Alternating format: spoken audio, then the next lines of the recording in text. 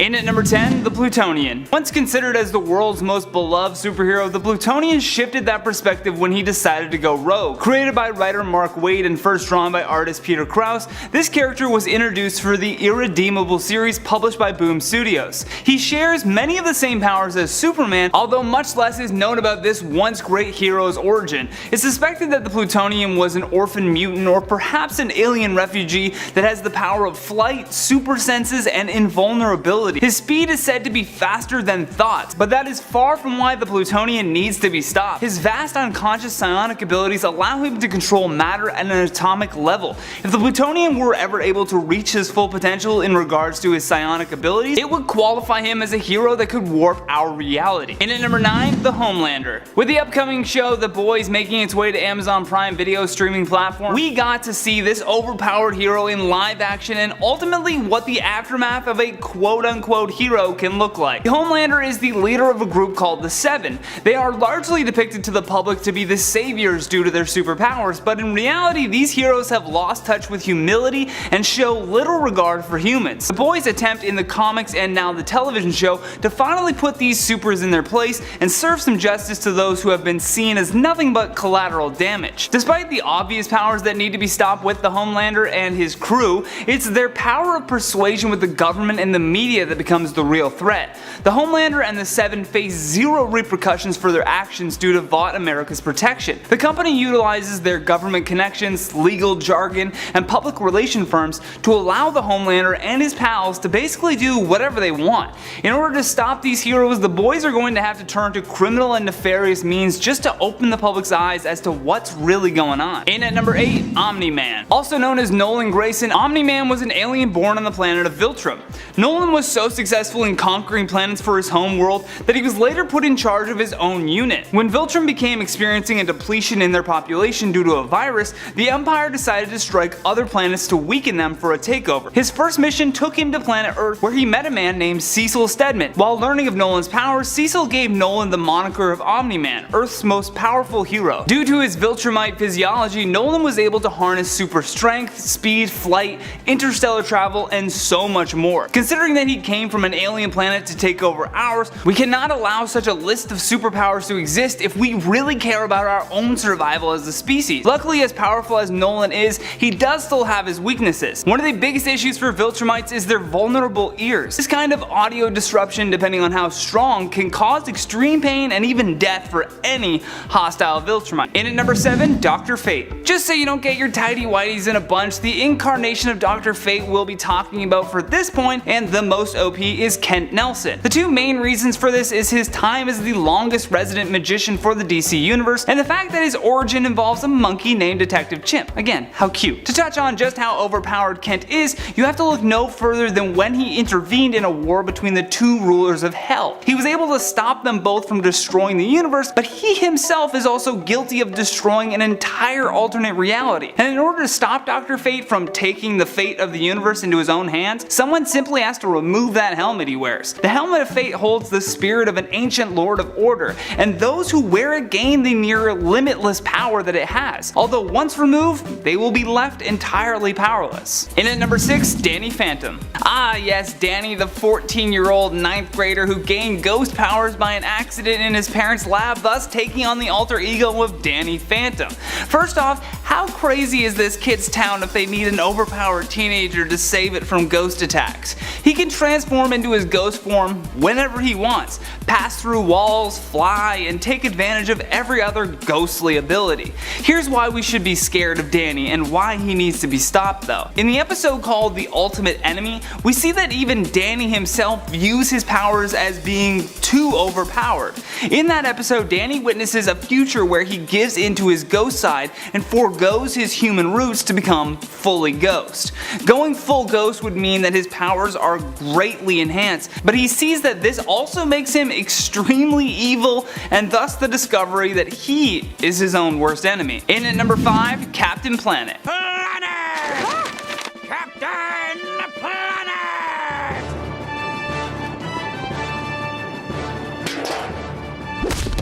Captain Planet! This superhero is so overpowered that he actually doesn't care what people think about his mullet and even makes puns to taunt his enemies. If you got time for jokes while saving the planet, then I'm sorry, but that is too much power. We need people to actually care about taking care of the environment instead of waiting for the mullet man to be summoned by the 5 Planeteers. The scariest thing about Captain Planet is what we don't know. The series helped define what most of his powers are, that being flight, super strength, high durability, and shapeshifting. However, no matter how powerful his enemy is, Captain Planet will find a new way, a new power, or a new ability to take them down. Plus, have we ever thought about what would happen if he finally saved the planet? What if he stopped climate change and fixed the environment? Would that mean he's out of work? The day this overpowered super no longer has a mission is a day that we don't want to see. In at number 4, Freakazoid. I also want to thank all the villains on our show. Haven't they been great sports?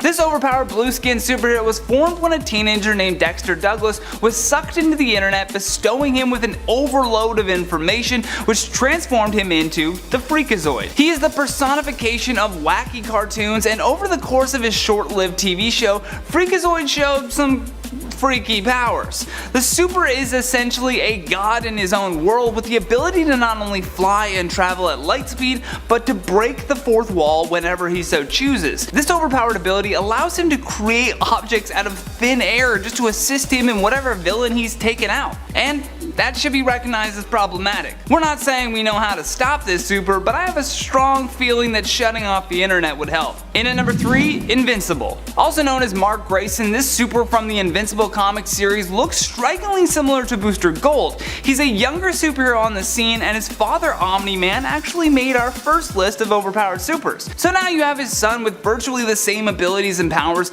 but with much less experience in using them. For evidence to this, you have to look no further than his first villain, which was his high school teacher. His own father believes his son has too much power, and later in his career he formed a group called the Guardians of the Globe, but his own dad killed the original members, and we're assuming it was an attempt to guide his son back to the Viltrumite mission of taking over the Earth instead of fighting for it. Upon resisting his father's wishes, Omni-Man would beat his son up across the world to the point of leaving him in a coma, which so far has been the only way to stop Invincible Boy. In at number 2, Samaritan. We all know that time travel has extreme consequences, but for Samaritan it's how he gained his overpowered abilities. Hailing from the 35th century, this man was selected by scientists to travel back in time to alter events in hopes of saving their future. During this process of time travel, he was exposed to an energy called the Empyrean Fire that gifted him with incredible powers. Things such as energy projection, flight, super strength, and dimensional travel all became new powers for this once ordinary man. While he was successful in saving the Space Shuttle Challenger from being destroyed, when he returned to his present, the world was a better place, but his family was gone. In fact, they had no longer existed at all. Now imagine that. You say goodbye to your family, then travel back in time, become a new superhero, time travel again, and then your family is gone forever? Not exactly events that would create a stable mind. But stable or unstable though, the Samaritan has a ludicrous level of powers and the ability to alter the space-time continuum, which is enough for us to want to stop it. Last but not least, in our number 1 spot, Ben 10. For most of these heroes, our reasons for wanting them to be stopped stem from their lack of experience with their powers and just life in general. That's why Ben 10 takes the cake for the most overpowered.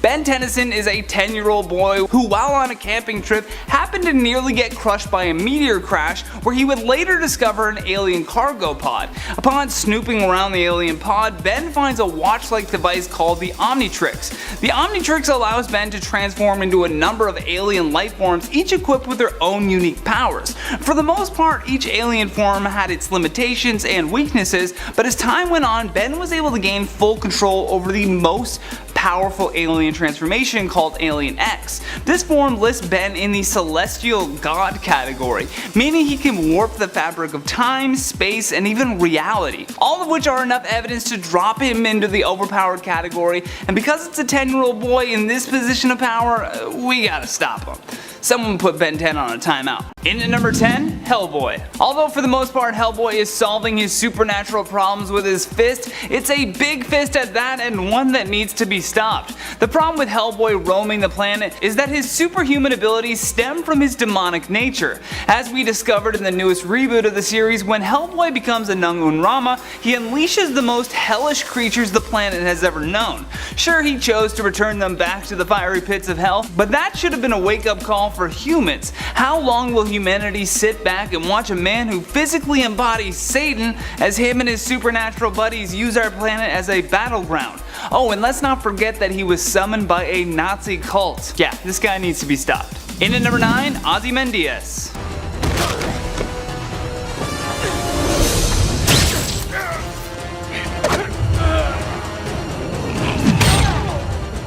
Born in 1939, Adrian was gifted with the highest levels of IQ and intelligence, making him not just one of the smartest people in the world, but also of the Watchmen. He led a very admirable life until becoming the main antagonist for the Watchmen, and at the age of 17 he inherited a large fortune from his parents' death, yet he chose to donate it all to charity. However, it is his mission to conquer the evils of men by being a superhero that should have us concerned. While some actions are more nefarious than others, who is really to decide where the line is for evil? Certainly not a brainiac born to rich German parents. Along with being named the smartest man on the planet, Adrian can also be considered a world-class athlete. He can throw large objects with little to no effort whatsoever, and sometimes those large objects are humans, like how we saw him manhandle the comedian. He's also even been able to fool Dr. Manhattan. As you can see, there are plenty of reasons why we should exhaust all efforts to stop him.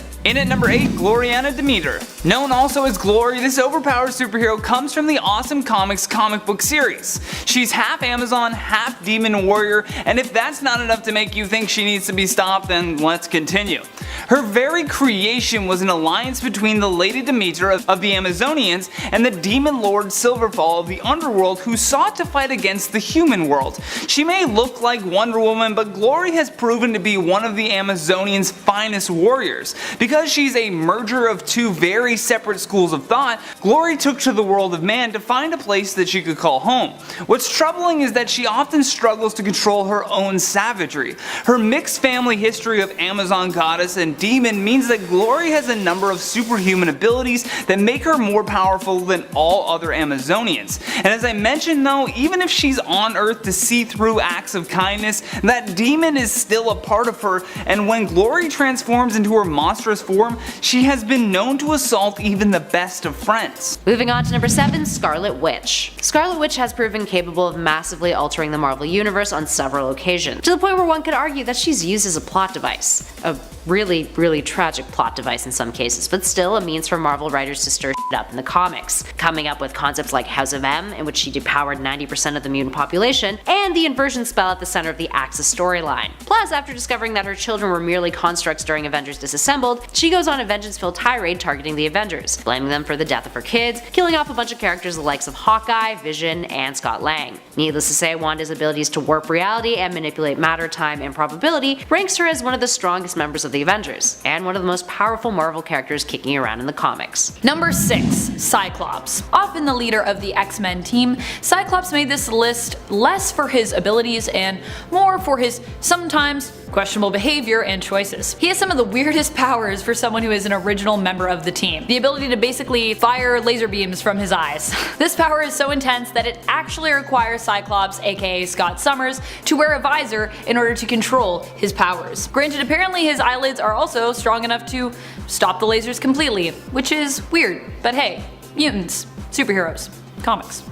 Moving past this ability, which can be very dangerous when left uncontrolled in and of itself, we also have to deal with the moral dilemmas created by some of Scott's actions. In Avengers vs. X-Men, his actions led to the return of the Phoenix Force and death of Charles Xavier by his own hand, after becoming full-on obsessed with the power of the Phoenix. Cyclops also tends to be loyal to his beliefs to a fault. In House of X, when steered towards Magneto's philosophies, we see him turn borderline villain, trying to forcefully separate mutant children from their non-mutant parents in an effort to protect them. Number 5. Hope Summers, not biologically related to Scott Summers. She's actually adopted into the Summers and Gray family. Hope has the potential to actually be the strongest X-Men out there, the most OP. She can duplicate other mutants' powers just by being near them. Similar to Rogue, but she doesn't actually need to make physical contact, and she doesn't drain them of life energy or their own powers while duplicating. However, it still makes her a formidable foe for any mutant. She can also take on a seemingly unlimited number of powers at a time. So if you team her up with a huge X-Men team, she would be pretty unstoppable. Combine this with the fact that she was raised by the badass Cable, and you have a next level X-Men on your hands. Not only this, but the Phoenix Force has always been fond of Hope. When Hope and the Phoenix Force merged, she became the White Phoenix, the only person who appeared to be able to not be driven mad by the Phoenix's power. And she was the only one strong enough to dispel its energy with the help of Scarlet Witch. That isn't overpowered. I don't know what is. Number 4. Wolverine. Is there such a thing as too much Wolverine? I'd like to say no, but at this point I'm starting to think there just might be. Wolverine is now seen as probably one of the most popular X-Men and superheroes of all time. He has even held Avenger status, making everyone obsess over the thought of perhaps getting to see him join the MCU in the Avengers Infinity War Endgame post-credits, which sadly for Wolverine fans did not happen. Wolverine, aka James Howlett, or better known as just Logan, boasts of a mutation involving retractable bone claws and regenerative healing abilities. After having adamantium added to his skeleton, he became even more powerful. He has had more thrown at him than most superheroes, and as a result, we've seen his powers expanded in the comics. He's also known to age slowly, one of the few characters where we actually address this issue of, like never seeming to age. At one point he was even considered immortal, having a pact with Azrael, the Angel of Death, that if he could beat him in a fight after dying, he would get to be resurrected. In Old Man Logan, when he's actually considered to be weaker, he still manages to battle an alternate version of the Hulk. Granted, Logan really only needs to be stopped if you feel like you've had too much of him. Have you? Number 3. Rogue. With her power-stealing and life-draining abilities, Rogue, aka Anna Marie LeBeau, is one of the most insanely overpowered X-Men around. Considering she has also played the villain before, she might also be one to consider, putting a stop sign in front of. Like hold up. Before joining the X-Men, Rogue was a runaway who was taken in by Mystique and the Brotherhood of Mutants. She almost killed Miss Marvel, now known as Captain Marvel, by touching her. Rogue was used to temporarily taking mutants' powers and weakening them, but in Miss Marvel's case, she held on a little bit too long, stealing Carol Danvers' powers in a more permanent sense and leaving her in a coma. Rogue also accidentally absorbs her psyche without intending to. Her level of powers and lack of control are the most concerning. Though of course, in the X-Men Legacy series, Rogue gains full control of her abilities after Danger and Professor X were able to figure out how her abilities work and alter her mind to help her gain control, allowing her to kiss Gambit. I love those two together. Number 2. Professor X. What's more terrifying than a mutant who can read your mind and the minds of everyone else on the planet all at once at any distance? One who can also influence your mind, possibly without you knowing. Hence why Professor Charles Xavier makes number 2 on the list. Granted, Professor X usually uses his abilities for good, but as we see in the film Logan, even the best intentions may not protect those you love from the darker sides of one's powers. In Logan, we see an aged Professor X masterfully played by the only Professor X in my mind, Sir Patrick Stewart. This version of Charles is suffering from a degenerative brain disease that affects his memories, causes seizures, and causes him to lose control of his powers as well. And we learn that the worst has happened. He has supposedly, accidentally, used his powers to kill members of the X-Men and hurt countless numbers of people as well. Yikes. Poor Patrick Stewart. Number 1. Jean Grey. The only person unchained who could be scarier than Professor X Unchained would be Jean Grey, especially when under the influence of the Phoenix Force. You may be thinking at this point that the Phoenix Force is the real star of this list, and hey, you may be right. I definitely have a Phoenix obsession of my own.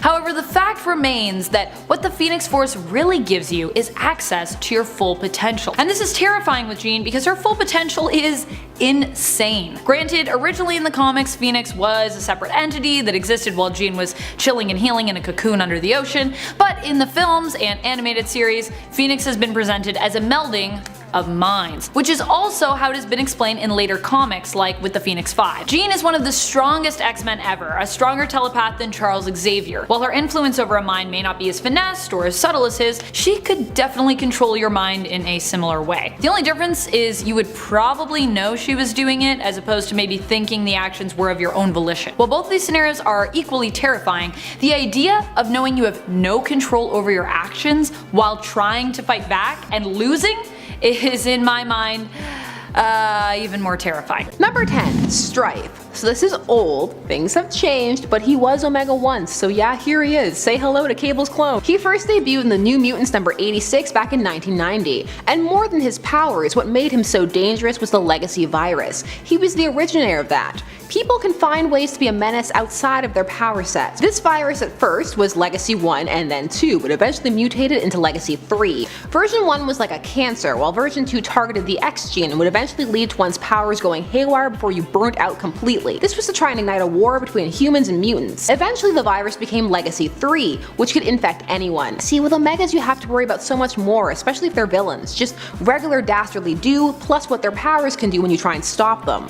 Strife was stopped, so it's fine for now. That's why he's so low on this list. In at number 9, Matthew Malloy.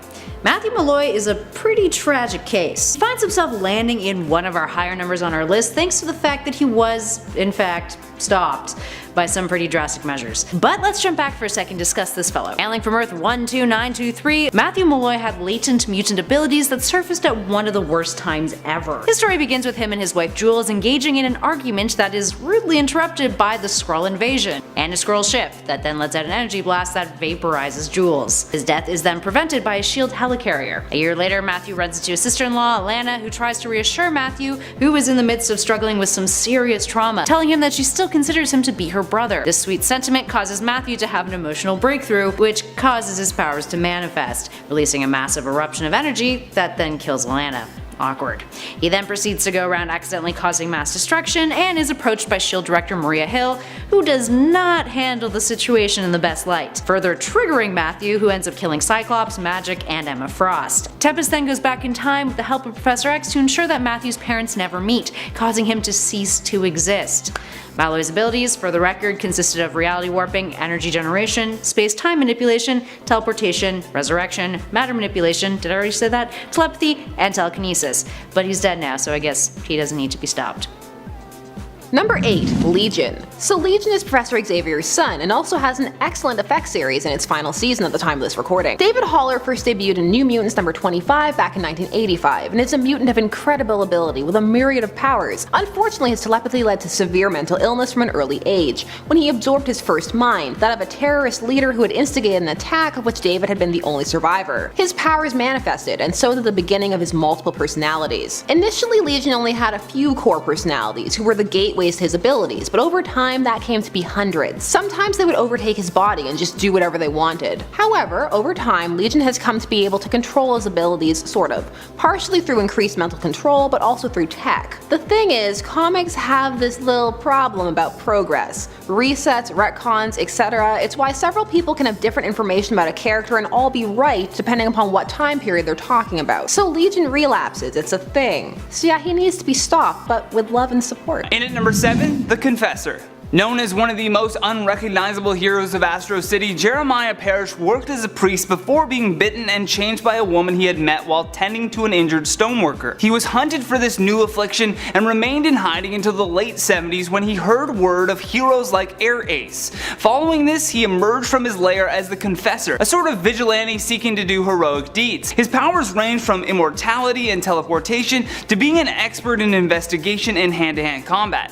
A priest on his own already holds a power of authority over the word of God that so many take on faith, but combine that with the powers of superhuman speed and intangibility and you've got one overpowered superhero. Now this list is mainly of heroes who need to be stopped, but fortunately he already was. After a government agent was found dead outside of Shadow Hill, the mayor declared a war on the world's heroes. During a press event, the Confessor attacked the mayor but was caught midway and revealed to be a vampire, for which he was promptly killed via a spike through the chest. In at number 6, Metamorpho. Rex Mason can alter his body into chemical elements, but apparently his body doesn't know which chemical it should be. He looks like a group of broken toys stitched together for a last-minute art project. But regardless of his appearance, his strengths are not to be taken lightly. After being exposed to the energy of an ancient meteorite, Rex found himself being transformed into this metahuman form. Due to this mutation, Metamorpho can transmute his body in whole or just partly to whichever element he so chooses. Everything from elasticity to a wide variety of liquid, gas, or metallic elemental compounds. While Zatanna had full control over the elements of the world, Metamorpho has them readily available on his own body composition, meaning as much as they can be used for good, they can also easily be weaponized, which is another big reason why he needs to be stopped. In at number 5, Black Adam. For the most part, people recognize Black Adam as Shazam's sworn enemy, but he's actually been quite heroic a few times throughout the comic, and that's what allows him to be on this list. One time he actually saved the world,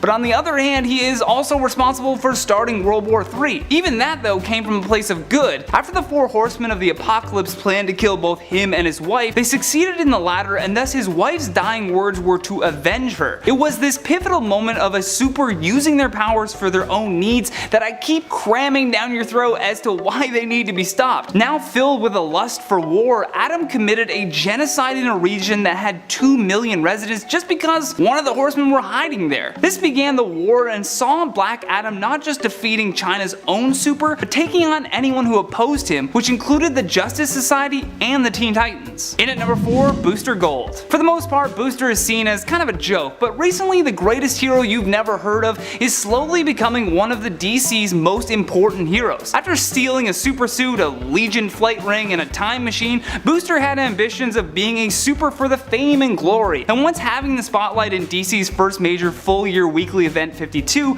Booster Gold became the guardian of the time stream. His duties were to correct any anomalies before they could unravel the fabric of the universe, but in order to do so, Booster had to continue acting as the comic relief and general buffoonery that everyone had known him for. This title though of Guardian of the Time Stream still puts Booster Gold in a very powerful position, such as the issues where we saw him assisting both Superman and Batman when it came to messing with time in their own respective comics. Plus, judging by his earlier character motivations to be a famous superhero, we believe he needs to be stopped. In at number 3, Wonder Woman. We all recognize that Wonder Woman is the crown jewel of the DC universe both in film and the comic books, but in our opinion, she's becoming far too OP. In Batman vs Superman Dawn of Justice, Diana was able to fight off Doomsday and sustain much less damage than both Superman and Batman. In addition to having crazy physical combat skills, Wonder Woman has proven to be just as strong and fast as Superman. Plus, she has a telepathic ability that allows for her to not just control, but communicate with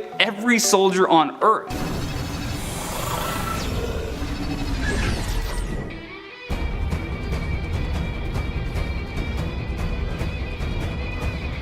As you can see, Wonder Woman's bracelets of victory come in handy for deflecting projectiles and energy blasts, but without them, she's actually stronger. The bracelets limit her power for the safety of her enemies, but take those things off and who knows what this overpowered DC super could do. In at number 2, Firestorm. This hero has so much power that it took 2 people merged together in order to create the fiery, overpowered hero known as Firestorm. Even in DC's Legends of Tomorrow, Firestorm is incredibly OP. Firestorm is consistently utilized as one of the biggest weapons in the Legends' back pocket. The danger with bestowing so much power into one united being is where does it all go? With the ability to absorb an atomic bomb detonation and transmute matter, Firestorm is literally waiting to explode. There is no doubt in our minds that Firestorm is capable of taking on any villain by himself, and combined with the Firestorm Matrix, there's no telling what he's capable of. Last but not least, in our number 1 spot, Batman. Many of you were triggered upon us leaving Batman out of the first part of this series, so we searched far and wide to find the most overpowered Batman, and look who ended up in the number 1 spot. Back in 2008, a series called Trinity brought the gang of the most powerful DC elite back together again. In the series, they discovered that Morgan Le Fay had colluded with other magic users to alter their reality, and this new world yanked Batman, Superman, and Wonder Woman, replacing them with villains. They soon found themselves dropped into an alternate reality where they were gods.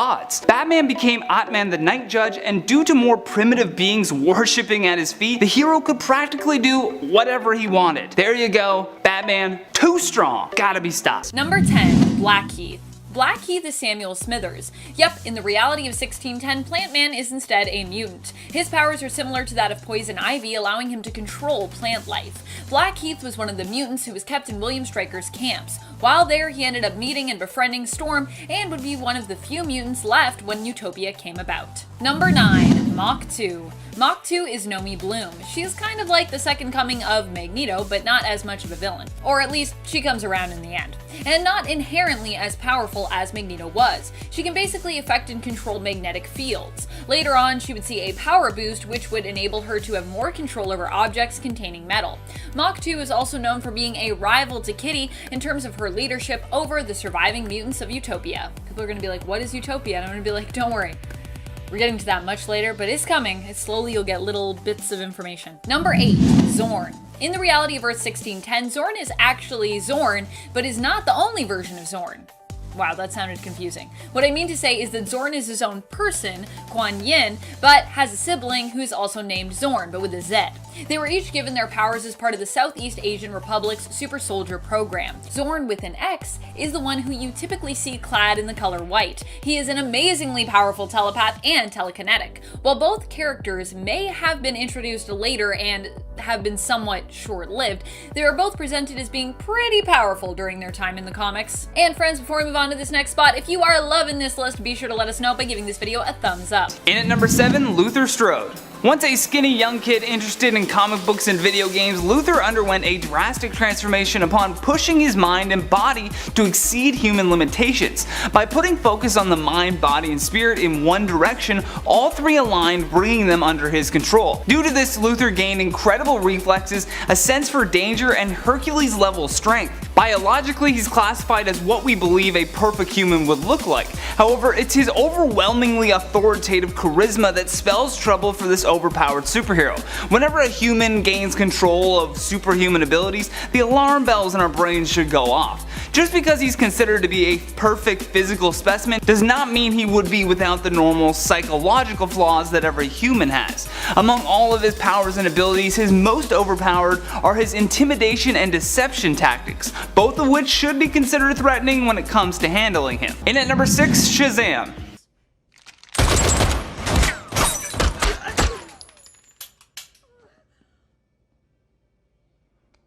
It kind of tickles. Look, just because this overpowered superhero's name sounds like something a magician would say before pulling a rabbit out of a hat doesn't mean we shouldn't take him seriously. Each letter in his name stands for a different Greek mythological entity, those being Solomon, Hercules, Atlas, Zeus, Achilles, and Mercury. Want to get really scared of this superhero? He is so powerful that he was able to be ripped apart by the vacuum of space and then completely bring himself back together.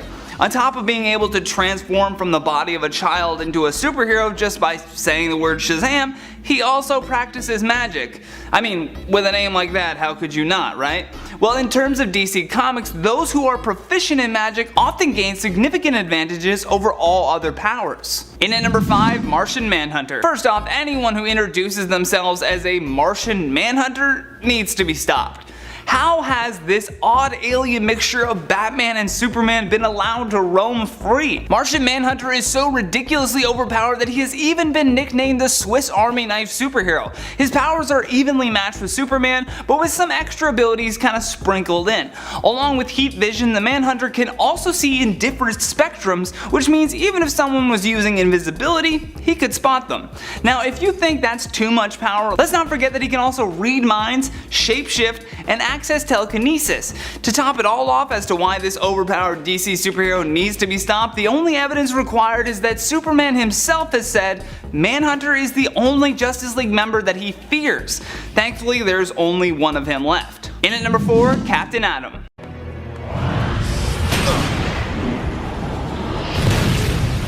I control radiation, Superman.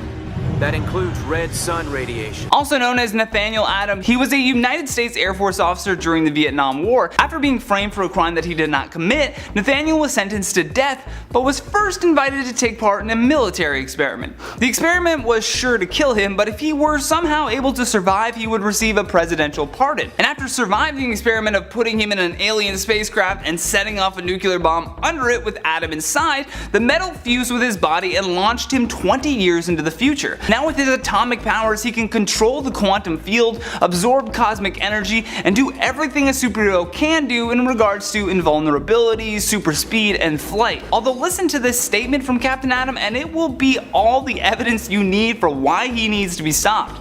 He says, "My name is Captain Atom, as in A-bomb, as in nuclear fission, as in the end of the world." Yeah, he said that. Stop him, somebody. In at number 3, Dr. Manhattan. Something lethal.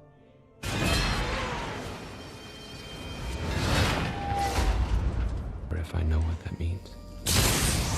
After appearing in The Watchmen and the recent events of DC Rebirth, the once nuclear physicist named Dr. Jonathan Osterman became an official member of the DC universe, although it's his godlike identity of Dr. Manhattan that we should be fearful of. A terrible accident in an intrinsic field subtractor had completely transformed him into the blue anti-hero that we must now stop. The Doctor is impervious to all assaults, can manipulate all atomic and subatomic particles, and does not need food or water to stay alive. Wow. He doesn't need food or water to stay alive. Like, how are we gonna stop this guy? The reason we should be suspicious of this overpowered superhero is that his actions make it difficult to classify whether or not he's good or evil. So, let's just stop him. In at number 2, Phantom Stranger. This overpowered superhero is a mysterious mystic who has walked the earth for centuries. Although he has only appeared a few times in the comic books, when he did show up, you knew that something big was going to happen. The Phantom Stranger has a ridiculous amount of superpowers that seems to never end, with his magical abilities really knowing no bounds. Aside from being immortal, he can generate energy bolts, teleport, and even stop other magic in its tracks. His real name is Judas, and after having a big hand in killing the Son of God, he was, for whatever reason, gifted with all of these abilities. With all of those powers though, Judas is unable to directly interfere with the crisis and is implored to only guide the heroes. God forbid one day he attempts to overrule this stipulation, we would be in for a world of hurt. Lastly, in our number 1 spot, the Spectre. Before becoming this overpowered hero, the Spectre was Jim Corrigan, a Gotham City police detective. When his fiancée Gwen was kidnapped, the Phantom Stranger guided him to where she was being held. Unfortunately for Jim, it was a trap, and soon his soul would be imbued with divine powers, dubbing him the Spectre. Spectre is another one of those heroes that have near unlimited powers, and on top of that, he's a supernatural being tied to a human host on a mission to strike fear in villains around the world. He literally has shown how destructive these powers can be when we saw him completely obliterate an entire universe in a blink of an eye. Now ask yourself, is this the kind of power that a human should have? Yeah, we didn't think so either. In at number 10, Major Disaster. Also known as Paul Booker, his alias of Major Disaster should be all you need to hear as evidence as to why this super is overpowered and needs to be stopped. During his tenure as one of the DC superheroes with the Justice League Antarctica, that's a thing, his motivations for good didn't last very long. With powers of disaster manipulation, it's troubling to think that the Justice League would have ever even considered him to be a hero at all. Maybe they were thinking, hey, let's stop natural disasters and use this guy to do it, but instead they just created a B-list villain. Paul's ability to see the chains of chaos and assist in causing natural disasters are all enough to list this dude as having too much power for his own good. In at number 9, Zatanna. The daughter of famed magician Giovanni Zatara, Zatanna quickly established herself as a successful stage illusionist in her own right before even discovering how overpowered she actually was. In order to channel her magical abilities, Zatanna must say her spells backwards, and with this power she can pretty much do anything. This includes a control over the elements, and her ability of atmokinesis allows her to create a spell that can manipulate the weather. For example, the time that she turned rain into falling petals. Oh, how nice. Sure, that was cute, but what would happen if she chose to use the elements against humans? Her control over the elements should be extremely threatening for us normies, and after spending some time training these abilities, Zatanna became even more overpowered, now having full control over light,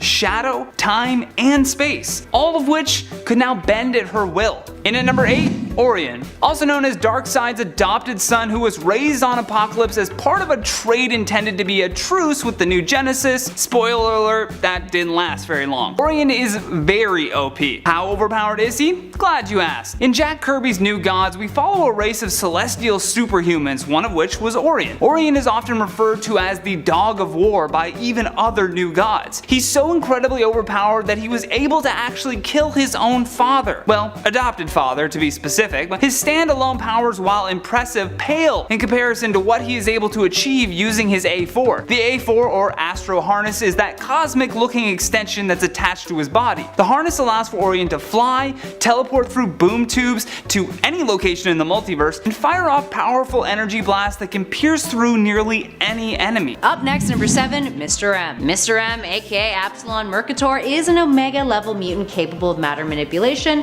whose alliance, according to Xavier's files in House of X issue 1, is unknown. Mr. M first appeared in District X issue 2 from 2004 and is capable of psionic manipulation of energy and matter on a subatomic level, as well as telekinesis, telepathy, and energy projection. Now initially he was a bit of a loner, but after M-Day being one of the few unaffected, he stepped up, showing off his near limitless psionic matter manipulation chops, which allows him to generate the likes of fire, heat, and even nuclear energy. He can create and evolve lesser life forms too. Neat. He seemingly died but later disappeared from his coffin, and I guess now is confirmed to be alive based on Xavier's files. Now if Mr. M were to turn against the heroes of the Marvel Universe, he would be a threat that the multiverse may not be able to handle. Here's hoping that that unknown allegiance just ends up meaning, he's impartial as opposed to evil.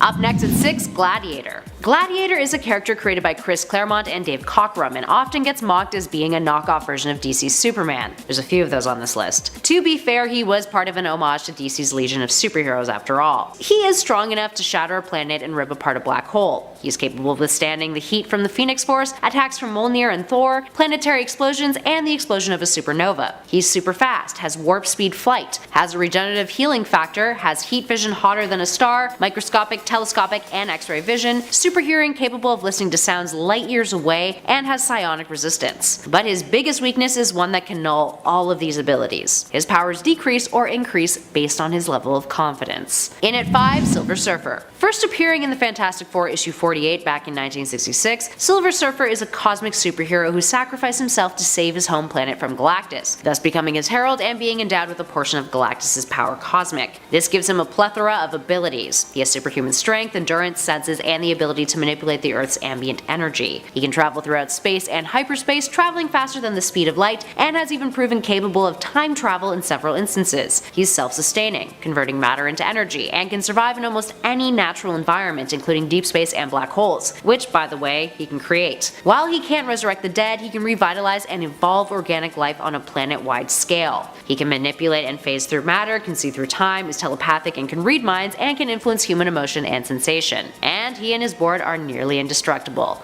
All in all, he can do a whole lot of And at number 4, Molecule Man. Molecule Man, aka Owen Reese, first came to be in Fantastic Four issue 20 in 1963. Sometimes portrayed as a villain, other times portrayed as a hero, he's a character whose powers would grow and scale over time. Initially, he was able to manipulate molecules and create force fields, energy beams, and hyperspace portals, but that eventually changed, with Reese becoming capable of warping reality on a multiversal scale. Galactus in the Ultimate Marvel Universe once stated that Reese could destroy him with just a thought. He once got super meta, looking out of a panel at the reader, describing himself as editing and ordering the base information of reality, Owen Reese, narrative man, implying that he may actually know that he's a character in a story and that he is capable of manipulating said story. He once fought the Beyonder in a battle that took place in more than 3 spatial dimensions, threatening to destroy the multiverse altogether. He's also tragic in the sense that he was created to serve as a living bomb, one that could destroy the entire universe that he inhabits, and he is unable to stop his own death from happening.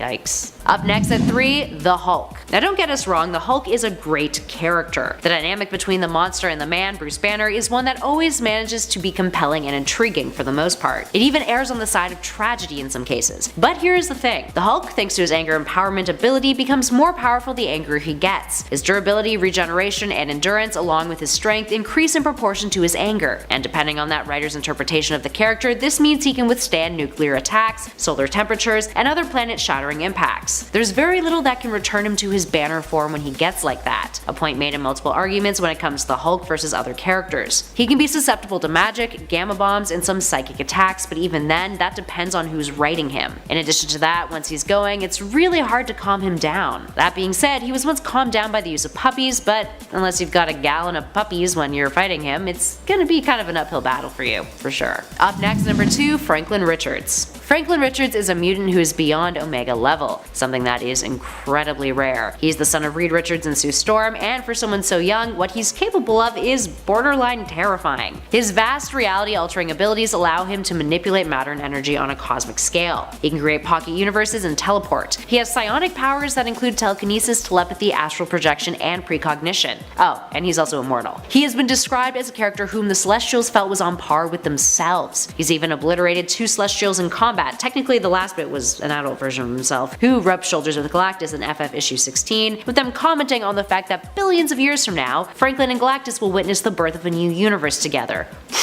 All that, and he is a child. The latter fact restricts his abilities to an extent, causing him to have limited control, but when Franklin is subconsciously creating a pocket universe that is a replica of Earth 616, I don't know about you guys, but that is some scary ass stuff. And finally, in at number 1, the Sentry. The Sentry is a character who was introduced in 2000, inserted into the Marvel Universe via a story in which his alter ego, Bob Reynolds, remembers that he was once a superhero, only to discover that he, with the help of Reed Richards and Dr. Doom, wiped out the memory of him globally as a means of suppressing his darker, more violent other half, called the Void. But let's backtrack here for a sec. Sentry is a character said to have the power of 1 million exploding suns. The way in which he gets his powers has varied over the years, but initially it was thanks to a special serum. His abilities put DC's Superman to shame. He not only has superhuman strength, speed, and stamina, but he's completely invulnerable, can manipulate light, has a regenerative healing factor, psionic powers, he can fly, has enhanced senses, is capable of molecular manipulation, matter manipulation, gravity manipulation, teleportation, telepathy, energy projection, and absorption. He can bend time, he can shapeshift, he can project thoughts, he can manipulate the weather, he can turn invisible, he can astral project, and of course, he is immortal. If that is an OP, I don't know what is. He once tried to commit suicide by flying directly into the sun, but then recreated himself after his body was destroyed. He once ripped Carnage in half in space. He took control of Molecule Man's body. Nick Fury has stated that S.H.I.E.L.D. has never figured out a way to kill him. He once battled the Hulk and fought him until both he and Banner returned to their regular bodies, but was technically hindered because he was suffering from some major mental health issues at the time, meaning there's a good chance he could have actually defeated the Hulk. Iron Man has once claimed that he sensed that Sentry has no weaknesses, and his other half? He is an entity that exists as a side effect of Sentry's power, and has his own nasty set of abilities on top of what Sentry can do. Norman Osborn once called the Void the Angel of Death, but I think you guys get the idea. He's powerful AF. Number 10. Magic. Ilyana Rasputina is Colossus's younger sister. She originally joined the X-Men with some basic teleportation powers. At a young age, she was kidnapped and taken to Limbo by Belasco. She also got some sweet magical training. Belasco put part of her soul in a bloodstone and told her that he loved her while she was 6 years old. Yeah, it's creepy. Creepy. And while she was in there, she was also beaten, and it wasn't until her rescue by Shadow and Cat, and later her continued training under Belasco, that granted her the power to overtake her kidnapper and become the Queen of Limbo, and eventually leave this reality she was trapped in. Upon her return to the X-Men, she was souped on magic, had her teleportation powers, and was also armed with her weapon, Soul Sword. She kind of gave me some Leona vibes from League of Legends, which just adds to her powerful presence in my mind. Number 9. Colossus. That's right, Magic's big bro, Pyotr Rasputin, is also on this list. Given the codename Colossus, after agreeing to attend Professor Xavier's School for Gifted Youngsters, he is able to change his skin to armor at will. His armor is durable, strong, and almost impenetrable. To give you an idea of just how tough Colossus is, I will point you to a moment where he took on the Juggernaut. Yeah, that's right. While his armored skin is susceptible to damage from adamantium and vibranium, his armor is otherwise impenetrable. And you all saw how much of a beating he took in the first Deadpool movie when he took on Angel. Oddly enough, the Deadpool version of Colossus is more accurate than the X-Men film version of him.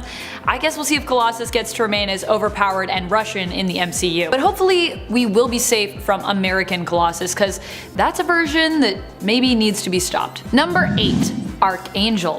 One of the original founding members of the X-Men, Archangel, also known as Warren Worthington III, was first introduced in X-Men comics in the first issue of X-Men Volume 1, although at the time he went by the name Angel. This X-Men was born with actual wings, though his parents apparently did not notice the markings on his back that would lead to him growing wings later, and for the most part, he lived a normal life, somehow concealing his wings. Odd, right? At an early age, he became a vigilante hero, adopting the name Angel, and after joining the X-Men later changed his name to Archangel. Doesn't sound like he needs to be stopped, right? Well, think again. During the X Factor series, he received a devastatingly overpowered upgrade when he became one of Apocalypse's horsemen. He grew biometallic wings that were retractable, razor sharp, and could fire neurotoxin feathered darts. Ouch. Don't worry though, Archangel was stopped, in a sense, reverting to his former self after his biometallic wings molted. Yeah, because apparently metal feathers also molt. I don't know, who knew? Number 7. Storm. One of the most unique X-Men in terms of her origin story, Storm, also known as Aurora Monroe, was worshipped as a goddess when her powers first emerged, in contrast to most of her fellow X-Men who were, spurned for their abilities. While most of what we see in the comics and animated and live-action adaptations is Storm's abilities to influence only localized weather, when prompted, her powers can be as dramatic as her accent in the X-Men film series from the 2000s. Storm suffers from some intense claustrophobia stemming from childhood trauma, and it is this fear that has prompted her full potential to be unleashed. Look at X-Men Volume 1 Issue 147, where Aurora creates a severe storm that encompasses the whole Earth, threatening all of humanity, and being likened in the issue to the Phoenix.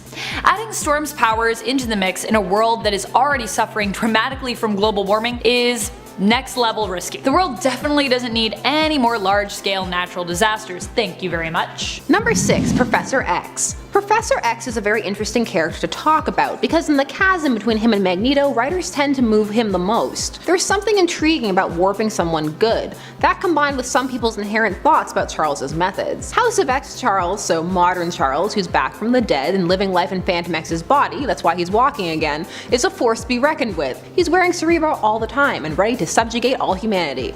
Too many lost chess games against Eric. Professor X has been around since the very beginning, since the X-Men #1 back in 1963. He is classed as one of the most powerful telepaths in the world, and when unleashed, his powers are terrifying, controlling one without you ever knowing, freezing you in place. But what makes Charles so dangerous is the same thing that makes the likes of Magneto so dangerous. It's the courage of his convictions. Charles believes in what he's doing, so if he comes to believe that he just needs to unleash to get it done, which he has a few times, it's all over. And at 5, Exodus. Exodus first appeared in X Factor issue 92 in 1993, and his thirst for power ultimately screwed him over. His Omega level ability is his telekinesis, although he is also capable of telepathy, teleportation, has superhuman physical attributes, and an accelerated regenerative healing factor.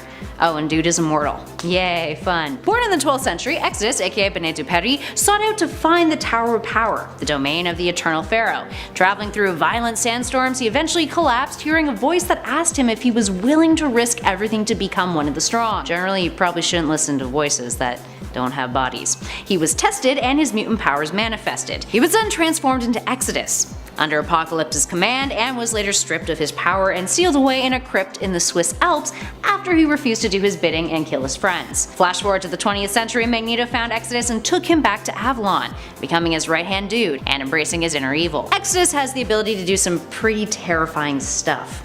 One time, he simultaneously did all of this. He amplified Genosha mutants' hatred of humans, crushed Genosha with a massive force field, immobilized Jean Grey, Scarlet Witch, and others in another force field, resisted Xavier's telepathic control, dealt out powerful psionic damage to the members of the Avengers and the X-Men, all while protecting himself from physical attacks. I don't know about you guys, but that is terrifying. All I'm thinking is that Tower of Power sounds like an 80s album.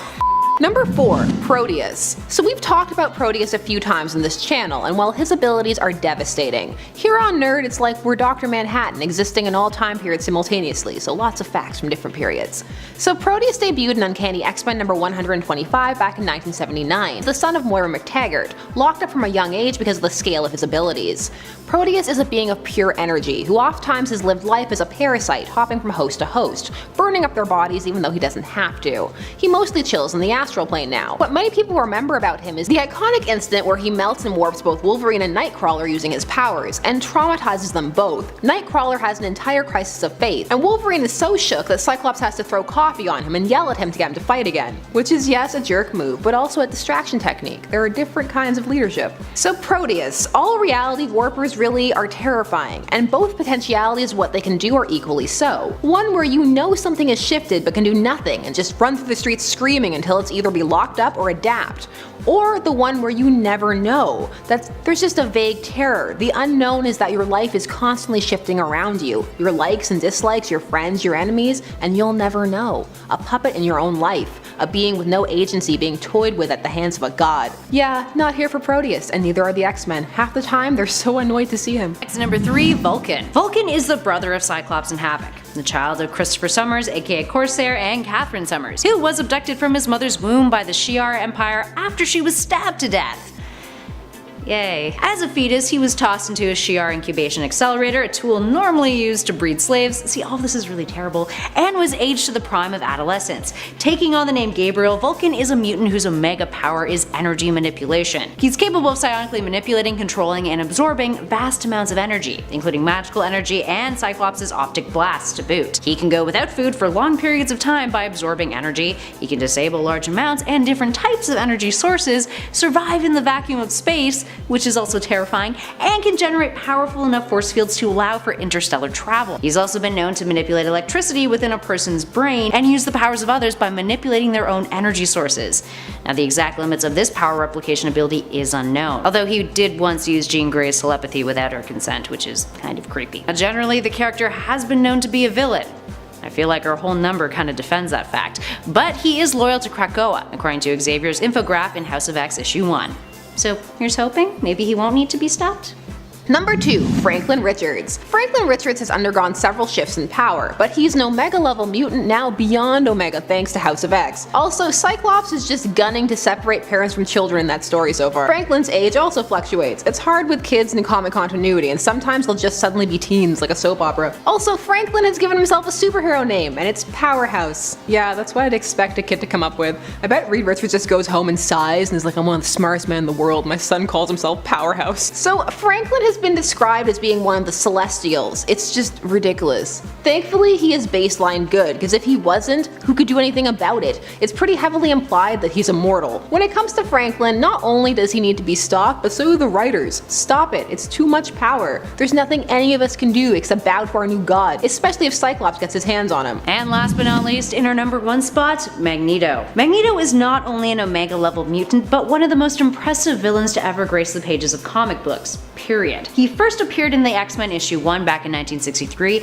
and his Omega power is, of course, magnetism. He manipulates magnetic fields to pull off a variety of stunts, and the max amount he can manipulate at any given time is still unknown. But dude has proved he's capable of some pretty intense feats, including moving whole asteroids and easily levitating a nuclear submarine that weighed 30,000 tons. He can even use his abilities on an atomic level, manipulating chemical structures and rearranging matter, which, yes, is tedious, but Eric is always up to the task when necessary. He can manipulate electromagnetic energy down to photons, and create force fields which selectively block out matter and energy, which he's used to withstand the simultaneous detonation of multiple thermonuclear weapons. That's not even getting to his genius level intellect, or his ability to resist telepathic attacks. He can also read the micro expressions on people's faces to sense what they are feeling and thinking, which Magneto has termed as taking your enemy's measure. Not an Omega level talent, just a neat little trick of his. Needless to say, all of that combined goes to show that there is a reason why he's one of the most persistent villains in Marvel's panel. Number 10, Moira X. We don't really know that much about Moira X in her mutant role yet, and she did just become human, sadly, in the comics. However, what we do know is that her resurrection powers that she had seem to be unparalleled because they imply that she has complete sort of multiversal control built into them.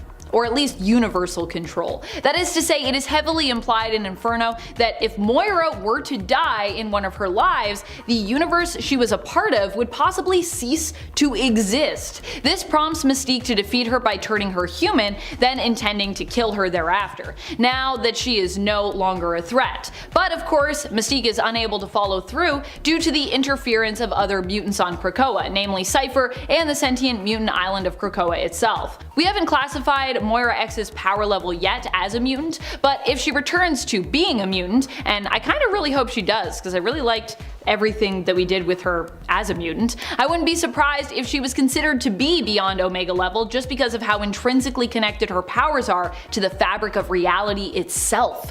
It's quite unique and it's also quite powerful.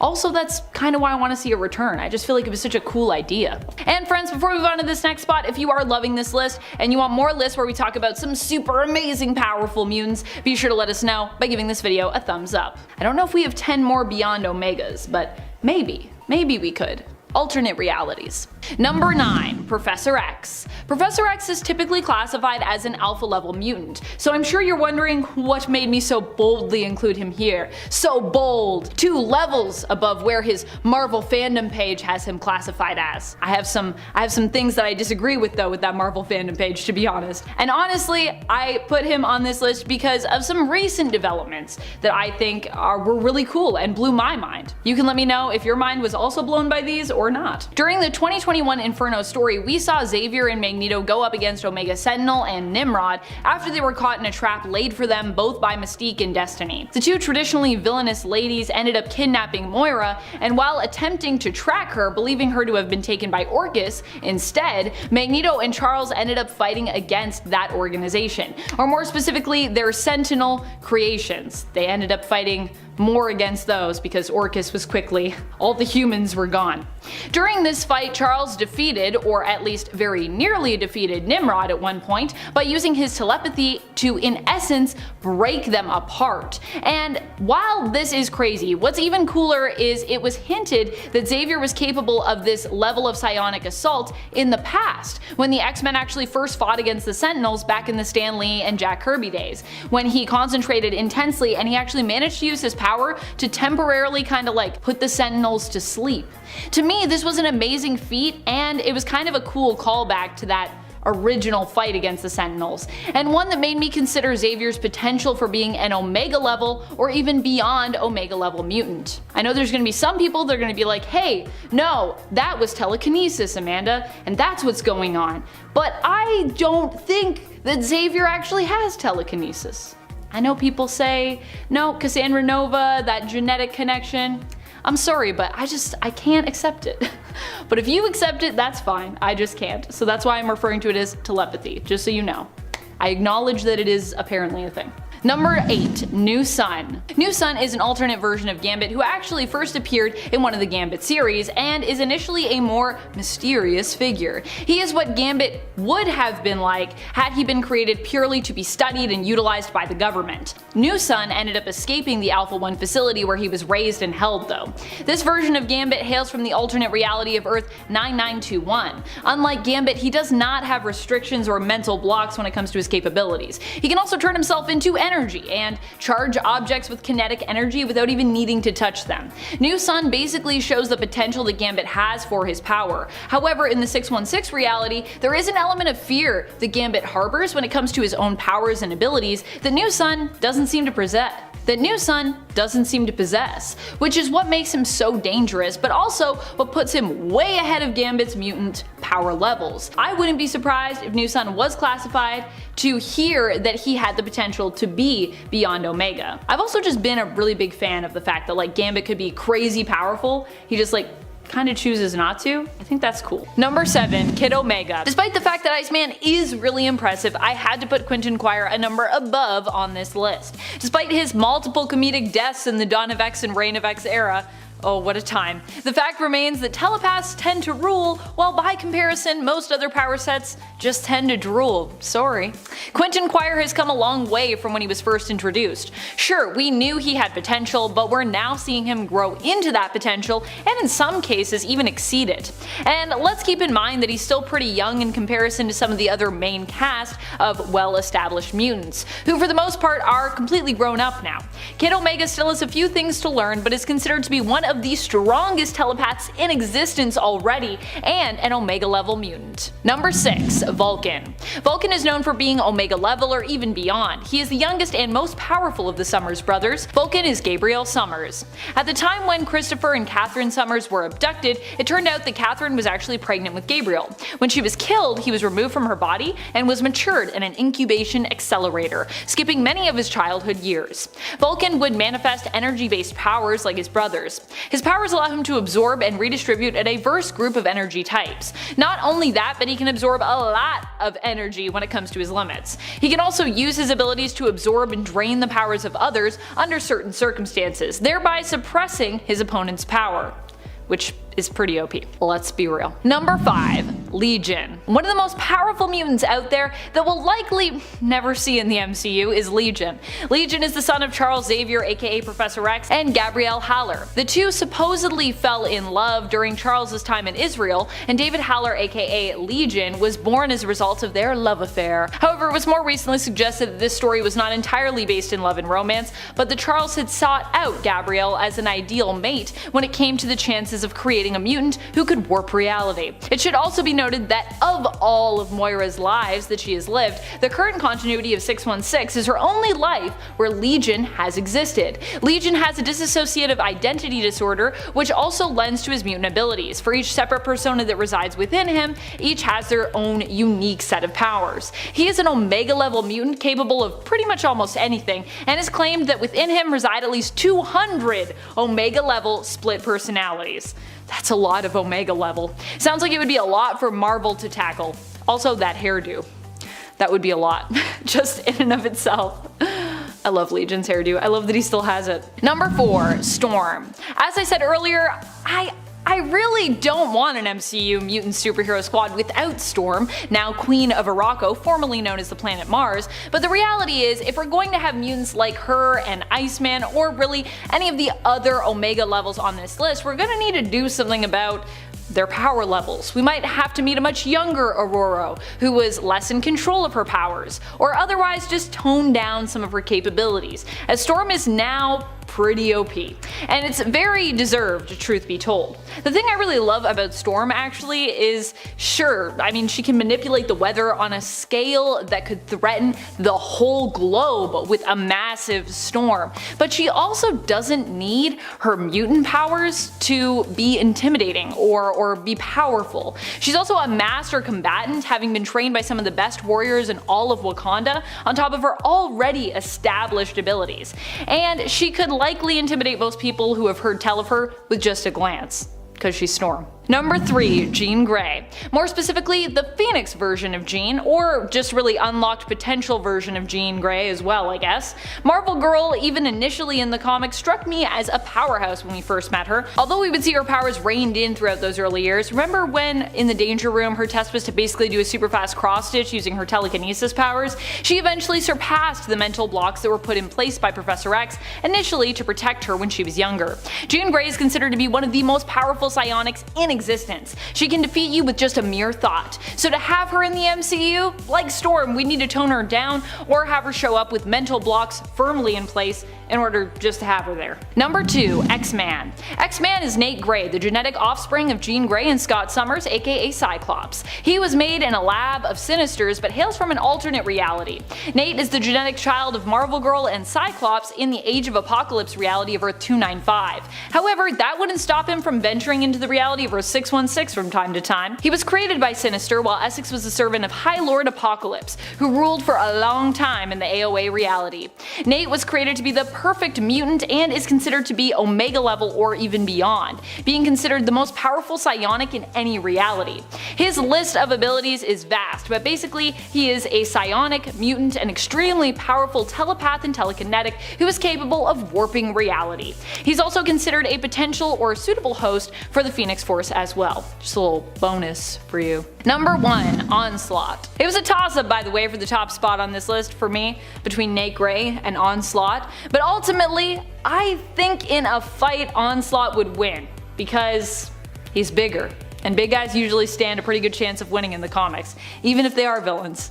I know that sounds like a simple reason as to why he'd win, but I stand by it. Onslaught is like a massive dude.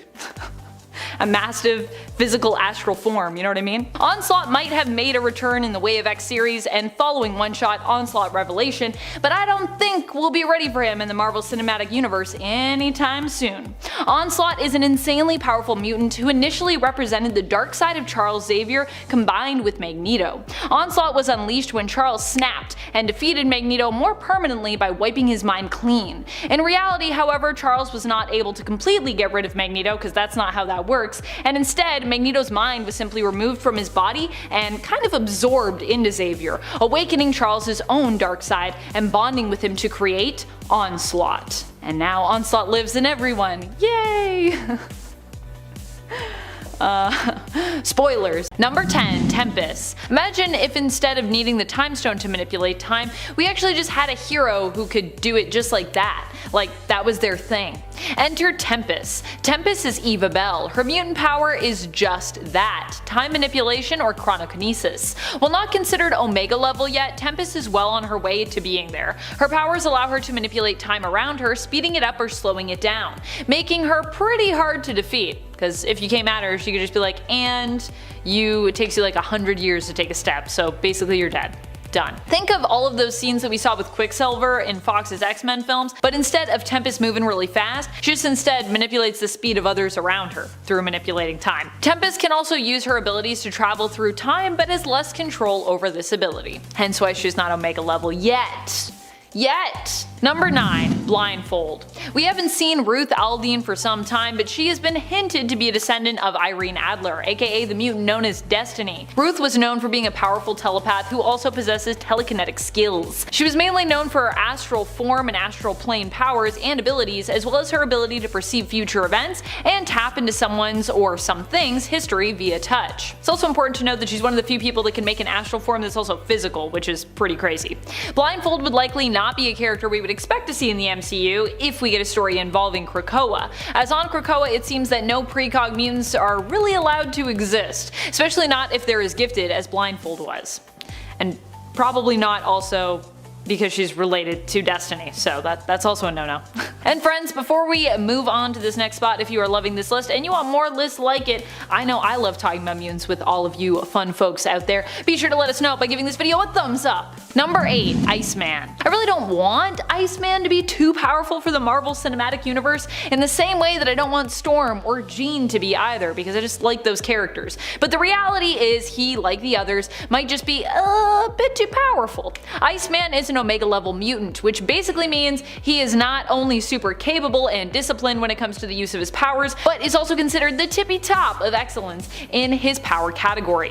Iceman started out as really Snowman and his little black booties, but now he has grown to be so powerful that he can help to effectively terraform a planet with his abilities, aiding the terraforming of Mars in planet-size X-Men when it came to ensuring there was enough water on that planet. Not only that, but Bobby no longer ever needs to fight alone, as he can also now make little ice or snow golems, effectively always possessing an army just at his fingertips. He's like, ice it up. I don't know why I'm doing this. This is like some Salt Bae something. That's how Iceman uses powers. He's like, I am Salt Bae. Number 7, Zorn. This is the sibling I was telling you about. Zorn with a Z or a Z is Shen Yin, the brother of Zorn with an X. His powers are much darker in nature. It's actually believed in the comics that Zorn and Zorn were sort of destined to bring a sense of balance to the world and mutant kind, symbolically sort of representing yin and yang, black and white. Zorn's powers are basically akin to a black hole. He emits a black hole energy and can use his powers to manipulate gravity. In the end, Zorn sacrifices himself when he realizes that he cannot win in the war against the children of tomorrow. In his death, he effectively becomes a black hole in retaliation. Number 6, Colossus. A strong mutant on Earth 616 and in 1610. Initially, Pyotr Rasputin did not possess super strength as part of his power set, but was given a drug called Banshee to enhance his strength, as well as a job working for the Russian mafia. Eventually, he ended up joining the X-Men, though he would leave the team on a few separate occasions. He'd managed to hold off Scarlet Witch, save a submarine that not even the Ultimates were capable of saving, and defeat Proteus, David Xavier, Xavier's son, who threatened the entire world with violence, traveling around and targeting international landmarks the world over. Differences between Colossus of Earth 1610 and that of Earth 616 is that here he isn't inherently strong, as I said before, in his steel form, but needs Banshee to give him that boost. And he's also gay. He even for a time dates fellow mutant Northstar. But coming in after that, number 5, Wally West. It almost feels rude to put Wally West here over Barry Allen, but in a lot of ways, Wally is arguably stronger than Barry is. Wally is the fastest of all the Flashes, only maybe rivaled by Barry himself, but Wally is arguably the fastest person that has ever existed. Just look at some of his feats. He was fast enough to easily break the barriers of speed and be the first person to enter the Speed Force. He was able to save and carry over 500,000 people 35 miles away from a nuclear explosion that had already detonated, including the people who were at ground zero, and he did it in only 0.0001 microseconds, which if you don't know is 1/100 billionth of a second. Do you know what that means? That means Wally West had to be moving at 13 trillion times the speed of light. He can move so fast that time itself appears to stand still. He was able to outrun death itself, for crying out loud. My favorite version of Wally West though is from the Kingdom Come Elseworld story, where he becomes this being who is barely even tangible. He moves around Coast City, I believe, being at almost all places at the same time. He basically became the Speed Force. Wally West is absolutely broken. Number 4, Wonder Woman. Gifted with the powers of the gods, Wonder Woman has many of the same abilities that Superman has, including strength, speed, and durability. However, Wonder Woman's Amazonian training sets her a little bit apart as an amazing warrior. It's been debated for years whether Diana could beat Superman in a fight, and while she's shown to be capable of hurting him at the least, she doesn't have the same raw power. Instead, Wonder Woman dominates her opponents through a combination of her special abilities, superior tactics, and special equipment gifted to her by the gods. But she has been elevated beyond even that. When Diana was empowered with the World Forge and the anti-crisis energy at the end of Doom War / during Death Metal, she had enough power to shake stars and phase throughout time through sheer strength. She had displayed the ability to shrink an entire planet and was able to link everyone together and restore their memories as one history, as in of all DC's continuity. She had cosmic awareness, was able to see multiple events during the war against the Batman Who Laughs at once,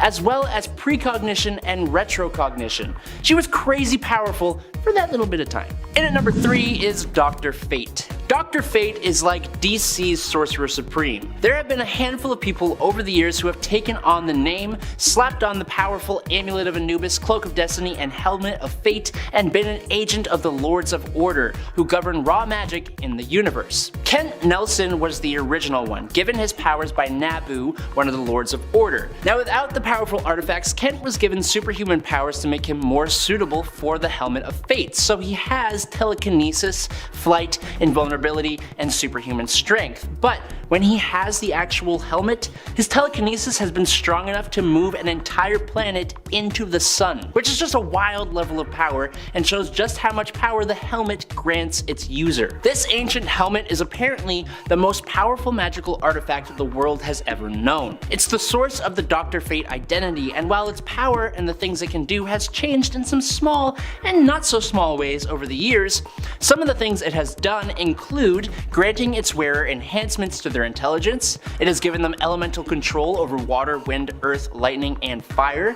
Of course, telekinesis, like I said, but also invulnerability, superhuman strength, magic sense, astral projection, clairvoyance, chronokinesis, dimensional travel, divination, eldritch blasts, energy constructs, force fields, healing, illusions, invisibility, magnetic field manipulation, hypnosis, telekinesis, molecular reconstruction, necromancy, resurrection, telepathy, teleportation, biofission, and then of course, divine empowerment. But you get what I'm saying, right? Number 2, Dr. Manhattan. John Osterman was a nuclear physicist who found himself trapped inside of an intrinsic field experiment chamber, which completely removed his intrinsic field, tearing him apart and completely vaporizing him. But over the next few months, he began to reform himself, starting as a disembodied nervous system, circulatory system, and then with a skeleton and muscles, and then finally, after trying multiple times, he appeared fully, tall, muscular, hairless, and glowing blue. Now, John sees the past, present, and future all at once, but it's not just his perception of time. He even figured out how to see the timelines of others and even possible timelines. He is basically nigh omniscient with an understanding of the universe on a cosmic scale. It's hard to even describe what his powers actually are. His powers and knowledge give him the ability to travel through time, and he has completely fractured the timeline into infinite alternate realities existing in all of them at the same time, or simultaneously, if that makes more sense.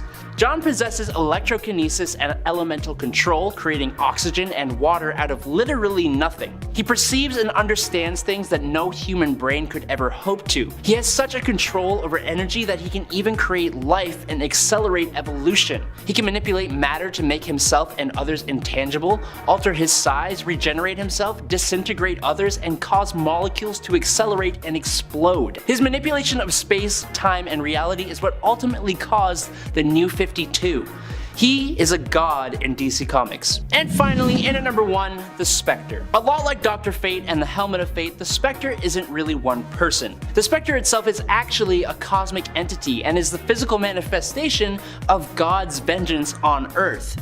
But this spirit, or entity, needs to be permanently bonded to a human soul in order to manifest itself. Jim Corrigan, a fallen Hal Jordan, and then Crispus Allen have been the main 3 humans to be the host for the Spectre. Now, being God's spirit of vengeance, you can probably guess that the Spectre is one hell of a capable being, and you're not wrong. Spectre has the power to do pretty much anything. The Spectre is nigh omnipotent. He has the capability to alter reality, literally erasing people from existence. He can alter his size to grow to any height. He can fire off mystical blasts of eldritch energy, and he has vast magical capabilities that allow him to cast spells to do pretty much anything else he wants to do. His wiki even says that his superhuman strength can, quote, be as strong as it needs to be, which I don't know why that matters. Kind of feels like a little pointless when he can literally alter reality and only be harmed by mystical and divine means, but yeah, just work here. The Spectre has infinite energy, has held apart 2 universes, can judge any reality in any dimension, and has the power to tear down heaven and hell. You can't really beat that. Number 10, Gwenpool. Gwenpool is truly one of the most unstoppable mutants. In fact, she is so unstoppable that she actually was able to make herself a mutant by willing that origin into existence for herself. I know, it's wild. Gwenpool, for those who are unfamiliar, is an alternate version of Gwen Stacy and Deadpool combined, who hails from an alternate reality not yet given an official number. The temporary reality number assigned to it currently by fans is 565. Gwenpool becomes a mutant after Kamala Khan, the current Miss Marvel, refuses to fight her when Gwen tries to instigate a battle, and instead tries to reason with Gwen. Kamala is the one who suggests that Gwenpool's understanding of the fourth wall and her belief that she is simply a character existing in a comic book could be a story that Gwen created as a result of not wanting to acknowledge the truth. The fact that she is actually a reality warping mutant. Possibly. The idea broke Gwen somewhat and caused her to retcon her own origins, instead becoming a reality warping mutant as Kamala had suggested and finding a home on Krakoa with all the other mutants of Earth 616. And friends, before we move on to our next spot on this list, if you love what we do here at Top 10 Nerd and if you love it when we talk about mutants,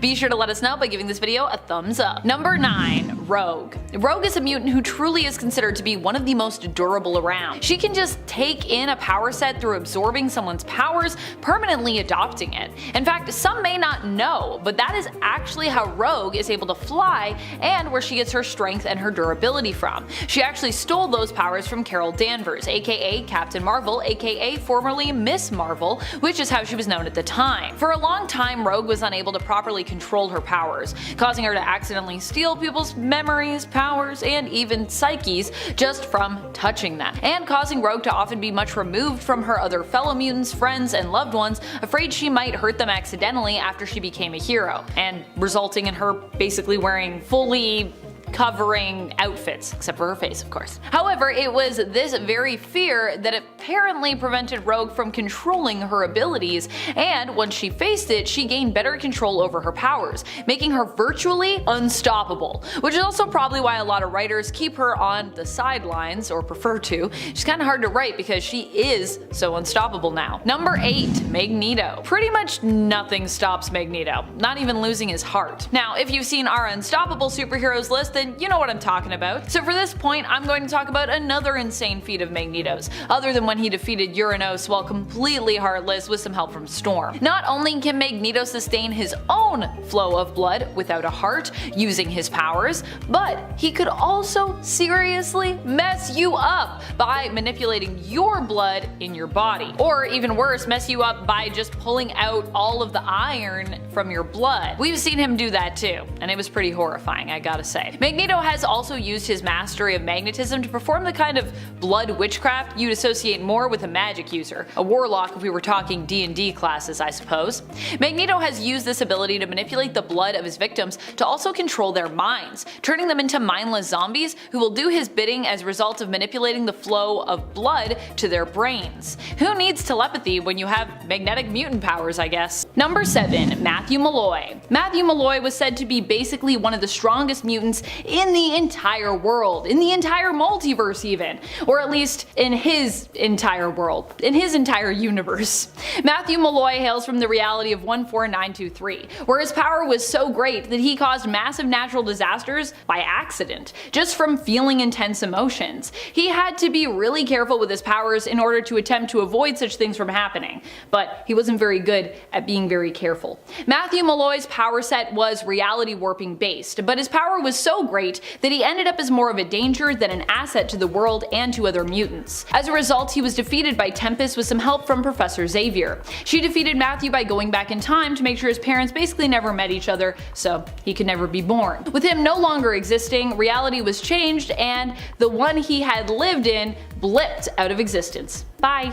Number 6. Marquis of Death. The Marquis of Death is a mutant who is well known for his ability to destroy. He could travel to alternate universes, traversing the multiverse, and was capable of destroying whole worlds within seconds, just with a thought. The Marquis of Death was not from the main continuity of Earth 616, but the alternate Earth of 807128, although there are other alternate versions of him in other universes besides. It's not the only one. This version of Clyde Wincham Jr. became obsessed with death after coming under attack by multiple villains and killing them in an instant with a single thought. He would end up being seemingly killed himself by Dr. Doom in the end, who worked with the Marquis under the guise of being his apprentice. That's the only reason why I ranked him so low. I know Doom is awesome, but I was just like, wow, defeated by Doom. That's how it goes sometimes, I guess. Number 5. Franklin Richards. Or at the very least, an alternate Franklin Richards. Franklin Richards of Earth 616 was recently stripped of his mutant status. No more mutant for him. And while I'm not convinced this will end up staying a permanent change to his character, I don't think it's been undone yet, as far as I know. I'm not up to date on my Fantastic Four though, so if I'm wrong, let me know, because I want Franklin to become a mutant again anyways. It turns out that Franklin had been using his power to alter his genetics to appear as a mutant. This was not intentional, but apparently was subconsciously done, and when his power started to go all wonky, eventually his unintentional genetic manipulation came to an end, which ended up with him being rejected from Krakoa, no longer able to visit there, because they basically found out you were never really a mutant, so bye. A future Franklin Richards of Earth 1077 7-4, however, seemed to have remained a mutant, either permanently one in this alt future, or simply not exposing that he had unintentionally faked his mutant genes. Not really sure which. It was the Mad Celestials in this future that identified him as beyond Omega level. Number 4, Miranda. While we never really got to know Miranda's codename or even really her full name, she was given her very own mutant class. That is how great her power was. Beast had to create a whole new classification just for her. She only appears in the Worst X-Men Ever limited series, which by the way is a really great read that I'd recommend you check out if you haven't already done so. Miranda here is shown to have reality warping powers, but ones that don't adversely affect space, time, the multiverse, anything in her reality, or the fabric of the continuum. Beast decided to give the new classification, which would sit above Omega, the name of Omicron, just because he thought it was the most ominous sounding letter of the Greek alphabet, which I gotta say, I love Hank's reasoning for that. So great. Classic Hank. I think my favorite thing is that although in this universe Miranda was beyond Omega level and could have fixed the world in like a snap, just with a thought, just with a pop. That's how her powers work. She does a thing and it's like pop. She understood why the balance of everything kinda had to be maintained, and was very chill and content to just basically hang out instead of use her powers to fix or ruin the world, as so many reality warpers are prone to try and do, intentionally or unintentionally. And this is also a person that literally wouldn't ruin it, or like nothing bad would happen if she did it. Which is pretty cool. Number 3, X-Man. X-Man is the genetic offspring of Jean Grey and Scott Summers, but hails from the alternate reality of Age of Apocalypse, Earth 295. Nathaniel Grey, being the product of Mr. Sinister, using the genes of Jean and Scott, is pretty much the epitome of what their perfect, all-powerful son could be like. Nate himself also seems to have a psionic connection to his alternate reality self, and kind of alternate reality brother, Cable, as well. At least I like to think of them as like alternate reality brothers. Nathaniel Grey is considered beyond Omega because of just the sheer level of power that he possesses. Like most others on this list we considered to be beyond Omega, he also holds the power to warp reality, but he can also do a lot more than that. Although I think if you can warp reality, that's pretty much just like saying you can really do like anything at all. Kind of like having all the superpowers in one superpower. So I won't even go into everything he can do, because basically if you're like, can he do that? Yes, he can do that. He can do everything. Number 2, Mad Jim Jaspers. Mad Jim Jaspers is a mutant that we don't talk about very often on our mutant lists. He's often a character that falls by the wayside because I suppose he's kinda niche. He hasn't been in like a ton of comics, but when it comes to what he's capable of, he definitely deserves our respect and deserves a spot on this list, I think. Of course, Mad Jim Jaspers is another reality warping mutant. So many Omega and beyond Omegas tend to be reality warpers, to be honest, which is interesting considering as an Omega even, you're supposed to be the top of the class in whatever your specific powers are. Of course, there are a lot of approaches and methods when it comes to how mutants can reality warp, which is, I suppose, what makes all those Omega and beyond reality warpers out there distinct and different. That's how we can have so many of them. While Mad Jim Jaspers hasn't been confirmed as beyond Omega level just based on what we know of him to be capable of, it seems super likely that he would be at that tier, were he to be categorized, were he to be given a classification and a level. An alternate Mad Jim Jaspers, who is believed to actually have been weaker than the main continuity version of this character, threatened the entire multiverse at one point with his power, so that just gives you an idea of what Mad Jim Jaspers could be capable of. Also, he should probably be in some more comics, I feel like. He's always a fun character too when he shows up in my mind. Number 1, Vulcan. Vulcan is Gabriel Summers, the youngest Summers brother who has had a really messed up childhood, slash kind of no childhood, complicated, and who happens to be the most powerful of all the Summers family kids. Scott has his optic blasts and Alex has his energy conversion, but Gabriel has what is possibly a limitless amount of energy manipulation and absorption. He can take in tons of raw energy and just hold it or channel it into something else, which is pretty crazy. Vulcan has been classified many times as beyond Omega level in the comics by various people, including Rachel Summers, and I think his niece herself would know a thing or two about power classifications that are off the charts, considering she is also an insanely powerful mutant in her own right. And she was also on my long list for even making it on this list. because I think she's beyond Omega too. But coming in at number 10, it's actually Superman. We're just gonna get this one out of the way now. Yes, Superman is practically unstoppable. On one hand, you've got what is probably the strongest, most durable guy in DC with a heart of gold and a strong moral compass. He is basically a god to us, but he is also one of the very first real superheroes to show up in comic books. The benchmark for what makes a hero a hero. If it's not his massive amounts of power and his strong will that keeps him in the fight, then it's his massive popularity. When DC had the Death of Superman story, there was absolutely no way that Superman was gone forever. We've seen stories where he not only takes over the Earth, but stories where the Man of Steel lives until the absolute end of the universe itself. His own stories suffered because of the fact that he's just unbeatable. He's so damn powerful that nothing was a real challenge for him. Superboy Prime, essentially Superman without weaknesses, was one of the largest threats in the multiverse, and he went toe-to-toe with a Dr. Manhattan powered up Batman who laughs. Now I'm putting Superman at number 10 because he's a golden boy and he bothers me in a similar way to Captain America. I'm sorry. In at number 9 though is Orion. Orion is a new god and the son of Darkseid, and as a hero with a dark ancestry, he is quite the conflicted do-gooder. He has many forms and he has many abilities. He exists beyond the normal multiverse on a higher plane of existence called the Sphere of the Gods. Born on Apocalypse but adopted by the new gods of New Genesis, Orion is in a constant war with his inner darkness and with his father, Darkseid. Orion is repeatedly praised and stated to be a warrior with skill and ferocity second to none.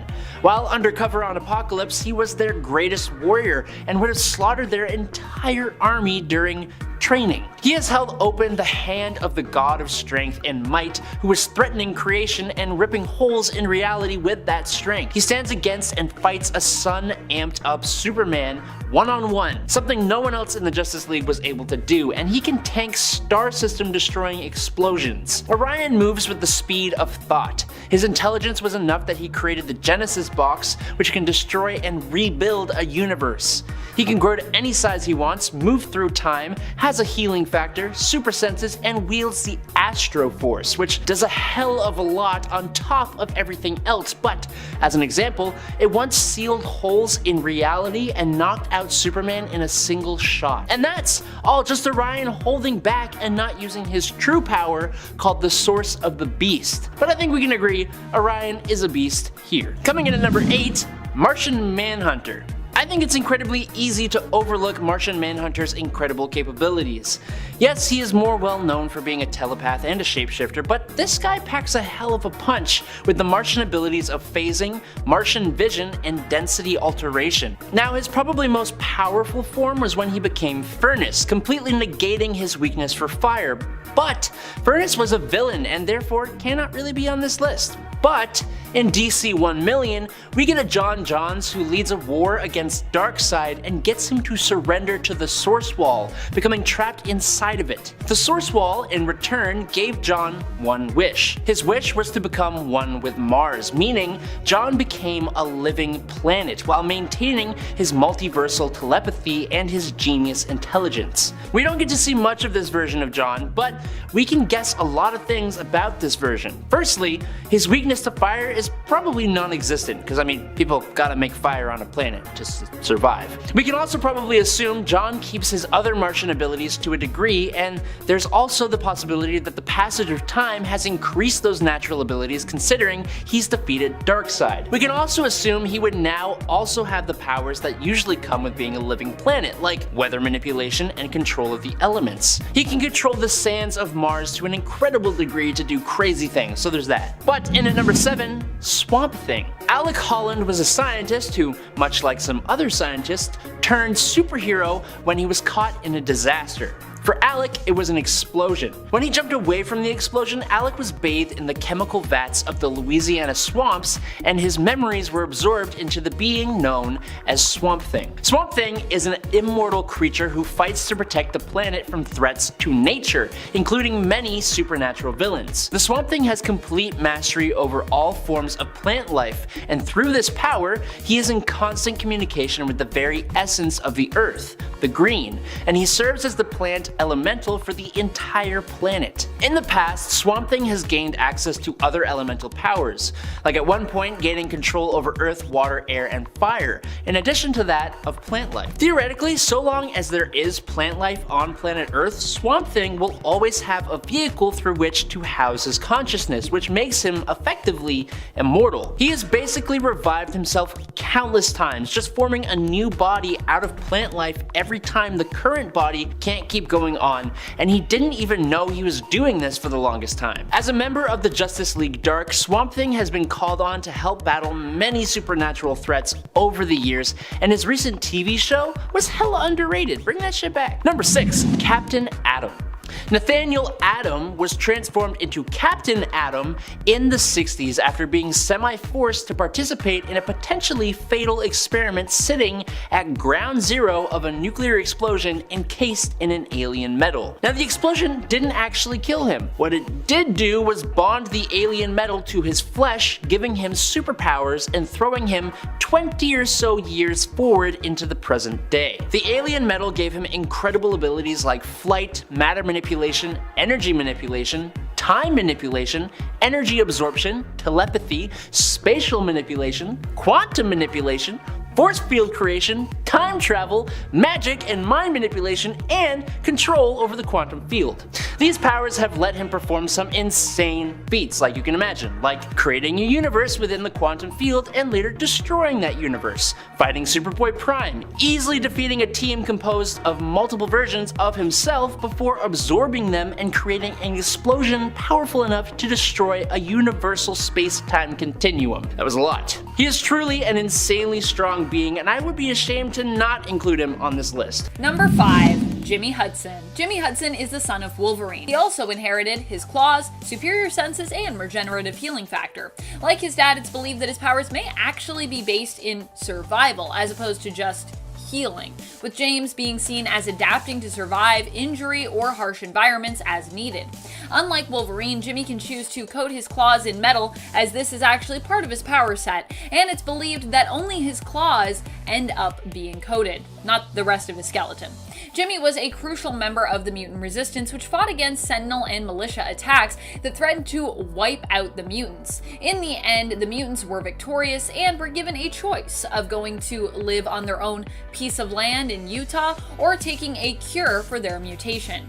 Jimmy was one of the few mutants who decided to keep his powers. Number 4. Storm. Initially in the Ultimate Universe, Storm didn't have great control over her powers, and mostly got by stealing cars, but after the X-Men took her in, she learned how to control and even master her powers, allowing her to become one of the most fearsome and powerful mutants around. Ultimate Storm is so cool. Storm is so fast, she has been shown to be able to catch people who are falling in midair, dodge bullets, and even keep pace with a plane. Impressive considering planes on average travel at speeds over 540 miles per hour or over 870 kilometers per hour. That's fast. She's also likely not someone you want to tangle with, as even when she takes hits in battles, she tends to keep fighting or instinctively strike back. Using her lightning storm and weather control powers, she's also managed to defeat multiple opponents with one single attack, whether they be Sentinel opponents or human opponents, and in some cases, even killing them. I think at one point she kills like 11 people at once, and it's just like, okay. Don't mess with Storm. Got it. I mean, I already knew that before from her 616, but now I really know. Number 3, Jean Grey. In Ultimates, it almost seems there is nothing Jean can't do. Before she joined the X-Men, she was in a mental institution as the manifestation of her powers made her seem insane. However, Professor X would save Jean and recruit her on his X-Men team, with her being the second member. In the Ultimate Universe, we have seen Jean become possessed by what she thought was a cosmic entity referred to as the Phoenix God, and almost lose control and her sanity. The biggest problem with Jean is similar to that of her Earth 616 counterpart. Immense power threatens to basically break her mind, or at least take over her sense of sanity. In the comics, Jean is not only a skilled telepath, and was even able to read Wolverine's mind, something Professor X believed wasn't even possible, but she also happens to, weirdly enough, be a skilled doctor and surgeon as well, although I'm pretty sure she doesn't have any medical license. Say what? Jean was even shown to be capable of connecting and tapping into the multiverse to reach out and see various versions of herself. Basically, she can do everything, because being a telepath is crazy powerful. Number 2, Magneto. Obviously, one of the most powerful mutants out there has to be Magneto, not just for the powers of magnetism that he wields, but also just for his influence. Magneto was the mastermind behind Ultimatum. I suppose I should use the term mastermind lightly there, as Ultimatum in general is not really seen very favorably in most fans' eyes. I admit it was controversial and caused a lot of perhaps needless death. In fact, I would say it was needless death. But you have to acknowledge just how much of a threat it painted Magneto out to be. While I'm not sure about Magneto basically committing genocide as a victim of one himself, you have to admit that this made him one of the most fearsome characters in all of the Ultimate Universe. And for Magneto, there is power in fear, even though oddly enough, it is usually fear that tends to power the hate that he often stands up against. Number 1, Kitty Pryde. One of the most powerful characters as a leader especially. She ends up becoming the ruler of the mutant tent nation that the mutants dub Utopia. This is a portion of land in Utah that the mutants who choose not to accept the cure are given. In fact, all those who refuse to take the cure are forced to live there. Kitty ends up fighting a war against Jean Grey in the Ultimate Universe as well, because Jean wants Kitty to join the mutant nation that she was put in charge of ruling after the death of Zorn with an X, Xian. But Kitty refuses to bring their people together. Kitty is such a good leader, she even steps down from her title as the leader of Utopia to help ease the target on her own people's backs because of her and Jean's conflict. Kitty and Utopia would end up winning that war, and Kitty would also play a crucial role in defeating Galactus as well. Also, I gotta say, that whole World War X thing, it was pretty weird. It was pretty weird, friends. Coming in at number 10 is Synch. Synch has the mutant ability of power mimicry, meaning, like Rogue, Synch can copy the powers of other mutants. Unlike Rogue, Synch has the benefit of not doing harm to whoever he is borrowing powers from, and he can also do it without physical touch. Recently though, after being resurrected, Synch got a bit of a power boost, and he may even become a new Omega level mutant. In the story, Synch not only uses his normal mutant powers to replicate the abilities of the mutants Sunfire and Cyclops while they were both nearby, but is also able to tap into Jean Grey's telekinetic abilities while she is literally all the way chillin' on Mars. Synch's growth in power post-resurrection was first noticed back in 2021's X-Men number 18, with Synch documenting that he was now able to sync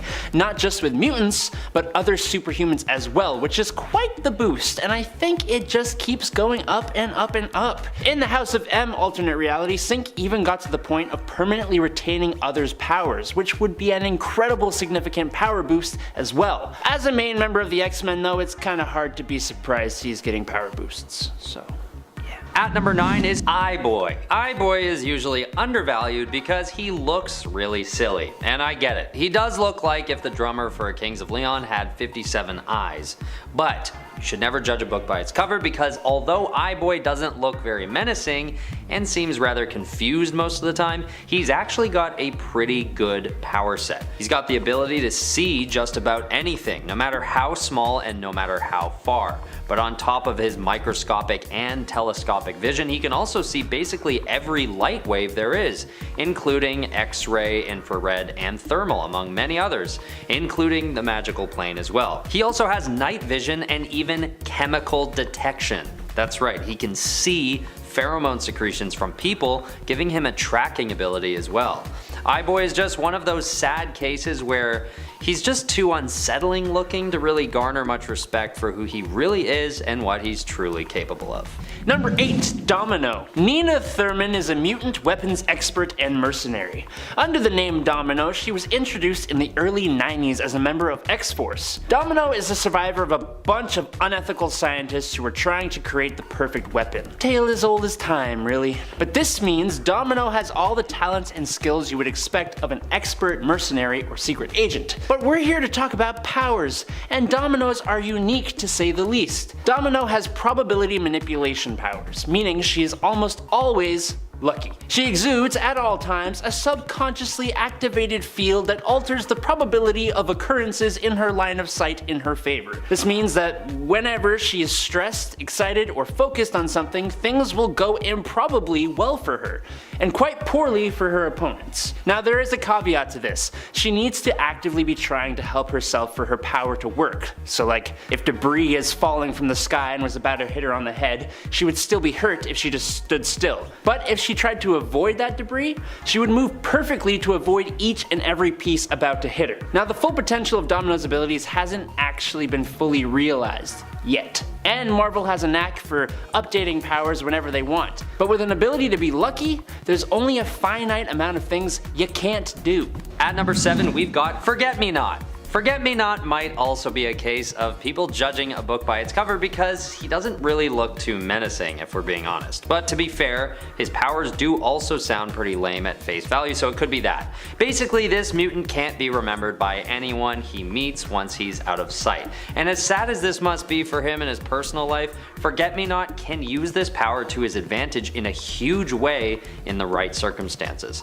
In one case, he's even able to dupe all of X-Force when the team has to form an elaborate plan just to track him down. They're only able to finally catch him by having Dr. Nemesis record himself explaining to the team the existence of Forget-Me-Not as they search for him, and they keep watching it over and over again on their coffee breaks. And the only caveat to this whole situation is that the maintenance bots, along with, I'm assuming, any computer automated system, can remember Forget-Me-Not, which sort of weakens the potential for his powers in a way. So although he's more powerful than you might think, he's still got some vulnerabilities, but heck, everyone does, right? Forget-Me-Not. Number 6.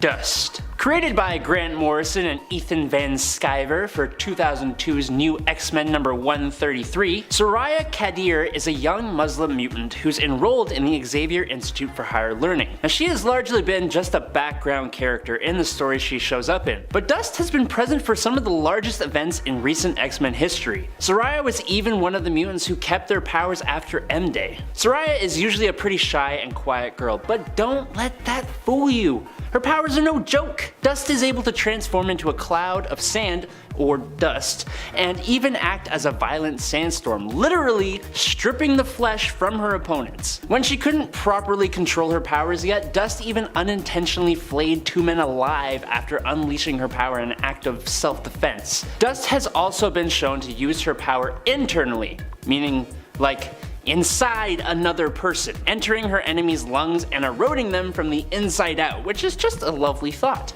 But wait! There's more. It also appears that Dust is immune to magic and telepathy based attacks in her sand form. The only problem is that if you pull out a hose or like a super soaker or something, she's pretty much done, as she's extremely vulnerable to water. She's a powerful mutant, but sorely underutilized. At number 5, we have Marrow.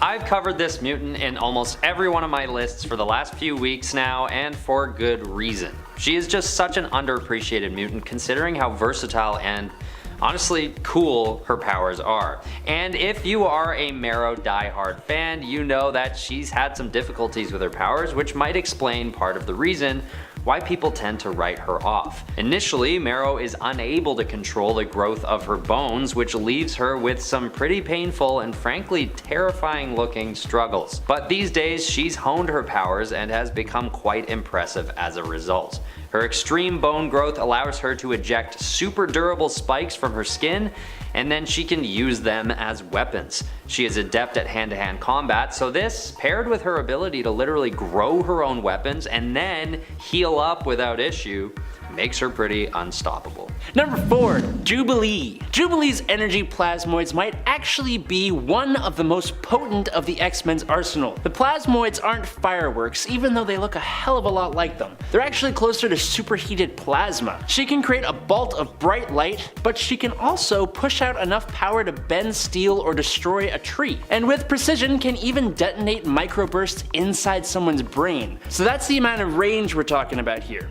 But but that ain't all. It goes even beyond that. As Jubilee's Generation X instructor, Emma Frost, once speculated, if wielded properly, Jubilee could detonate objects on a subatomic level, meaning this unassuming mall rat can cause explosions of atomic proportions. She's a highly underrated character in the comics and gained a lot of popularity in the 90s thanks to the X-Men TV show. And while she's gone in and out of having powers, she still remains one of the cooler characters in the X-Men's lineup. At number 3 is Morph. Morph might sometimes be underestimated because of his funny disposition and his somewhat harmless look. With one of the best personalities out of all the mutants in my opinion, Kevin Sidney uses humor to work through his internal issues after his mother's death. But externally speaking, he deals with his other issues using his totally underrated power set. Morph is a master shapeshifter, capable of changing his body and his voice to mimic those of others.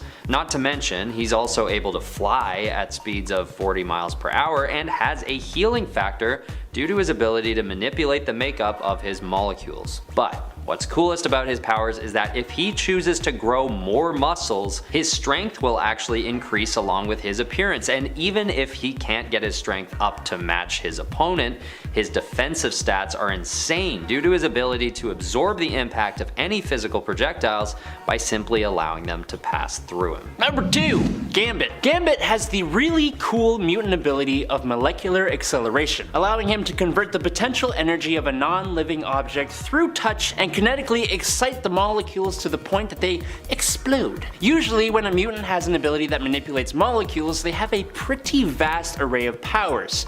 But for Gambit, he mainly uses his abilities as attacks, charging up his signature playing cards and bow staff. But in an alternate universe, there is a future variation of Gambit known as New Sun, who is what Gambit would be if he reached the full potential of his power. He can manipulate kinetic energy down to a molecular level, meaning New Sun can charge objects and living beings without being in contact with them. He can stop objects that are in motion and make still objects begin moving. He can turn into a wave of energy, letting him travel through space and other dimensions, and he was even able to defeat the Dark Phoenix in his own universe by himself. We do see 616 Gambit use a lot of the same abilities as New Sun in a fight between the two in Gambit's 1999 solo series, but just knowing the potential this awesome Cajun sensation can reach, ooh, it's spicy. At number 1 is Chamber. Chamber is another underrated mutant with a power set that isn't quite appreciated the way it should be. It may have something to do with the trauma that Jonathan Starsmore goes through to acquire his powers, and further how that experience hinders him from achieving certain goals that other more accomplished mutants are able to. Basically, Chamber has what's described as a furnace of psionic energy stored in his chest, and when his powers are first discovered, this energy explodes out of him, destroying the lower half of his mouth and blowing a hole in his chest cavity, forcing him into intensive surgery to reconstruct the lost body parts. Eventually, he hones his powers to a point where he can aim psionic blasts on command, which is kind of like Cyclops, except in this case it's coming out of a hole in his chest. But what's more is that Chamber later learns that he's in fact a descendant of Apocalypse, and he is eventually properly reconstructed by Clan Akaba in the appearance of Apocalypse. Although this leads him into a depression, Chamber then gets a huge power boost from this modification and changes his name to Decibel before joining the New Warriors. Number 10, Iron Man. I mean, Tony is just a man, but he is still a very determined man, and he's willing to put everything on the line when it comes to saving the day or fighting for what he believes in. A few examples of this can be seen from both the comics and the Marvel Cinematic Universe. In the Marvel Cinematic Universe, Iron Man ends up being the one to wear the Infinity Gauntlet, snapping to defeat Thanos as the heroes make their final stand. He knows he won't survive this, but it's up to him in the end to save the day, and he's willing to give his life to stop Thanos and prevent him from once more erasing 50% of the universe's population with a snap. During Civil War in the comics, Iron Man also exhibits how committed he can be to a cause, when he believes the best way to prevent civilian casualties is by basically reining in superheroes, having them register and in essence work for the government. His beliefs are so strong that while other heroes disagree with his methods, he is willing to go to war over it, starting the first civil war against the superheroes that disagree, who are led by a man who believes in freedom among all else and knows all too well what it's like to be a government pawn. on, Captain America's Steven Rogers. And friends, before I move on to our next spot on this list, if you love what we're doing here at Top 10 Nerd and you need more Marvel content in your life, be sure to check out our Top 10 Marvel playlist for that. Number 9. Doctor Strange. Even when Doctor Strange died, he didn't let that defeat him. In Death of Doctor Strange, Strange comes back to investigate his own death and solve his own murder. Well, a version of him does anyways. And the amazing thing is that he also seems to have left clues for his alternate self to solve the murder. In the end, when Clea attempts to call him back before accepting the role of Sorcerer Supreme as Doctor Strange's wife, Strange, however, says he cannot return because he knows what it will cost, and that it breaks basically laws of magic. Despite the fact that Strange is a hero who gets things done, he has also learned how to be unstoppably loyal to the rules of magic. This is probably because he is known to have broken these rules on a few occasions to varying degrees of success, I'd say. Sometimes it works, other times doing so only creates more problems, as we also see in Doctor Strange's journey in regards to his MCU stories and counterparts. In the MCU, Strange was willing to break some rules to help Peter get into school by making the world forget that he was actually Spider-Man. But due to Peter's constant add-ons in regards to who was actually allowed to remember, Strange lost control of that spell, splitting a crack in the multiverse. But alternatively, when facing off against the Scarlet Witch, he did allow himself to use an alternate copy of the Darkhold to dreamwalk in his own alternate universe's corpse, breaking several rules in order to defeat Wanda. Then again, he probably knew, like, this is like, I gotta break some rules here. I'm hoping it'll all work out in the end. I mean, I think Strange knew, like, I could do this and it'll be worth it. Number 8. Captain Marvel. Captain Marvel, aka Carol Danvers' whole motto is basically about being unstoppable. Higher, further, faster, baby. Well, it's about being unstoppable and of course,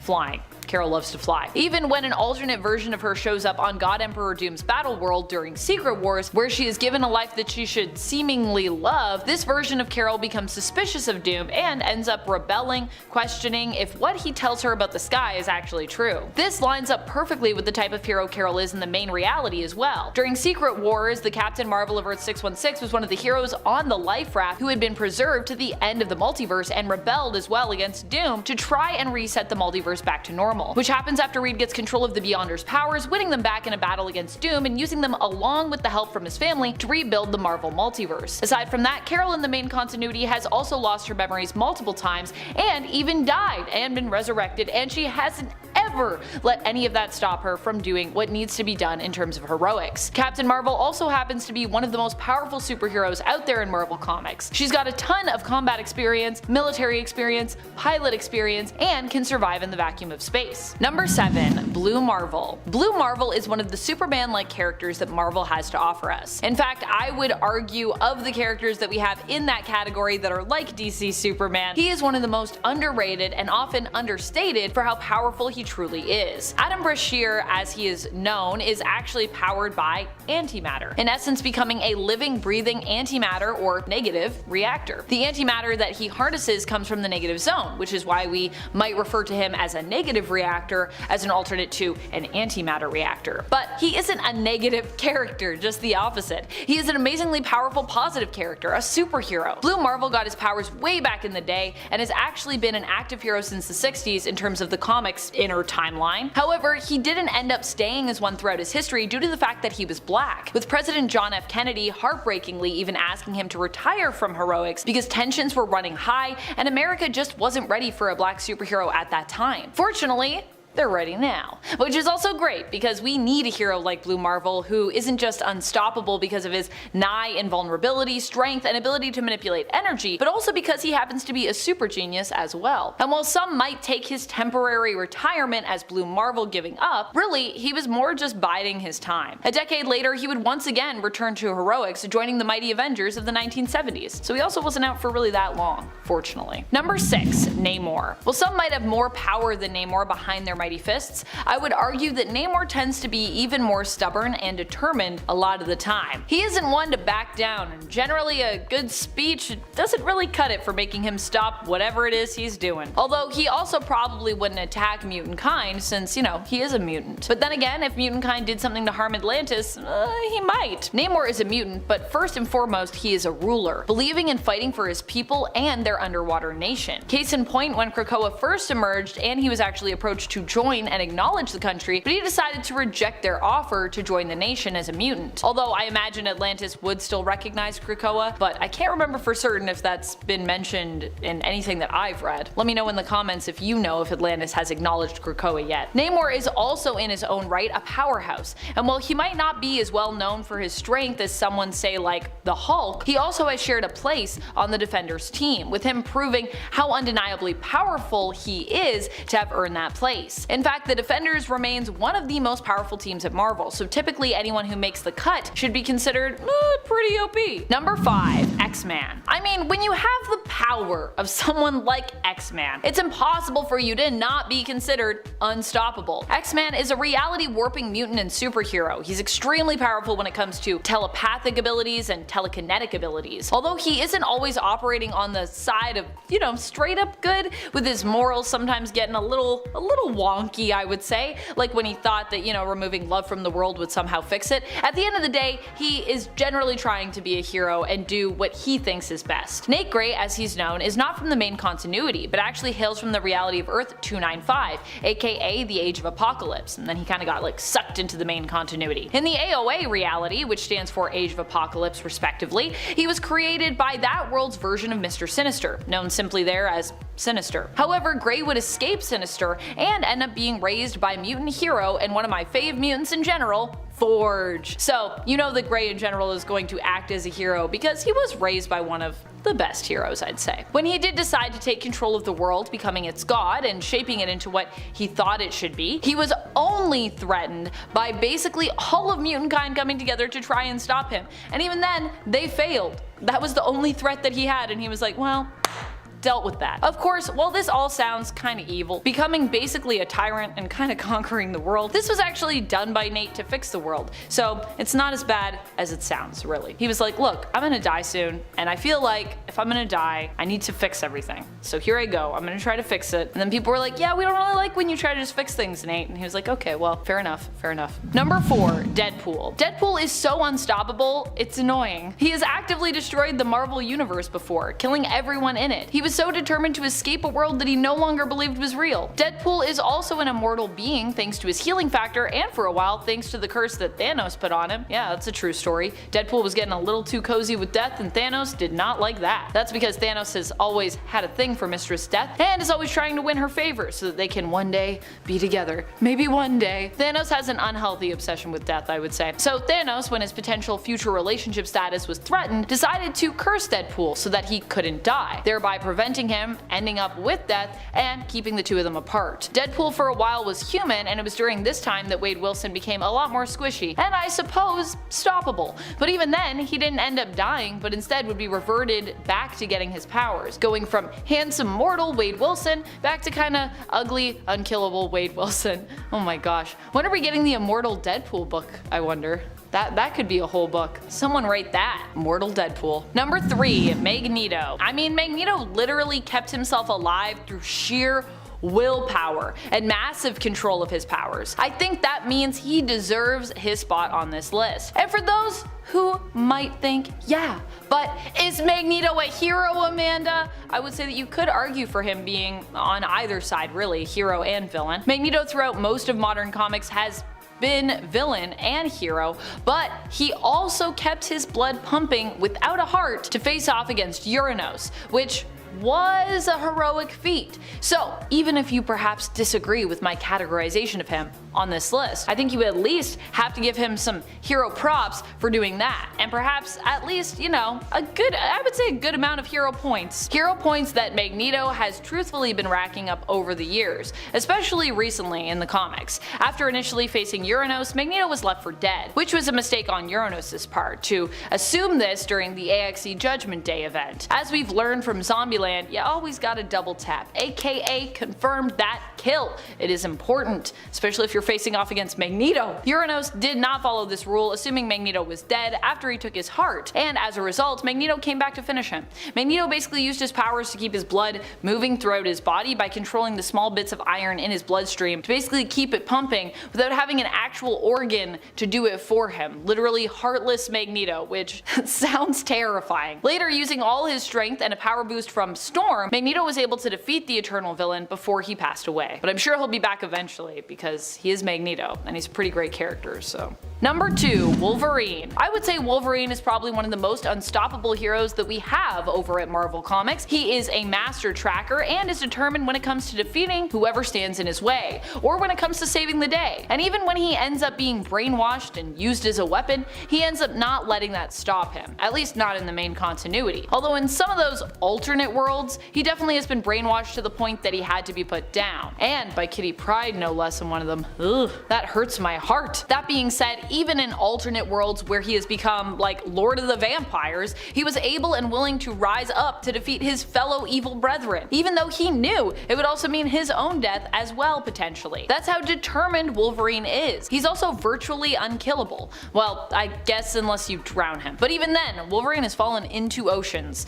and washed up miles off on another shore unscathed, so for a man that can still be drowned, I mean, he does pretty well to make it out alive of those underwater situations. Number 1, Hulk. I mean, we can't do a list like this and not talk about Hulk, am I right? The Hulk is not just a powerful hero, but he's also a stubborn and determined one. We've seen this shine through not just in his Hulk persona, but also as Bruce Banner before as well, but especially as the Hulk. Let's turn to World War Hulk as an example. In this story, Hulk was shot off planet by the Illuminati and ended up in Sakaar. He not only rose above being a gladiator, helping to lead a rebellion and an uprising, but after Sakaar was destroyed from a ship exploding, Hulk was determined to get back at those who had sent him there in the first place, and then later seemingly ruined his happiness, even though that isn't quite what happened, but that's what the Hulk thought happened, and that's all that really matters. He returns to Earth to get revenge on the Illuminati, and he proves just how deadly he can be. It also goes to show us why you really do not want to make the Hulk angry, because he might just squash you like a bug. He threatens the lives of some of the greatest heroes. When it comes to confronting even Professor X, Hulk manages to take on the mutants who come to his aid, and single-handedly does so, not being defeated by a physical show of power, but instead kinda by a speech about how the mutants, don't really deserve his ire. When it comes to Bruce Banner, we've seen his unstoppable nature as is showcased in the recent Hulk series by Donny Cates and Ryan Ottley, where Bruce turns Hulk's body into his own spaceship, and his mind into the ship's engine, with Bruce remaining in control at the helm, which is pretty crazy. Also, I mean, Bruce kinda took on Thor in a fight at one point and was like, look, I might be Bruce Banner, but give me all the information about how the Hulk fights. I'm a smart guy and I can use that knowledge to basically face off with the Hulk. Number 10, Nightwing.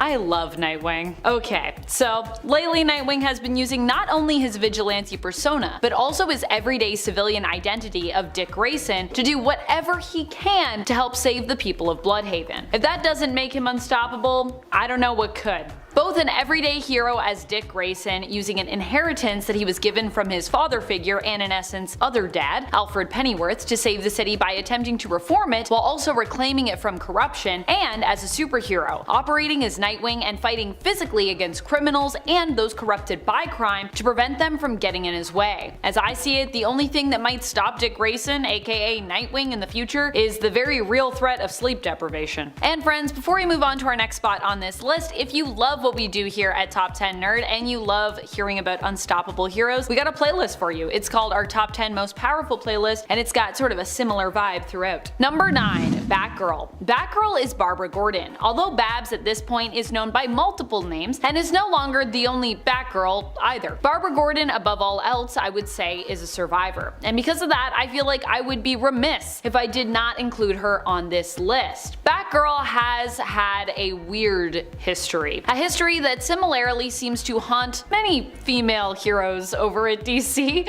with many of them having been nerfed in some way when it comes to their abilities or their power set. For Batgirl, this happened when she was fatally wounded, shot through the spine by the Joker, and as a result became paralyzed from the waist down. While technically told in an out-of-canon story, this aspect of the Killing Joke did become canonized for some reason. But did Babs let the trauma of this incident and her newfound disability stop her from fighting crime? No, she did not. She ended up reinventing herself as a master hacker, computer genius, and intelligence expert, known as the Mysterious and Unknown Oracle. Thanks to experimental medical tech, Babs is also now back to being Batgirl, as she can walk again, and even still fights crime from both sides, both on the streets and from behind the screen. Truly, she can do it all, making her a very difficult, if not entirely possible, superhero to stop. Number 8, Ghost Ghostmaker. Is Ghostmaker a superhero? Perhaps a reluctant one in terms of altruism, but most definitely one in terms of someone doing some actual good and heroic deeds. Even in his own greatest feat story that he recanted to Batman, Batman had a sense that there was more going on for Ming-Hua Khan than he let on in terms of why he was really after Madame Midas. And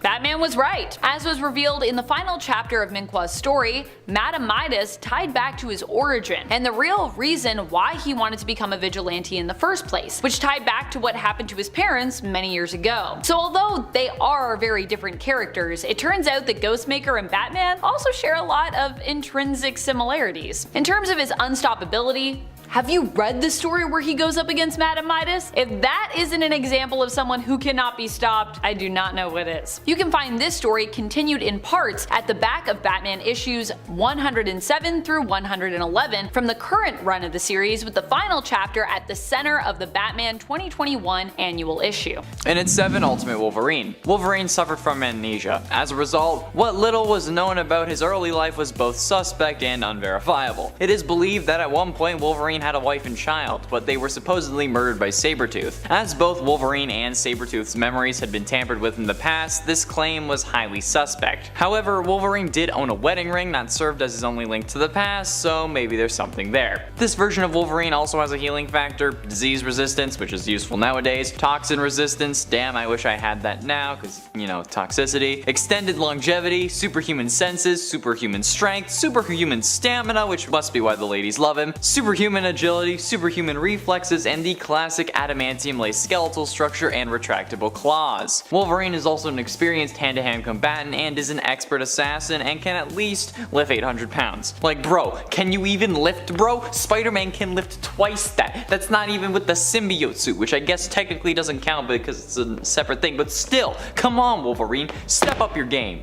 And at 6, Goddess of Thunder. What if Storm was the God of Thunder? That's in essence what the story of What If Volume 2 number 12 from 1990 asks. Well, in reality it's what if the X-Men stayed on Asgard, but still. After visiting Asgard, several members of the X-Men and New Mutants decided to stay this time, while those returning to Earth drove the X-Men into a new era. Many of those staying though found new loves. Wolfsbane found love in the Himhrari, Prince of the Asgardian Wolves, while Rogue found love in Fandral the Dashing. Of the Warriors of 3, Cypher became a scholar, translating and reading scripts long dead in Asgard, while Cannonball married Kindra, the daughter of the Dwarf King. Nightcrawler and Sunspot became warriors, while Mirage became one of the Valkyrie. Magic became the Sorceress Supreme of Asgard and assumed the role once held by the Enchantress, and Storm became the new Goddess of Thunder, since Thor was trapped in the form of a Midgard frog. Yep, that's right, Throg!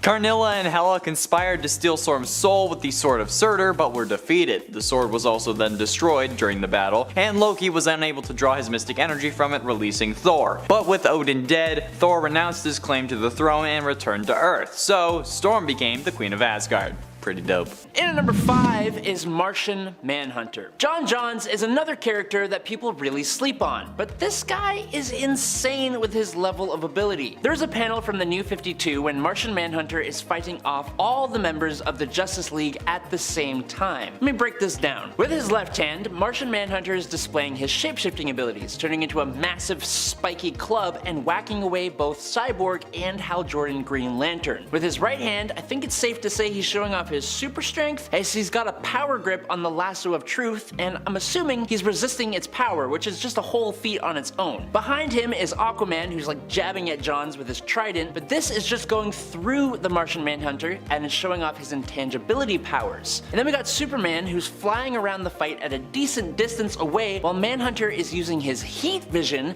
to keep him there. And then the funniest part is Batman doing absolutely nothing, just picking up the Flash, who seems to have just been knocked down. It's almost a perfect display of his abilities, but leaving out a handful, and one of the biggest. John is the most powerful telepath on Earth, and one of the most powerful in the universe. Martian Manhunter has been called the most powerful being on the planet, and he's at the top of the list of people that Superman is afraid to fight. That's enough said right there. Number 4, Orion. Orion is a new god and the son of Darkseid, and as such he's not only incredibly conflicted, but also incredibly powerful. He has many forms, and he has has many abilities. Orion is repeatedly praised and stated to be a warrior with, quote, skill and ferocity second to none, which allowed him to become the greatest warrior on Apocalypse while he was undercover there. He is so astronomically strong that he has held open the hand of the god of strength and might, who had been threatening creation and ripping holes in reality with that strength. And he has stood against and beaten a sun-charged Superman one-on-one, something no one else in the Justice League was able to do. His durability is so powerful that he can tank star system destroying explosions. Orion is so fast that he moves with the speed of thought, and he's so smart that he was able to create the Genesis box, which can destroy and rebuild a universe. He can grow and shrink to any size, move through time, has a healing factor as if he actually needed one, has incredible super senses, and wields the Astro Force, which does a hell of a lot on top of everything, including matter and energy manipulation. But as an example, it once sealed holes in reality and knocked out Superman in a single shot. And that's all just Orion holding back and not using his true power called the Source of the Beast. And yet, he flies around space on a stupid looking scooter. And at number 3 is The Flash. Okay, look, I gotta tell you now that I'm actually gonna be talking about Wally West here. It's pretty well known that Wally is even faster than Barry Allen is, and I'd argue that he is the fastest speedster anywhere. In Flash Forward, Wally somehow went, quote, faster than the Speed Force, which means he went faster than the source of his own super speed. That makes no freaking sense! He can outrun Superman and Barry Allen. He outran the Black Flash, which is basically death, taking it to the end of the universe where it just ceased to exist. He has saved the Titans, who are all over the US, and he did it in 6.25 seconds. And my favorite point, there was a time that he saved the whole population of a city from a nuclear explosion as that explosion was going off, and he did it at like 1 billion times the speed of light. How does that even make sense? It doesn't. That's your answer. Wally West is insane. He can manipulate the Speed Force to make time basically irrelevant to himself, and he might as well just be classified as a god. Number 2,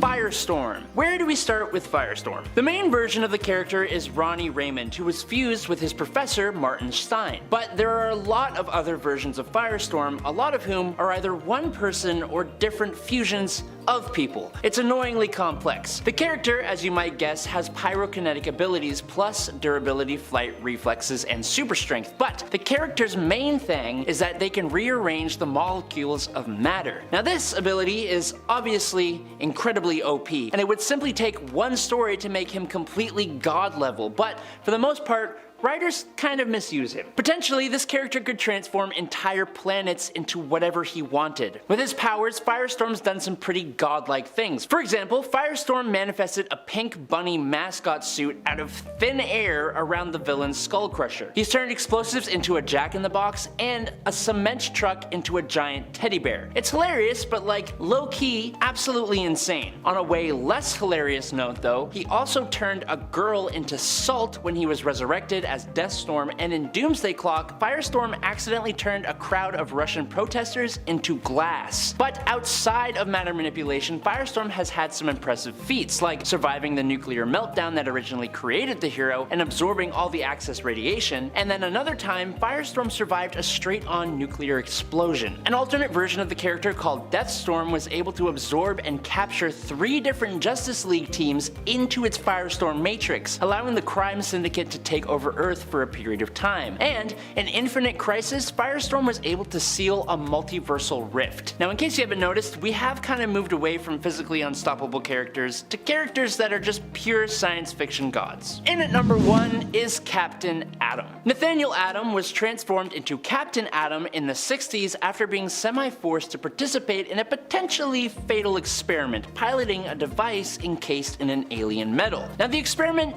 didn't kill him. What it did do was atomize him and bond the alien metal to his flesh, giving him superpowers. Captain Atom's powers are like Firestorm's powers, but boosted to a whole different level, and with many more side abilities. Matter manipulation, energy manipulation, time manipulation, energy absorption, telepathy, spatial manipulation, quantum manipulation, force field creation, magic and mind manipulation, and control of the quantum field are all on this guy's roster of abilities. These powers have let him perform some insane feats like creating and destroying whole universes, fighting Superboy Prime, easily defeating a team composed of multiple versions of himself before absorbing them and creating an explosion powerful enough to destroy a universal space-time continuum. Captain Atom is potentially the most powerful superhero, certainly the most powerful who is also a member of the Justice League. Number 10, Constantine, or Constantine, or whatever you want to say. John Constantine is a really fun inclusion for this list because he is extremely powerful and not powerful at all at the same time. John can wield magic for sure through years and years of learning, training, traveling,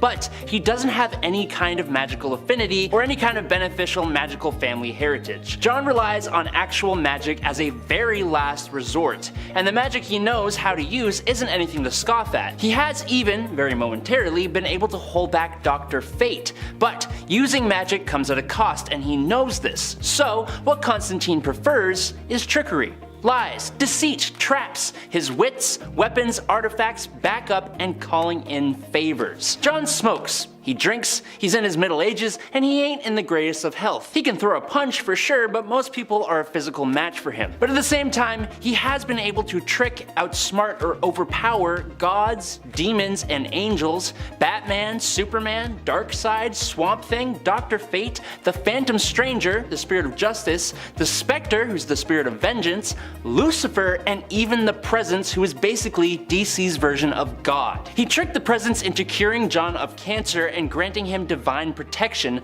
by selling his soul to 3 separate Hell Lords who would start a civil war over his soul, which would spill out onto Earth and into heaven. You don't sleep on this bad-mouthed middle-aged man. Number 9, I, Vampire. In comparison to most of the other characters who have made this list, Andrew Bennett as a vampire is kinda squishy. Vampires are practically indestructible and can regenerate any damage done by consuming blood. They have superhuman strength, speed, reflexes, stamina, can transform into bats, wolves, rats, and mist, and have enhanced senses and a bit of psychokinesis. But despite that, they have some major weaknesses that pretty much everyone is aware of, with a big one being the frickin' sun, unless they can find a way to temporarily make themselves immune. But for I, Vampire, he has a peculiar ability to eventually automatically revive himself after he is killed, even if he becomes a pile of ash from the sun. He has even survived the end of the universe. Now, this ability is a bit of a mystery even to Bennett himself. When he survived the end of the universe, it was at the will of the Presence, leading some to believe that this may be true in all cases, but that's not actually confirmed. The point here is that he is literally unstoppable because he will always just come back. Is it cheating? I don't know, maybe, but if it is, then our next spot absolutely is cheating. Number 8, Deadman. While I, Vampire, will come back from the dead every time, Deadman is already dead, and therefore pretty much can't be touched except by magical artifacts, or magical beings, but even then he can usually give them a good beating. Boston Brand is a ghost. Sorry. Giving him some pretty limited abilities like intangibility, flight, and invisibility, plus a little bit of dimensional travel, which is a bit more useful. But where he truly becomes powerful is in his ability to possess other people. Now, of course, this ability isn't always reliable because there always needs to be some kind of challenge to nerf an ability like this. Batman, for example, is a struggle because of his incredibly strong mind, and there are a lot of strong-minded individuals in comic books. Plus, he can't control people who have already been hypnotized or who are immune to being possessed, like the Spectre. But there are still quite a few extremely powerful characters who he could potentially, and has, possessed. Judy Moon, the Enchantress, Swamp Thing plus the Green, Pantheon, who is an elder god, and the multiversal entity known as the House of Mystery have all been possessed by Deadman. But there's no reason he couldn't possess Superman, Wonder Woman, and a large variety of other heroes and villains. Number 7, Apocalypse. I mean, there is a whole reality based around the idea of what if Apocalypse was unable to be stopped. This reality is known as Earth 295, aka the Age of Apocalypse. And in this world, Apocalypse becomes pretty much inevitable thanks to the early demise of one man, Charles Xavier, aka Professor X. AOA just goes to show you what a force Apocalypse is, and if you aren't convinced by an alternate reality where Apocalypse rules the world, you can also turn to a more recent X-Men event, Ten of Swords, aka the Otherworld Tournament. During During this fight, Apocalypse faced his wife, who was possessed, and even against the seemingly unbeatable foe that was Annihilation, Apocalypse still managed to win, saving his wife and freeing her from the influence of the Golden Helm, while also basically saving all of Krakoa, mutant kind, and Otherworld, possibly the world itself, outside of Otherworld. Number 6. Jean Grey. You know how it goes. We have to talk about the most powerful original X-Men member if we're talking about unstoppable mutants. I just gotta do it. Jean Grey is a force to be reckoned with, and not just because she was the host for the Phoenix Force either. Even without the insane power of the Phoenix Force bonded to her, Jean has done some pretty impossible things, including almost single-handedly defeating Null during the Absolute Carnage event. And okay, yeah, so she didn't really single-handedly defeat Null one-on-one, but honestly, she probably could have if she really wanted to. She was, at the very least, integral to uncovering the God of Symbiote's weakness. Jean has been an unstoppable force many times over, and even while serving on the X-Men team recently, used her powers to single-handedly defeat Nightmare, who has managed to terrorize even Doctor Strange before, and she used her power to defeat Cordyceps Jones and his entire casino, simply by trapping him in an illusion while the X-Men basically did their thing. From within that illusion, Jean says it best when it comes to just how powerful she truly is in issue number 11 of the recent X-Men series. I was Marvel Girl, now I am Jean Grey. I did not even let the Phoenix command me, so what chance do you have? Ooh, fair.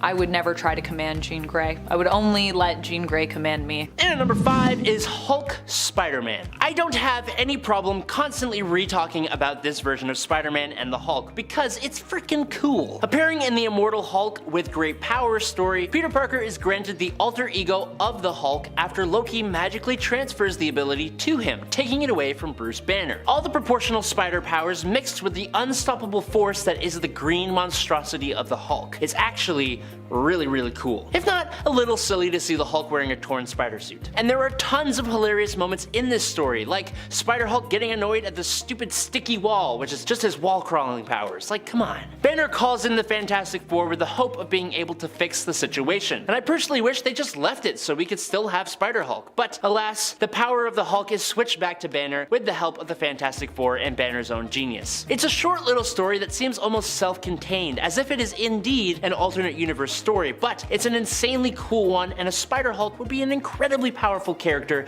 if he were to show up again and learn how to overcome the rage thing. Number 4, Ghost Spider. Spider-Gwen, or as she has come to be known, Ghost Spider, is the Gwen Stacy from the alternate reality of Earth 65. In this reality, it is Gwen Stacy, not Peter Parker, who is bitten by a genetically engineered super spider. This bite granted her superhuman strength, speed, toughened flesh, and pretty much all the spider-based powers that the regular Spider-Man would possess. Plus, in my opinion, she has the best looking spider suit. After Gwen is depowered by Cindy Moon during her self-titled comic, Ghost Spider bonds with the Venom symbiote, and successfully too. Gwen has actually learned to find a very healthy balance with her symbiote. The symbiote itself enhances whatever emotions the host has, right? So, when she first bonded with Venom, thanks to a corrupt Matt Murdock, Kingpin, who she was forced to team up with, she was rage-fueled and looking for revenge against the Rhino for attacking her father, and eventually against Murdock himself. But over time, she realized that she needed to control that and give Venom better qualities to enhance in order to control and find balance with the symbiote. In a way, Venom actually helped Gwen to become a better hero. She is another fan-favorite alternate spider hero, and as such has featured in tons of stories. But if you're looking for something to read where Ghost Spider is featured, I suggest Edge of Spider-Verse, where she first appeared, and her own self-titled comic series Spider-Gwen Volume 1 from 2015. Number 3, Spider-Ham. Hailing from a universe where all the Marvel characters are replaced with anthropomorphic cartoon character animal versions of themselves, Peter Porker, yes that is his real name, is Spider-Ham, a pig. Now Peter Porker was actually born a spider named Peter, and he lived in the basement lab of May Porker, a scientist who had created, quote, the world's first atomic-powered hairdryer.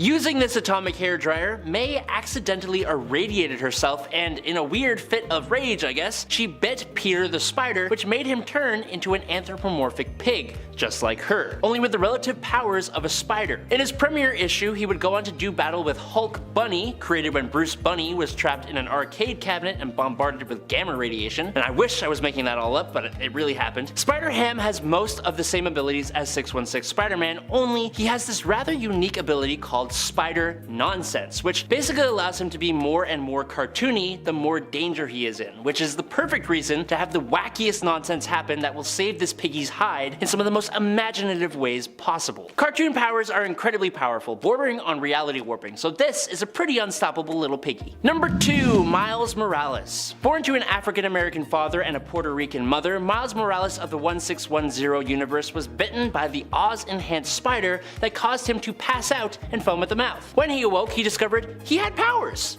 Cool. He would go on to become the next Spider-Man of the Ultimate Universe, and people love him. Miles Morales is an incredible character. He has almost all of the regular spider abilities, plus some amazing powers unique to himself. Namely, his venom, which is like a form of bioelectricity that he can emit from his body and use in some really cool ways, like punches and beams and blasts, as well as at long range using his webbing, and that ain't all. Miles is also able to use a spider camouflage to make his whole body, and even his clothes and costumes somehow, go invisible. And apparently, he is immortal as a side effect of the Oz formula that contributed to his abilities. Also, similar to Ghost Spider Gwen Stacy, who Miles may have a bit of a romance with in this universe, Miles' suit is just dope as hell. And finally, in at number 1 is May Parker. Earth X. It's a world where basically every single person has powers, things have gone apocalyptic, and where the daughter of Peter Parker, May Parker, is Venom. While her retired and cynical pops ain't too thrilled about it, she does actually have complete control over the symbiote thanks to her advanced genetic and honed spider sense. She was eventually under the control of this kid going by the name of the Red Skull, and thanks to her father and other Earth X classic heroes, she was saved. This Spider-Woman / Venom hybrid and her father Spider-Man go on to join a super-powered police force and fight crime and supervillainy threats together.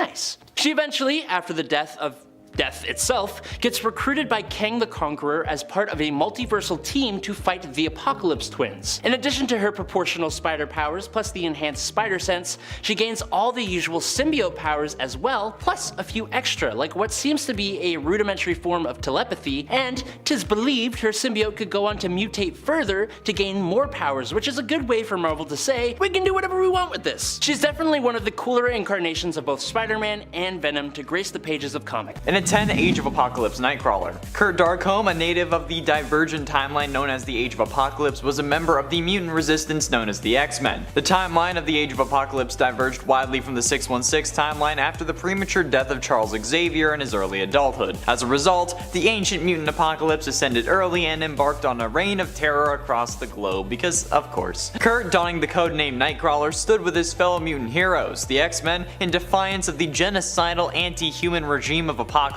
Just like his 616 version, Nightcrawler could teleport, though it was through another dimension, and had a radius of 2 miles at a time, carrying 2 to 3 people along with himself. This version also favored teleporting sections of people away, in essence amputating them instantly, which is brutal. Not to mention the 2 freaking swords that he carries around because he can. Teleporting their heads somewhere else wasn't enough. This version wanted to be able to hack his opponent's limb from limb. In at 9, X-Men 2099. X-Men 2099 is a comic book series published by Marvel from 1993 to 1996 that chronicled the adventures of an X-Men team in the year 2099. It extends the vast Marvel 2099, universe, which features future versions of other popular Marvel characters such as Spider-Man and Hulk, and this team featured an ever-changing roster. However, the main core group of characters featured people like Desert Ghost, Skullfire, Bloodhawk, Mainstreak, Metalhead, Cerebra, Crystalline, Junkpile, La Lunatica, Serpentina, and Sham. The group is certainly more powerful given that they're in the 2099 universe, which saw future versions of heroes and villains gain all kinds of powerful upgrades, so needless to say, this group is going to be something to behold, with members like Metalhead being able to take on the properties of any metal that they touch, which also would be applied to adamantium or vibranium, or Junkpile, who can telekinetically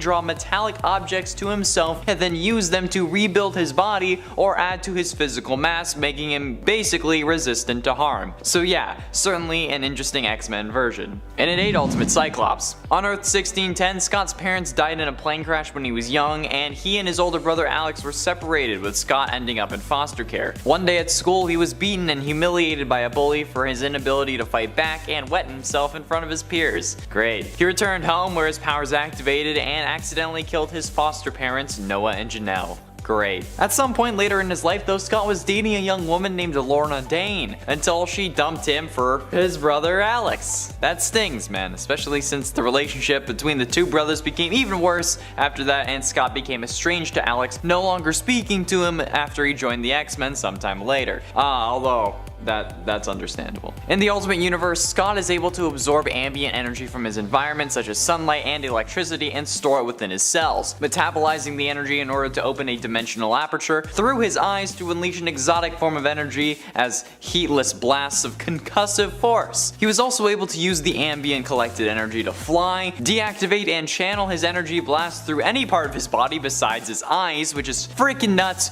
and sounds pretty dope, minus the whole being able to not control it thing. Number 7. Animal Man. Thanks to an encounter with some rather strange aliens, Bernard Buddy Baker gained access to the morphogenic field, otherwise known as the Red. This field basically allows Buddy to absorb and use different attributes of nearby animals while still being a human. So, he has been able to move his eyes independently like a chameleon, he's been able to ram against a speeding car with the abilities of a rhino, he can fly by tapping into birds, he's regenerated a whole lost limb by tapping into an earthworm, gained the strength to lift a car by tapping into a spider, and he's ran at 75 miles per hour by adopting the abilities of an ant. But his abilities have done some even more surprising things, like, for example, when a villain cut Buddy off from any nearby animals, he took on the attributes of the bacteria inside that villain's body, allowing Animal Man to duplicate himself, and he can even tap into the attributes of extinct animals like dinosaurs, which has allowed him to punch out a T-Rex and survive being crashed into by a plane by borrowing the abilities of both a Stegosaurus and a rhino. And that's another thing. Over time, he's received power boosts that allow him to use multiple abilities at once, and then to even use the abilities of any animal in the universe, like when he used the power of a Sun Eater, which let him fly across the galaxy in an instant. He's even absorbed the powers of Krypto, Superman's superdog. Number 6. Aquaman. The ocean is a genuinely terrifying and interesting place. As such, the Atlanteans of DC Comics possess a few advantages over us regular humans. They have super strength, speed, endurance, and durability, all in order to help them survive the mind-boggling pressure at the insane depths of the ocean at which they live. But Aquaman himself is a royal Atlantean, which means that he is a super Atlantean. His strength and durability has allowed him to close the Marianas Trench, go toe-to-toe with powerful foes like Martian Manhunter, Lobo, and Wonder Woman, and tank blasts from Starro. His speed, which is often forgotten about, allows him to swim at 10,000 feet per second, and he can move even faster without the pressure or drag of water, allowing him to dodge bullets and catch lasers. But Aquaman has quite a few other advantages. His control over sea life has helped him in a large majority of his fights, with his underwater allies coming to his aid and helping him do things he probably couldn't do alone, like creating a massive tsunami with whales. His telepathic skill is actually quite impressive as well. Some of my favorite feats include him telepathically controlling a Green Lantern ring, reading the Martian Manhunter's mind without permission, and controlling a space dragon. Now for a while he had a hand that was a hook and then became a magical mystical water hand that could do a whole other level of feats, but I'm out of time so we're moving on. Number 5. Supergirl. It's funny, when I look up how powerful is Supergirl, I found more stuff about how she isn't more powerful than Superman, as if saying that Kara Zor-El is stronger than Kal-El is insulting their own masculinity. Kara is technically older than Kal is, and she also never learned to hold back, meaning she goes in with 100% effort. This made her appear to be much stronger than Superman when she showed up on the scene, but Superman has been absorbing the rays of our sun much longer, meaning he inherently has more power and more knowledge of how to use it, and his ancestry makes him just better than most other Kryptonians. That's the same reason, or part of the reason, why he was stronger than Zod. So now all the Superman stans can just chill out for a second. Supergirl has the potential to have all the exact same abilities that Superman does, but at a lower level, which still makes her insanely capable and one of the strongest beings in the universe. She has fought Barry Allen pretty successfully, obviously not trying to hurt him though. She put up a decent fight against Wonder Woman, though she still got kinda destroyed, and beat the snot out of Cyborg Superman, and then there is Power Girl, the Earth 2 counterpart of Supergirl, who seems to be even stronger. Number 4. Swamp Thing. Alec Holland was a chemist and botanist who spent most of his efforts creating a chemical formula that could increase the growth speed of plants and even let plants grow in abnormal places. Unfortunately for Alec, the lab he was working in was sabotaged and he passed away in the ensuing explosion and fire while running out into the swamp where his lab resided. Since his body was covered in the formula he created, his consciousness was absorbed by the plant life of the swamp. In a new human-like plant body, Alec rose as the Swamp Thing. Alec was now an earth elemental and avatar of the green, essentially a god of plants. With unimaginable levels of superhuman strength, durability, and inability to feel pain, regeneration from plant life, he can move at the speed of light, alter his size drastically, shapeshift to allow himself to have other abilities like flight. He can duplicate himself, has chlorokinesis or control over plants, which allows him to teleport through plant life, as well as, and thanks to his connection to the green, he can even move through time and possesses cosmic awareness. He's taken control of all the algae on Earth to remove most of Earth's oxygen in a show of strength. He's taken hits from and even restrained Superman and knocked the wind out of Wonder Woman. Swamp Thing is one of the more interesting heroes that DC has, and he deserves more respect on his name. Number 3, Black Adam. Whether you like it or hate it, Black Adam has been part of the Justice League. Black Adam has essentially the same base power that is possessed by Shazam, who made part 1 of this list, but for Black Adam, his ideologies and ruthless nature mean that he is simply much more capable than Shazam because he does not hold himself back. All we have to do to see how capable Black Adam is to take a peek at 2007's World War III event, or as I like to call it, Black Adam versus literally everyone. Black Adam single-handedly goes up against, beats the snot out of, and even takes the life of some of the combined forces of the JSA, the JLA, Captain Marvel, China's Great 10, the Phantom Stranger, Martian Manhunter, Power Girl, Wonder Woman, Stargirl, Plastic Man, Jay Garrick, several Green Lanterns, and more, all at the same time. And almost no one can take him down for the whole run of the comic. It's absolutely insane. Now, as for his whole inclusion in the Justice League, he was officially a member, but he also wasn't exactly good, which he never really is. We can discuss in the comments, but he is easily one of the strongest people to ever be a part of the Justice League. Number 2, Dr. Fate. I honestly thought Dr. Fate was just a part of the Justice Society and not the Justice League, but I was wrong, and I'll admit that. So, while he should have been in part 1, he is making part 2. Hate on me in the comments if you want, I literally don't care. One of the first magic-wielding superheroes ever, Dr. Fate debuted in 1940, way before Doctor Strange. Technically, Dr. Fate is a name used by the wearers of the Helmet of Fate, which was created by the powerful sorcerer Nabu, along with the Amulet of Anubis and the Cloak of Destiny. When Nabu passed away, his spirit was absorbed into these items, allowing him to live on through his hosts. Now, while Kent Nelson was the first, characters like Inza Kramer, Jared Stevens, Khalid Nassour, and a few others have wielded the powers of Dr. Fate throughout history, inhabiting the Tower of Fate and fighting magical threats. The Helmet of Fate itself grants the hero their vast magical powers, which include reality manipulation, matter manipulation, and time traveling, among many other abilities, plus the knowledge to cast spells that can do even more. And in at number 1,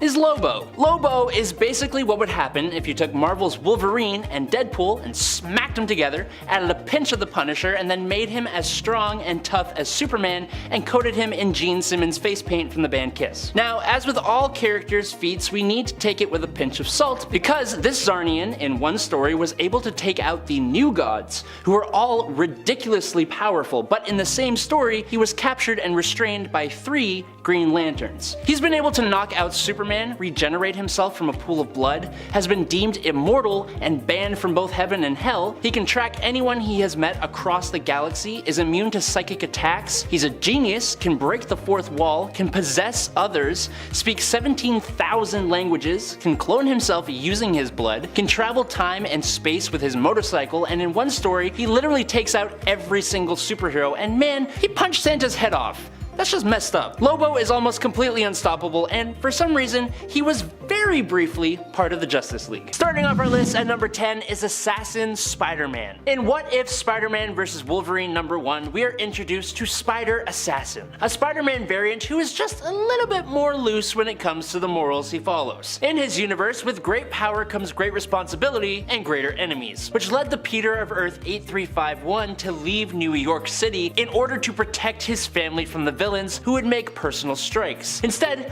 Peter joined up with Wolverine, and because of their time traveling and working together, he is much less opposed to sending criminals to the afterlife, meaning he does it on the regs. He's also almost always serious, not resorting to the usual quips and jokes that we are used to Peter using to cope with difficult or precarious situations anymore. His serious nature is also reflected in his costume, with a much darker look, especially with those black eyes. I really dig it. His web shooters have also been shown to shoot black webs in some panels, and they also include some more lethal means of dealing with his foes. He is an effective addition to the Spider Army when it was formed, and an extremely effective Spider-Man indeed. Number 9. The Spider. There are a lot of characters who go by the name of the Spider, including a pulp hero from way back in the day, but specifically, we are talking about a Peter Parker variant that's bonded with the Carnage symbiote coming from Earth 15. The Spider of Earth 15 is a much more sadistic, sociopathic, red-headed version of Peter Parker. He even claims that he has been sentenced to a total of, quote, 67 life sentences in prison for the crimes that he has committed. But of course, to make him just a bit more lovable, he has a sense of humor very much like that of Deadpool. It's great,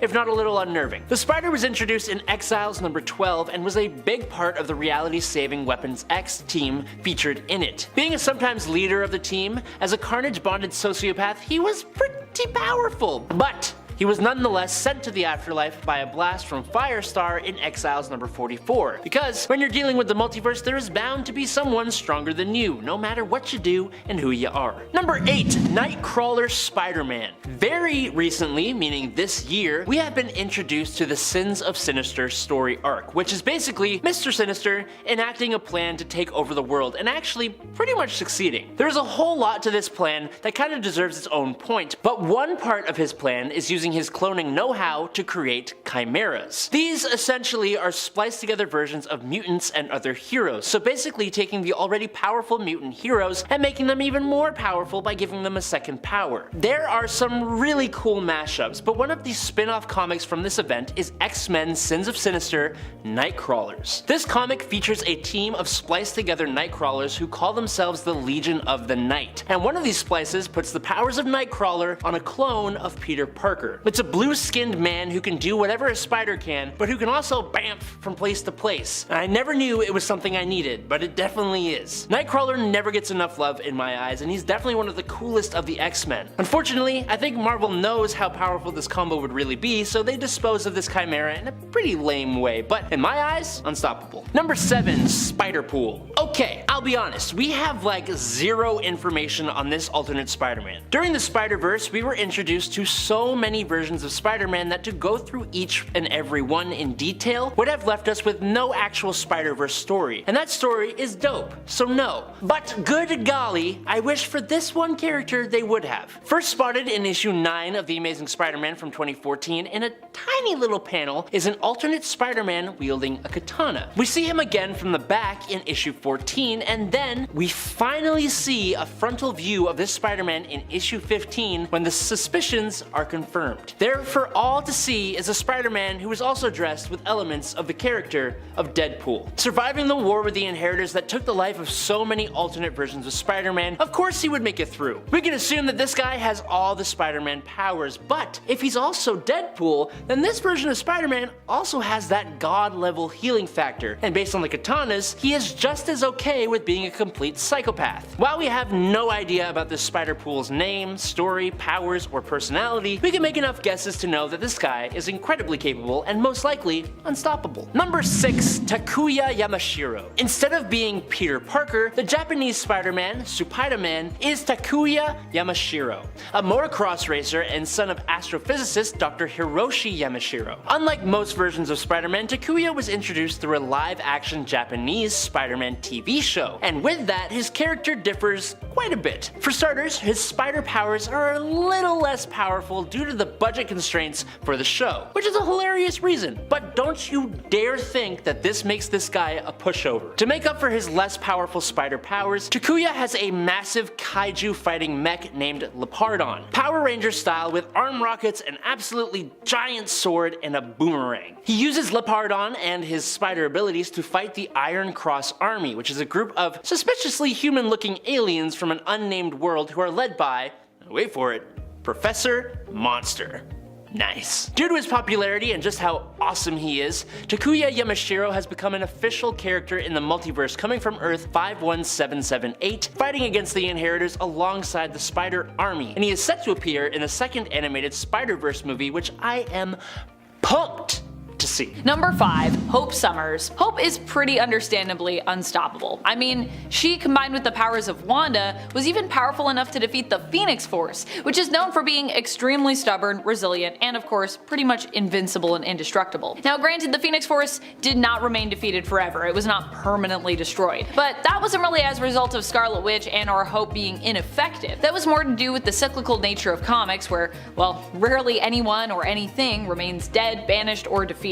Hope is unstoppable because her mutant power allows her to adopt any other mutant powers. So really the only way to defeat her would be to put her in an isolation chamber, and good luck getting her there, considering that she currently lives on an island where she is constantly surrounded by all kinds of mutants from all different alignments and where some of the most powerful mutants known to us reside. And then there's also the fact that, I mean, technically Hope kinda worked with Wanda's powers, and now Wanda isn't a mutant, so what does that even mean? Does that mean Hope can just take any powers? I'm still not sure about that. Number 4, Miranda. Miranda doesn't have a fancy code name. She's just Miranda. While not necessarily canon in the main continuity, Miranda is still one of the most unstoppable mutants I could think of, so I'm including her here, despite the fact that I believe she does exist outside 616. Although with her power set, that is something that seems like it could easily and quickly change if Miranda willed it to be so. Miranda is from the story X-Men Worst X-Man Ever, a limited series covering only one arc by Max Bemis and Michael Walsh.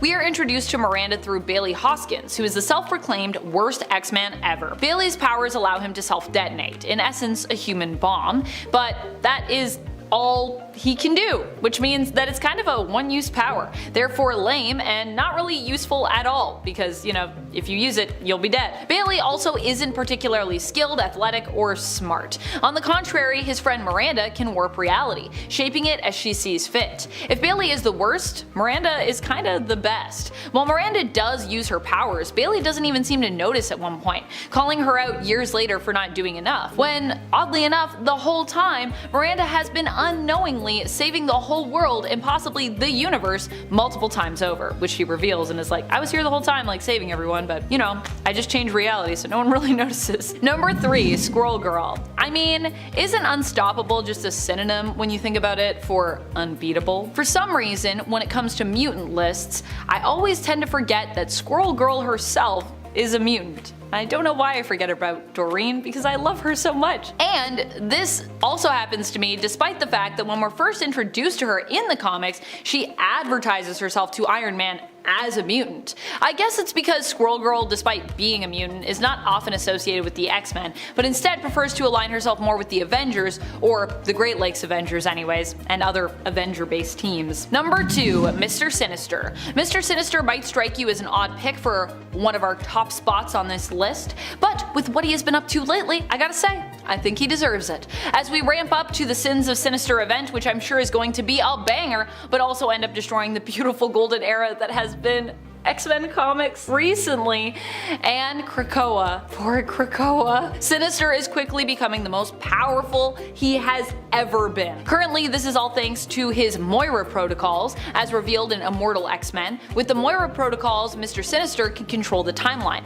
basically tweaking it as he sees fit to better understand the best way for him to shape the world as he would like it to be. If he makes a change that doesn't actually work out for him in the end, he just destroys that powered Moira clone that he has to erase that change and outcome, and then kinda like tries again. So this allows him, with all the Moira clones that are powered, to try, well, infinite possibilities for what the world could be, which is pretty scary. This is an insane level of power and could possibly make him one of the most unstoppable mutants ever, unless a whole bunch of mutants and heroes are able to do something about this, though he might not be the most unstoppable. Number 1, Iska the Unbeaten. Iska is truly unbeatable. Even the closest I have ever seen to her being beaten, she wasn't really beaten at all. She still won, but in winning, she also kinda lost. Does that make sense? Let me explain. The Fisher King on planet Arakko, formerly known as Mars, following the events of AXE and the invasion of the Eternal Uranos, who destroyed much of the planet and many of its mutant population, ended up challenging Iska to a battle of understanding. The Fisher King did this as a way of getting back at Iska the traitor, who had turned on her own people in the past, and then did so again when Uranos first attacked the planet, turning on her fellow Cetes on the Great Ring of Arako. This is not something Iska chose to do, but something she was forced to do as a result of her power, because she can never lose. And so to beat her in his own way, knowing that he wouldn't win, the Fisher King challenged her to a battle of understanding, where the winner is the one who most truly understands the meaning of loss. Ho ho ho!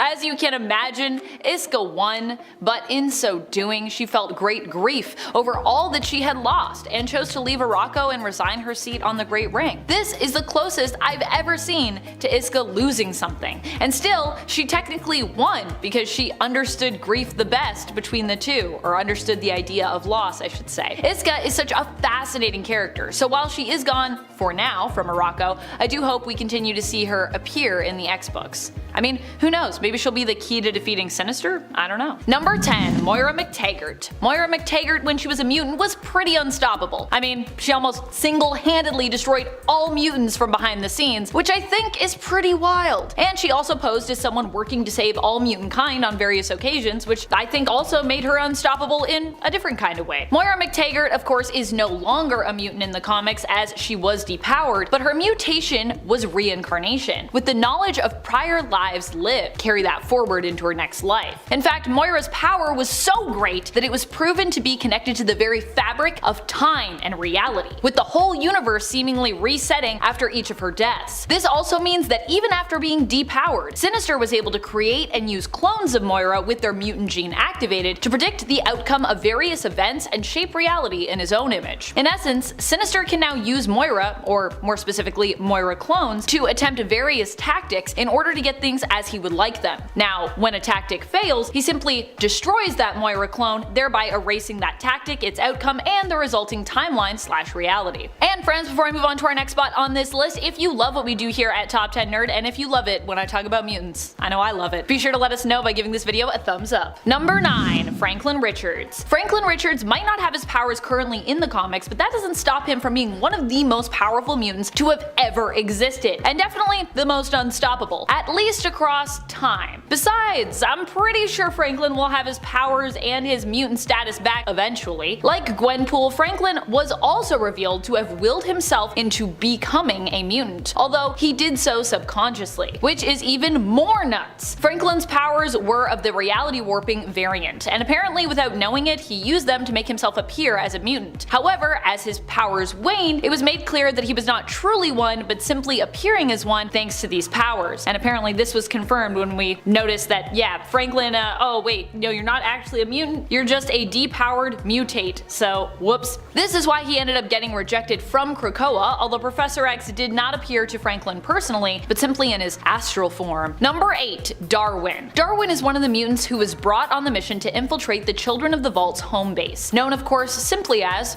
the Vault. Darwin was handpicked for this mission due to his unique mutation, which allows him to adapt to any situation, evolving himself to best survive whatever he comes up against. For this reason, he's pretty unstoppable. This is also why the Children of the Vault valued him and ended up capturing him, because his mutation was also valued amongst them and makes them a lot more unstoppable as they can implement it into their own evolution to help them evolve smarter and faster, making them even more formidable foes for the X-Men. Number 7. Sunspot. Sunspot is a mutant that I feel I do not talk about enough on this channel, so I'm using this list to grow his ego just a little bit more. Sunspot is unstoppable in many ways. He's not only powerful as a mutant, even willing to give his life to save the day, refusing to be stopped by whatever problem comes his way, but he's also insanely ruthless when it comes to the world of business. He is wealthy and so often can break through barriers that some mutants might be limited by due to their income bracket. Besides that, Roberto is probably also one of the most stubborn characters, not even just mutants, that we have in comics, and for that reason he is also personally pretty unstoppable, as he doesn't usually give up or throw in the towel easily. And if you want to talk about power levels, woo! Sunspot has been referred to before as one of the most powerful mutants ever. Now granted, I think he was the one who called himself that, but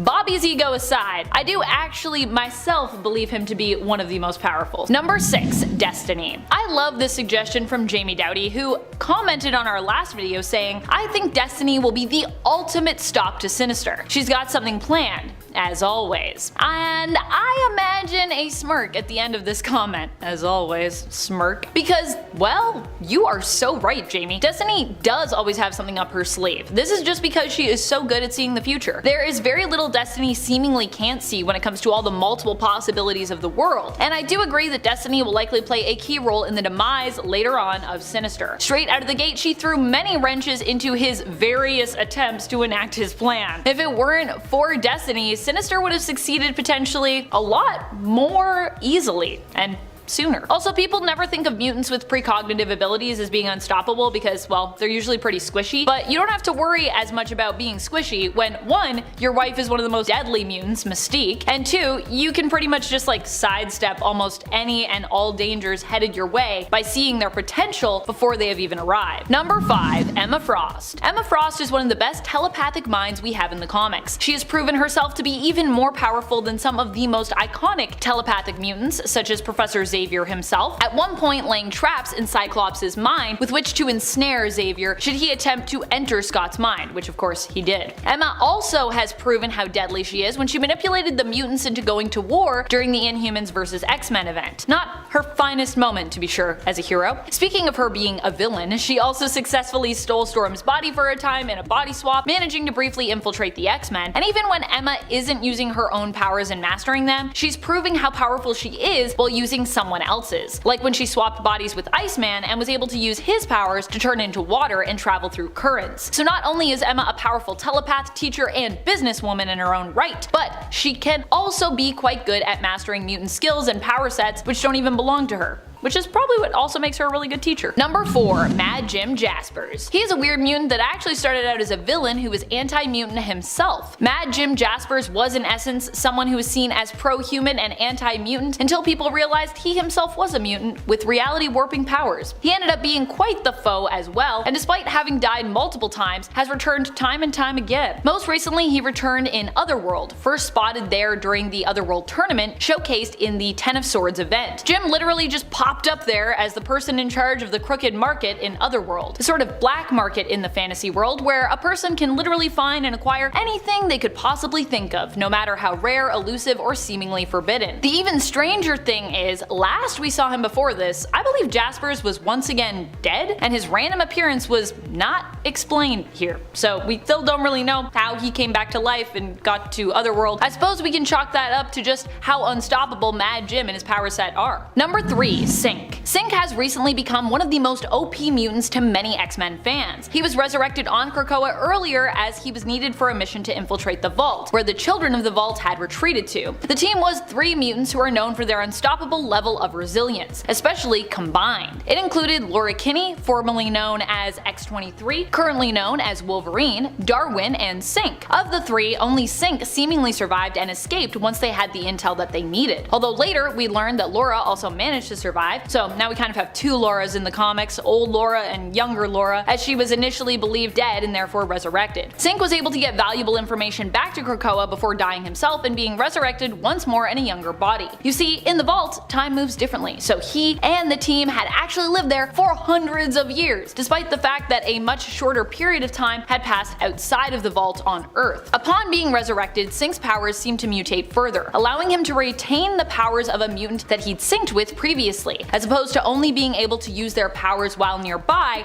and synced with them. Although using this power to its fullest extent does seem to be hard on Synch's body, so there is that. Number 2. Iceman. I think Iceman has proven time and time again that he can't be stopped. The story I recanted earlier where Emma was able to use Bobby's power while in his body to travel through water as water, that is also something Bobby himself can now do, as was evident when he fought recently against Fin Fang Foom in the first run of the Marauder series. His fellow mutants and teammates had thought that Bobby had been destroyed when in reality he hadn't. It looked like Fin Fang Foom obliterated him, but Bobby, being Bobby, he just turned to water, went into the ocean ocean and came back up again, proving that he is a force to be reckoned with. Even hell can't stop Bobby. He'll just freeze it over again, as he's also done in the past before. And to be honest, it would probably be even easier for him this time around, as he's continued to grow in power since then. You know you're unstoppable when you are able to do things like freeze hell over. Number 1. Storm. Storm is not just a mutant with unbelievably unstoppable powers, she is also a literal goddess. What does that mean? Well, it means that Storm can be even more unstoppable just from the power of belief. At one point, Storm ends up literally being confirmed as a goddess after people believed for her to be one for years. We are shown that when people believe in Storm, this gives her even more power, which is wild because base level power Aurora Monroe is already off the charts. Storm is a fearless leader who does not even fear death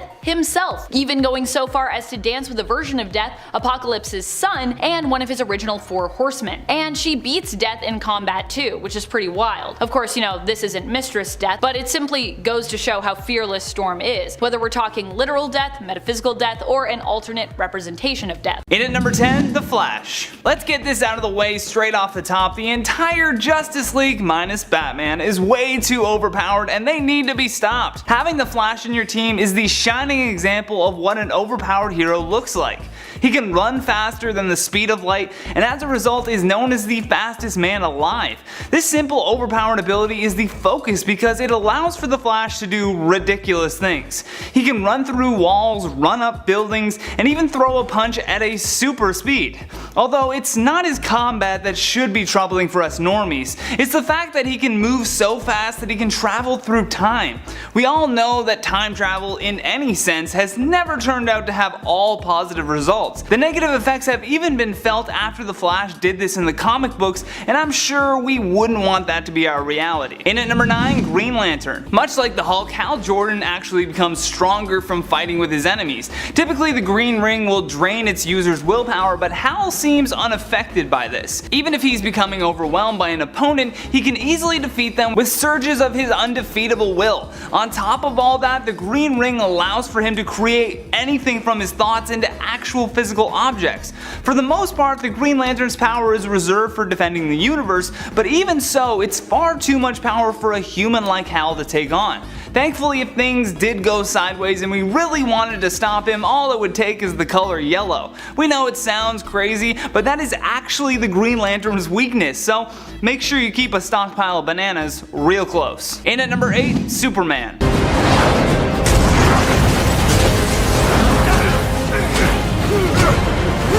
You think you can threaten my mother? Arguably one of the strongest characters in the DC world, Superman is beyond ready with a host of superpowers to prepare him for any given situation. Superman is often held as the pinnacle of justice and moral superiority, which is perhaps one of his more annoying superpowers. Although the more threatening side to him that should be stopped is his ability to live forever and fire friggin' laser beams from his eyes. Again, all of these overpowered abilities are in regards to these heroes operating on Earth, and the comic books have played with this idea before, for example the time that Superman just decided to take over the entire Earth and establish a dictatorship. Hope you have your kryptonite ready because we're going to stop Superman altogether. In at number 7, Supergirl.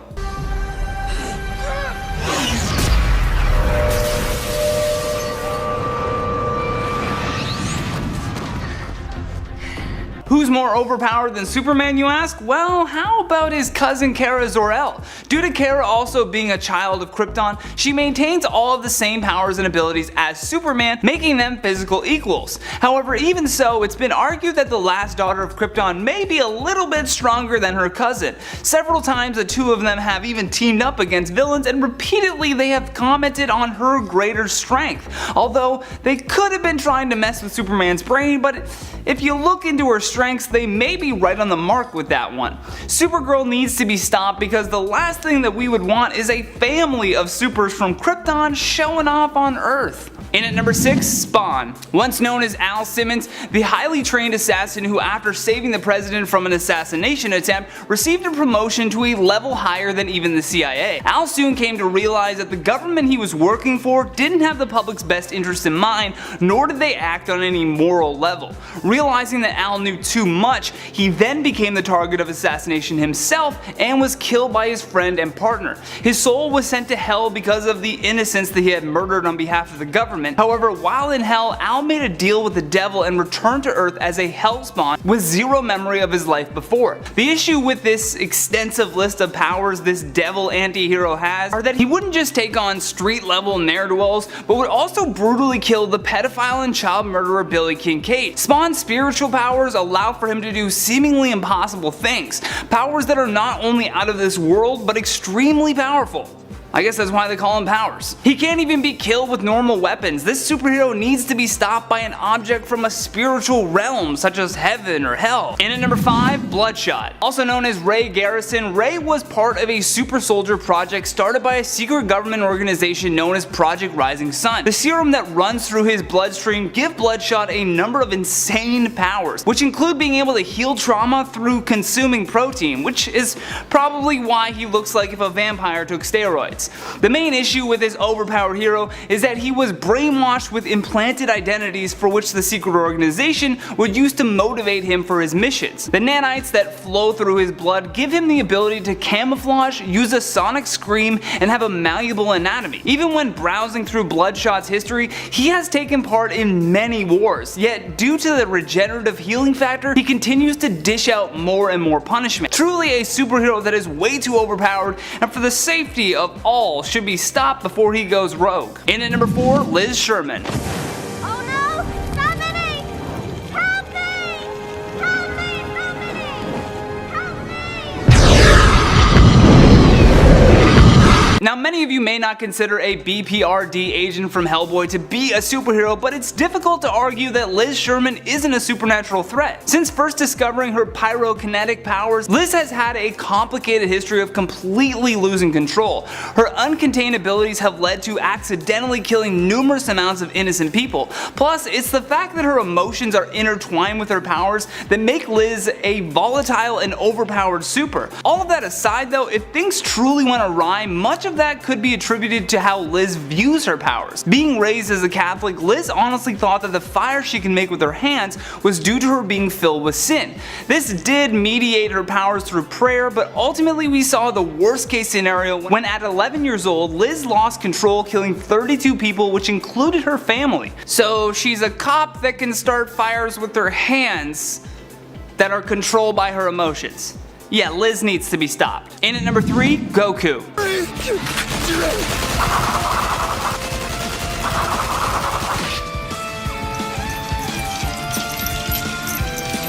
Very similar to the origin of Superman, Goku, who is a Saiyan, better known as a race of extraterrestrial gods, landed on Earth as a baby. The accident altered his memory, and soon he would be raised as Earth's greatest defender and leader of the Dragon Team. As I mentioned, the Saiyans are an alien warrior race that conquer planets, which is actually the reason why Goku was sent to Earth in the first place. If it weren't for his memory change, the storyline of Dragon Ball Z may have ended fairly quick. Even without his memory though, Goku still has the inclination to train as a warrior every single day. His powers are greatly enhanced by way of his Saiyan lineage, and Goku is so insanely overpowered it feels as though there are really no limitations to what is possible for him to achieve. All of this though, you'll have to remember, is in contrast to what the humans he encounters are capable of. Of course, if he were to take on another supernatural opponent, things may spell differently for him. Regardless, someone needs to stop him. In at number 2, Saitama. 何すんだ誰だてめえカツアゲする気か買い物の邪魔すんな You have to chuckle at yourself a bit when first looking at this bald, seemingly ordinary looking man. However, it's that innocence that lends him an advantage. Saitama is the main protagonist of One Punch Man and is by a mile the most powerful being that exists in that series. The plot is actually incredible because it perfectly defines what types of heroes we're looking for this list. Kate Baldy enters a self-imposed existential crisis when he discovers that he is too powerful to gain any thrill from battle. Oh my god, imagine that. a being that can do whatever he wants, but because of that, he's bored. I'm sure that would be extremely frustrating for any enemy that's on the receiving end of a single punch that shatters their world. He literally has a punch that would kill anyone unlucky enough to be standing in front of it, although we've never seen it in action because Saitama always stops right before his fist connects to their face.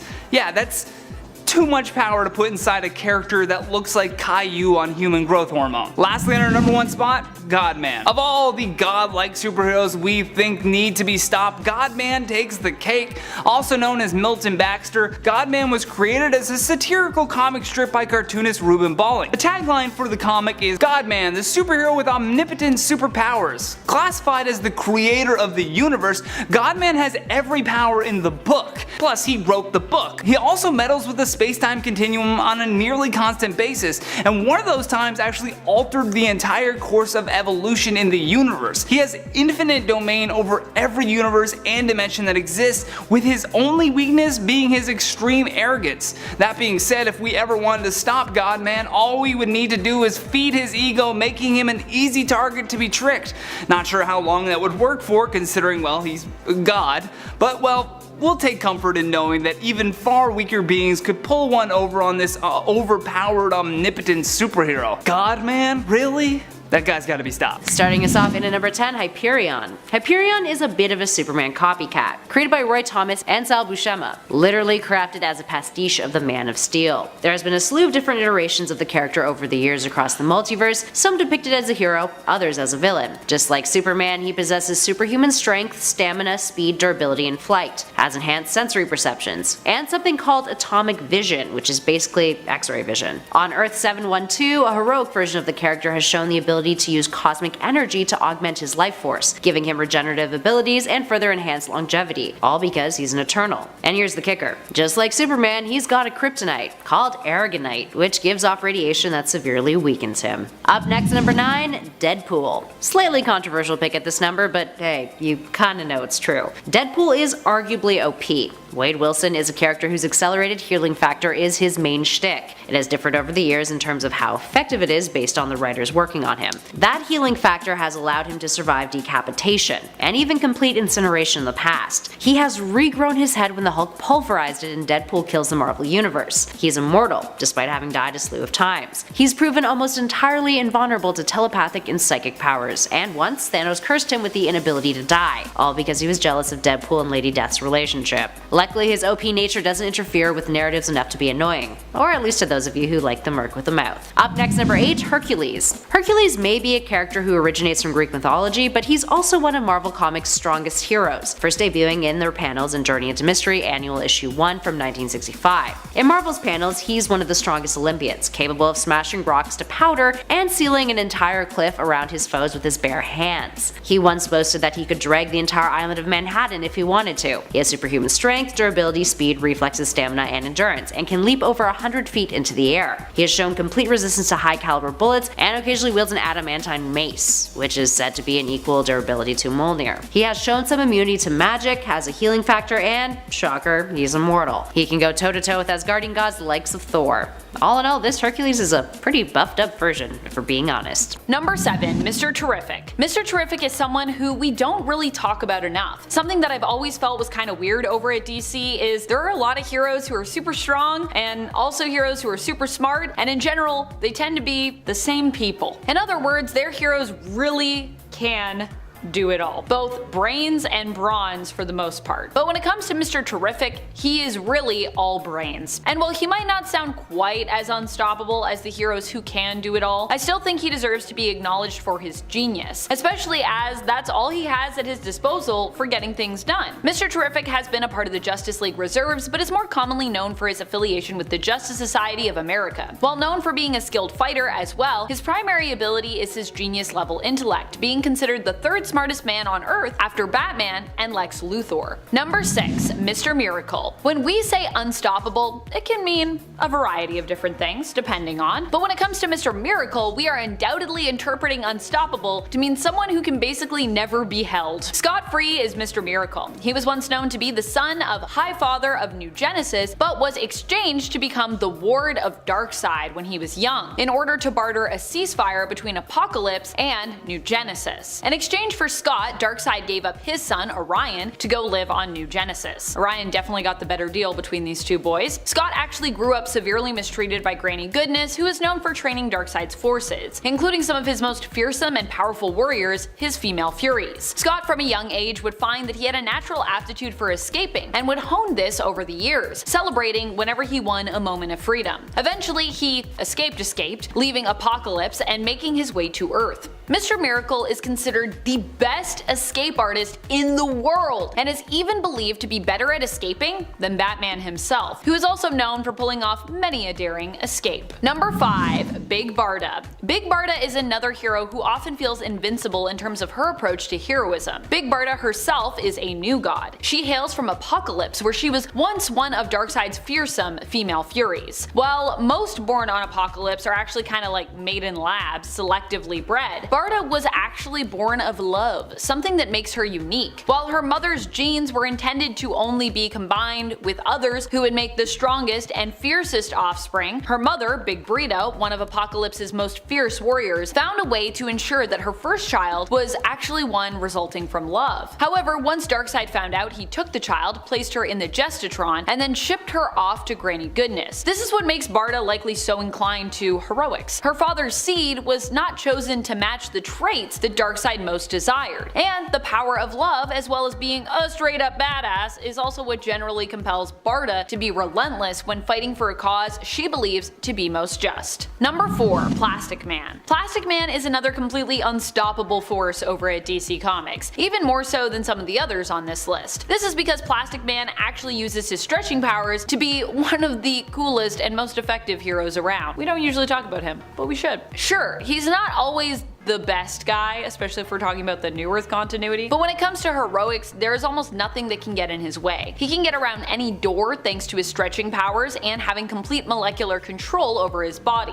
He can manipulate his size, even impersonate other people by shapeshifting, and was even given duplication powers at one point, making him akin to like a really stretchy multiple man, which is pretty wild. Also, due to his elasticity, Plastic Man is super durable. He can't be torn apart and isn't super susceptible even to blunt force damage. The one thing he does seem to have a weakness to, though, like most plastics, is extreme heat as well as chemical solvents, you know, like acid. Number 3. Power Girl. One of my favorite heroes over at DC is Kara Zor-El. She hails from the reality of Earth 2 and is the alternate version of Supergirl in that reality. Although I'm sure some fans like myself might even think of Supergirl as Power Girl's alternate. Gasp. Still, Supergirl was technically around for longer, so really Power Girl is the alt here if there is an alternate. But despite being herself like an alternate version, Kara is unique in the sense that she really is her own character. In fact, it feels weird for me to even be acknowledging her as an alternate even though technically she is that. Power Girl, like her cousin Superman, is a Kryptonian, and with her Kryptonian physiology also comes a ton of superpowers that put her on a similar power level to Supes himself. While in the previous iterations, Power Girl did have a regrettable weakness to organic materials, meaning that sticks and stones could actually break her bones, after New 52, this was no longer a thing. Thank goodness. Number 2. Val-Zod. Val-Zod as Superman is probably one of the most powerful alternates that we have in the DC multiverse. Val-Zod, like Power Girl who came before him on this list, is another superhero from Earth 2. Val-Zod was another Kryptonian who landed on Earth following Superman and Kara Zor-El. And although in this reality there is a Superman on Earth 2, Val-Zod is still kinda like an alternate Superman because he's kinda got a bit of a similar story, although he's still also very much his own character, so kinda like Power Girl. Val-Zod managed to befriend Kara before Krypton was destroyed, and as a result was one of the lucky few to escape its complete decimation. He landed on Earth but was intercepted by a man named Terry Sloan, who ended up manipulating Val-Zod into helping him. Later, Val-Zod was sought out by the Wonders of the World, the premier Earth 2 superhero team. They wanted his help in fighting a bizarro version of Superman that was created by Darkseid. Despite being a pacifist, Val-Zod would eventually agree to help, as Kara could not bring herself to fight a version of her cousin. And at the time, I'm pretty sure everyone thought, you know, that was actually Superman, but, you know, it wasn't. At that time, Superman was actually dead, having been killed by Darkseid. Val-Zod was not stopped by the Earth 2 Bizarro Superman, fighting him to reveal the truth, that this Superman was indeed a clone and not the true Kal-El. Number 1. White Lantern. Kyle Rayner has to be one of the most well-rounded Green Lanterns around, which is probably why he was such a great candidate when it came to him taking on the role of a White Lantern. Kyle Rayner as a White Lantern wasn't just a member of the White Lantern Corps, which combines all the colors of the emotional spectrum together, but the leader of the Corps at one point. He is considered to be a master of all the different colors of the emotional spectrum, which is also why he makes such a powerful White Lantern, and why he makes such a powerful pick for our list. When it came to the Blackest Night event, the White Lanterns were really all that could be used against the foes of that event. When the world was facing its end as a result of it, even Necron could not stop the White Lanterns from saving the day. While a lot of people like to hype Hal Jordan, and I would still say that, Hal is pretty unstoppable for the most part, Kyle to me is the epitome of the most powerful Lantern, since he's not only a powerful Green Lantern, but also can really fit in basically any Lantern Corps, making him one of the most balanced and capable in terms of his connection to all of the emotions. I know people are gonna maybe disagree with me on that, but I encourage the disagreement. Let us discuss. Number 10. Beast. Beast is probably one of the most unstoppable characters at Marvel Comics right now, and while technically still a hero, so relevant to this list in terms of his classification between being a goodie and a baddie in general, he still has been up to some pretty questionable things in order to protect Krakoa, including basically turning Wolverine into a mindless slave. On the more optimistic side of Hank's history though, we also see an example of how unstoppable he can be in terms of his ability to seek out knowledge and never give up. After House of M, Beast for a good while was focused on finding a way to restore mutant kind and bring back the mutants they had lost in the aftermath, thanks to Wanda's reality warping magic. Hank tried everything from science to mysticism, but in the end was sadly unsuccessful. However, he still searched far and wide for a very long time, which I think should get him some unstoppable points. I think he also even created an organization just to figure that problem out, so yeah. And friends, before we move on to our next spot on this list, if you love what we do here at Top 10 Nerd, be sure to show us that you love us by giving this video a thumbs up. And at 9, Franklin Richards. Franklin Richards is the son of Reed and Sue Richards from the Fantastic Four, obviously. I don't feel like I needed to say it, but I still needed to say it. And even while currently or in the actual real present year of the comics, he's a toddler, he's still an absolute powerhouse, and I'm gonna count him, okay? Especially since the freaking Celestials have deemed this kid beyond Omega level on the scale of mutant-based powers. Cause when a future version of yourself comes to your present and then manages to bend Galactus to their will, making Galactus Franklin's herald, I don't think there's much else that they can really do aside from just accept it. Hey, that's like 100%ing life. There's nothing you can do after that, which I think speaks for itself. This kid is able to tear the universe apart with a single thought, in essence, probably making him the scariest damn toddler on the face of the earth and the galaxy, aside from eventually when I have mine, because that will be the spawn of Satan. And that's also coming from someone who already thinks that toddlers are scary. Alright, you should have seen that one who was trying to stab me with safety scissors. That was a time. Gotta love Tuesdays. Also, according to the history of the Marvel Universe, the book, Franklin Richards is supposed to survive until the end of his universe and then pass on to the next one, like Galactus did, which is insane. Dude was born from a girl who can go invisible and a guy who can stretch. Jeez. Number 8. Moon Girl. Friends, I just read the Moon Girl team up with the X-Men, which continues her journey on the hunt for Devil Dinosaur, who has been dino-napped, and it was way too cute, and I have to include her, so sorry but not sorry. Also, Moon Girl does not get enough love, and Luna Lafayette, she's pretty unstoppable, let's be honest. Not only does she succeed in rescuing Devil Dinosaur in her team-up series, and as such will be returning with her own series with her Dino Pal in tow, which I recently picked up the first issue of, although I haven't read it yet, but she also has solved problems that have stumped many genius-level individuals in the Marvel Universe. Moon Girl was smart enough to find a way to almost single-handedly destroy the Terrigen Mists, when that threatened basically a war between the Inhumans and the mutants. I mean, granted, there were others who were kind of trying to puzzle it out before her, and succeeding at least somewhat in that, but it was really Moon Girl that made the destruction of the Mists possible in the short time the heroes had left to rectify the conflict between the two sides. And while her instantly fixing for Forge's work may have irked a lot of comic book fans, I will say it did show just how brilliant Moon Girl is, because Forge is literally one of the best inventors that we have at Marvel Comics in terms of his intellect and his know-how. So that just goes to show you basically how cool Moon Girl is. I don't really see it as a downside, but I understand. I love Forge too, so it is a little like, oh, my heart. And at 7, Spider-Man. No matter what Spider-Man or Spider-Person you're referring to, none of them will ever be stopped in the grand scheme of things, alright? Not only is Peter alone an insanely resilient individual, but that's part of the whole Spider-Person identity. Getting back up no matter how many times you get knocked down or no matter how hard you hit the mat. Which is why Spider-Man is Marvel's most popular character, or well, one of the reasons. Which is yet another reason why he's unstoppable. Because why would Marvel end a character that is just making them mad bank? Spider-Man's introduction in essence resurrected the MCU in a time where people thought that Civil War was going to be lame, and now seemingly the driving force behind it, since the majority of the OGs have retired or were killed or sacrificed themselves or whatever.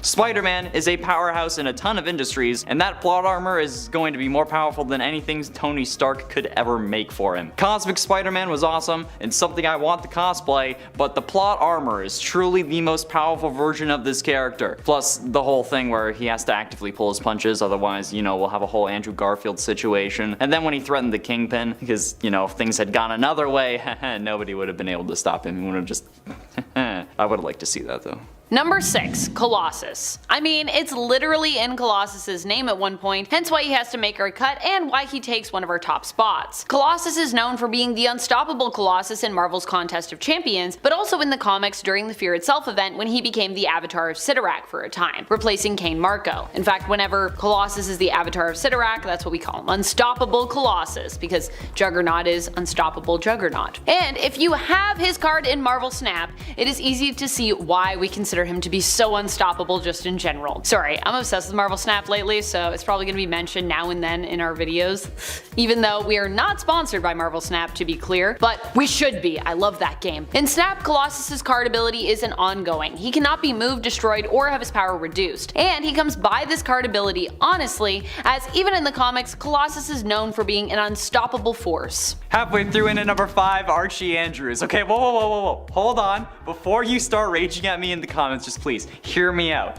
I doubt anyone actually listened to that, but you know what? You may think that this is ridiculous and that I'm just trying to be a shit disturber. And while that is one of my favorite pastimes, Archie and the gang have actually been canon in the Marvel Comics since June of 1994. Archie Meets the Punisher is a one-shot comic and intercompany crossover written by Bat and Lash, and it was published jointly by Archie Comics and Marvel Comics and features the Punisher mistaking Archie Andrews for a criminal that he's been hunting. Then, when he realizes that he was wrong, he works with Archie to rescue Veronica after she had been kidnapped. And you know what? Since Archie has been a superhero multiple times in his comics, this instantly makes Archie a canon Marvel superhero. But with the comics being used as a plot device as well in Riverdale Season 6 to explain their multiverse, well, those would also by proxy be canon, meaning that Archie, being another Marvel Superman but with a weakness to palladium instead of to kryptonite, is a thing.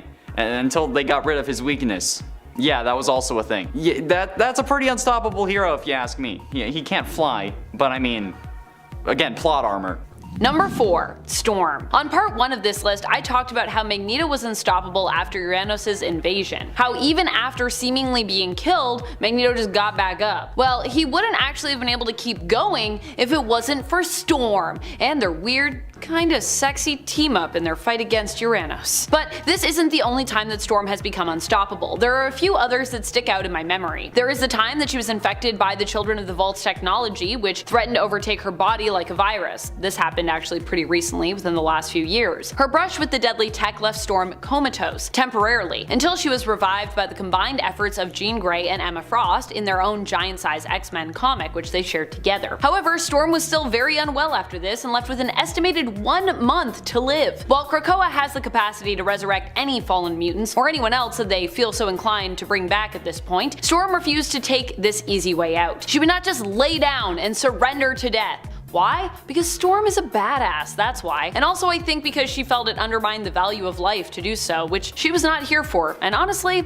I want to back her up on that one. Instead, Storm attempted to fight back against the infection, venturing into the often bigger on the inside lab known as the World in her own giant-size issue in an attempt to find something that might help her. Storm and her teammates did succeed in this, separating the virus from Storm and restoring her health, and proving that even in the face of death, Storm generally refuses to back down. Getting close to the end in number 3, Squirrel Girl. Okay, I mean, there's a whole series called The Unbeatable Squirrel Girl, so I think that you kind of deserve to be on the list. The solo series debuted in January of 2015 and ran for 8 issues, and was relaunched in October of 2015 as part of Marvel's all-new, all-different Marvel branding, and was published through to November of 2019 with 50 issues for a total of 58. Both series were written by Ryan North, but in issue number 4 of volume 1, Squirrel Girl literally stops Galactus from coming after Earth by being friends with him.